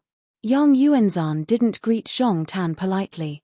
Instead, he walked to the side of a young official who had been named Fast Scribe by the Order of Peace. He bent down and picked up a piece of paper whose ink hadn't dried yet. His handwriting was a bit messy. After Crouching Bow City's wooden bats, there are several types of clay and brick bats. Their power is slightly weaker. They destroyed 3 of our army's battering rams with a hardwood iron head. They are more than a kai long and shaped like wolf teeth. They are hidden behind the high walls of the city gates and fall down like thunder. According to reports, the age of the arrows used by Crouching Bow City varies. They have been forged for 7 or 8 years and were made in the 14th year of Yonghui. Yang Yuanzhan sneered, "What a good arrow that has been sharp for a long time. If this general has the chance, I will personally pass on these words to those Shijing officials in the Ministry of War. Let them open their eyes wide and take a good look." The fast scribe who had been implicated hurriedly stopped what he was doing. His face was full of fear and trepidation. He was afraid that one of the 13 great generals of Beimang would vent his anger on him, a small fry who hadn't even reached the official rank yet. The general gently put the paper back and smiled, "It's not your fault. You all did well. After we take down Crouching Bow City, I will personally record this merit for you." Even a great general who was ranked among the top 40 in Beimang had dismounted from his horse. Zhong Tan didn't have the thick skin to continue sitting on the horse's back. Although Yang Yuanzhan wasn't as highly regarded by the empress as Liu Gui, They were both generals of the Southern dynasty. Compared to Zhong Tan's father, Zhong Shentong, young Yuanzhan was much more trustworthy than Zhong Shentong, not to mention his ability to mobilize troops. Furthermore, Zhong Tan was making a living under the old man's nose. Young Yuanzhan and Zhong Tan walked side by side to the general's side. Zhong Tan said softly, "Previously in the Shijing imperial court, I heard a certain preceptor say something. At that time, my blood was boiling. Now that I think about it, I'm not so sure anymore." Young Yuanzhan, who had just rushed over from the wounded camp, was a little unhappy. He frowned and asked, "What was it?" Zhong Tan smiled. "Beiliang is known to have the most guts in Liang. Let's break their guts and break their guts." Young Yuanzhan asked, "What's wrong?" Chapter 1382. Zhong Tan pointed at Crouching Bow City with his horsewhip. Of course, this city can't become Xiangfan City, which sat on the fishing platform of the Central Plains for more than a decade. But even if Luanhe and Xiaoguang can't become Xiangfan City, what about Yuju? Is our Beimang really not going to accept a single soldier? Even if Xiangfan City doesn't appear in Yuju, what about Liangju, which has the most stable defensive line? Are we really going to wipe out Beiliang's 2 million households before we stop? Young Yuanzhan laughed coldly. Haven't you noticed what kind of people are in charge of the stronghold to the north of Crouching Bow City? How old are the commanders and deputies of Crouching Bow City? After pondering for a bit, Zhong Tan was somewhat enlightened. He said with a smile, "They are all old soldiers who went to northern Mang's Hushi province in their early years. Crouching Bow City's Jumu and Gao Shiqing are even almost 60 years old." From this, it seems that from the mouth of the Calabash to Crouching Bow City, although the number of soldiers is small, the troops stationed here are all people who truly dare to die. It's no wonder that Crouching Bow City's 1,000-odd valiant refugees from Liuju were all brought back to the south of Luanhe City. Young Yuanzhan sighed emotionally. Yang Wanwan's move is to retreat in order to advance. Those refugees from Liuju all held a skeptical and wait-and-see attitude at the start. Once they're the first to die at the Calabash defensive line in Yuju, we won't even need Beimang to summon them to surrender. They'll start a rebellion on their own and even implicate all the refugees who left Liuju, as well as the situation in Liuju. However, they'll first die at Crouching Bow City and Luanhe City, and when the time comes, they'll retreat again and again until they reach Xiaoguang City. Put yourself in their shoes. What would you think if you were a refugee? Would you dare to fight? The answer is obvious. So many Yuju soldiers have died before it's their turn to walk onto the battlefield. Since they've come all the way to Yuju, why should they fear death? Zhong Tan, this is precisely where Yang Wanwan uses her troops. Zhong Tan grunted in acknowledgement. Zhong Tan suddenly laughed and said, "The Qiong and Rong tribes were especially valiant in their attacks on the city. It was unexpected." Young Yuanzhan said calmly, "The order of peace announced that after Beiliang is pacified, the people of Beimang, who were originally divided into 4 classes, will have a 5th class, Liang Ren. Then, the Qiong tribes, who are currently at the bottom of the hierarchy, will finally be 1 class higher." Although Zhong Tan knew about this, he still had a look of disbelief on his face. He asked, "Is this really possible? Is this enough to make people face death with equanimity?" Young Yuanzhan said in a soft voice, "The Central Plains has many outstanding strategists. They don't fight against the strategists whom they assist wholeheartedly, so they have a graceful bearing that we can't imagine. Not to mention the Empress Preceptor whose surname was Yuan in Liang's capital, not to mention Naylan Yusi who was far away in Nanjiang, and not to mention the tide-listening pavilion's Li Yishan, who had already died. How did these 100,000 refugees appear? How did they willingly submit to Beiliang? How did the Wu Castle of the Gourd Mouth come to be? How did they fight to the death against our army? How did Beiliang's pastures, rations, and soldiers move around to help Beiliang fight one country on one land?" Zhong Tan nodded. "Fortunately, we also have the Order of Peace." Young Yuanzhan suddenly lowered his voice and said, "When you feel that we can break into the city, bring the elites and personally enter the city." Zhong Tan, who had never thought about this, was just about to refuse when Young Yuanzhan said in a tone that brooked no refusal, "Beimang needs heroes. Ever since that loud horn sounded at noon, The walls of Crouching Bow City had become the gates of hell. People were dying at every moment, and the rate at which they were dying was increasing. The Baimang besiegers, who had already been replenished to 20,000 men, were switching out 1,000 men at a faster and faster rate. Even though Zhong Tan had already raised the limit to 200 men, he still couldn't slow down this astonishing rate. The only good news was that after these siege soldiers experienced the first two or even the third siege, they became more and more clear on how to avoid the mud bricks, more and more aware of how to be a bit more vigilant, pay attention to the arrows that shot out from the corner towers. Many northern Mang soldiers who couldn't help but feel their legs go weak during their first siege, now completely forgot themselves as they carried their shields and rushed forward. They could already completely ignore the corpses below the city walls, ignore the howls and groans of those who were about to die. Most importantly, they could clearly feel the decline of the city's offensive under their own continuous assault. There was a constant stream of soldiers rushing to the front lines of Crouching Bow City. At the very beginning, there were only 500 soldiers, but now, there were only 300 who were still in good condition. Then, there were less than 100 who were injured, and finally, there were 34 soldiers who had to run up the stairs at the sound of a single command. By the time buried Bow City Lord Zhu Mu, who was overseeing the tall city gate tower, arrived at the city walls, Deputy General Gao Shiqing had already led 200 personal guards to fight on the city walls for more than 2 hours. If it wasn't for the iron spear of this white-haired yet vigorous old general being incomparably powerful, if it wasn't for the fact that there were many outstanding experts among this Deputy General's personal guards, the city walls should be filled with northern Mang barbarians right now. Below the inner city walls, the corpses of their fellow soldiers who didn't have time to clean up the mess piled up.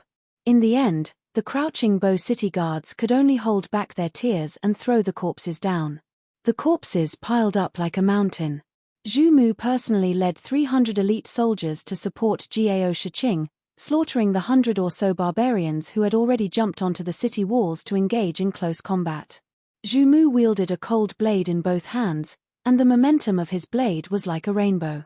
7 or 8 barbarians from the north were chopped in half by his blade alone. However, even if his soldiers managed to push back the ladders that had more than a dozen enemy soldiers to the ground, they still couldn't stop the bloodthirsty Baimang barbarians from climbing up the city walls one after another. Zhu Mu watched as Gao Shiqing, who was known as the Duke of Beautiful Beard, beheaded a Baimang barbarian who looked like a centurion, kicked the headless corpse, and sent another barbarian who had just climbed up the city walls with his blade flying down.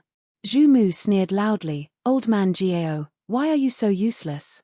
Didn't you want me to come back and retrieve that spear for you when it's almost dark?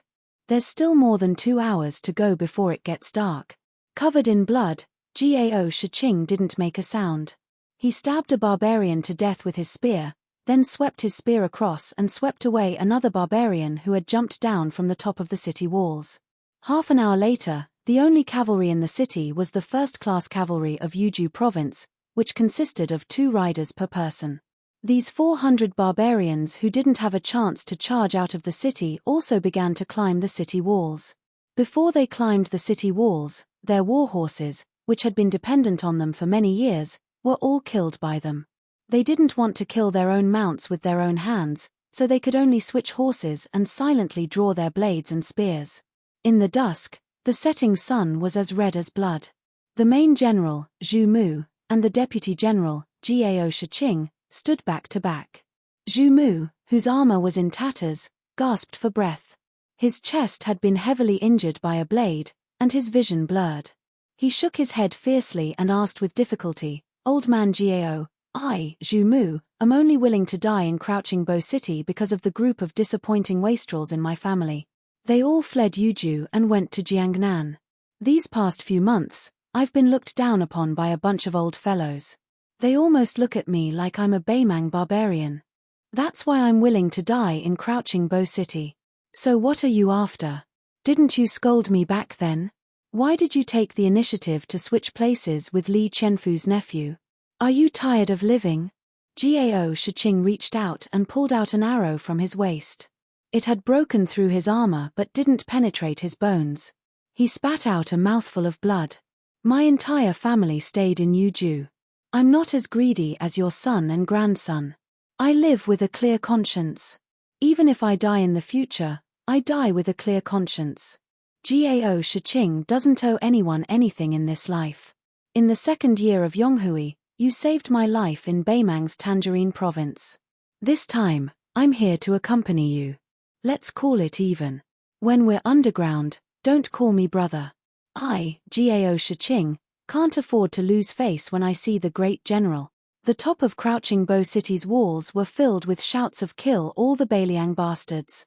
When a group of soldiers far more valiant than the Beimang soldiers who had attacked the city climbed up the walls, Zhumu's hands were first chopped off, then his head. Gao Shiqing's back was against the city wall. 5 or 6 iron spears pierced through his body. The old general died while holding a spear. In the night, one of the vanguard general's personal guards stood on top of the city wall and blew the last horn on the battlefield. Regardless of whether it was friend or foe, the nearly 20,000 dead people inside and outside Crouching Bow City were destined not to hear this sound. Zhong Tan, who had contributed greatly to Beimang's Yuju front, slowly closed his eyes. He seemed to hear it. The wind blew through Crouching Bow City. It was as if he was weeping and complaining.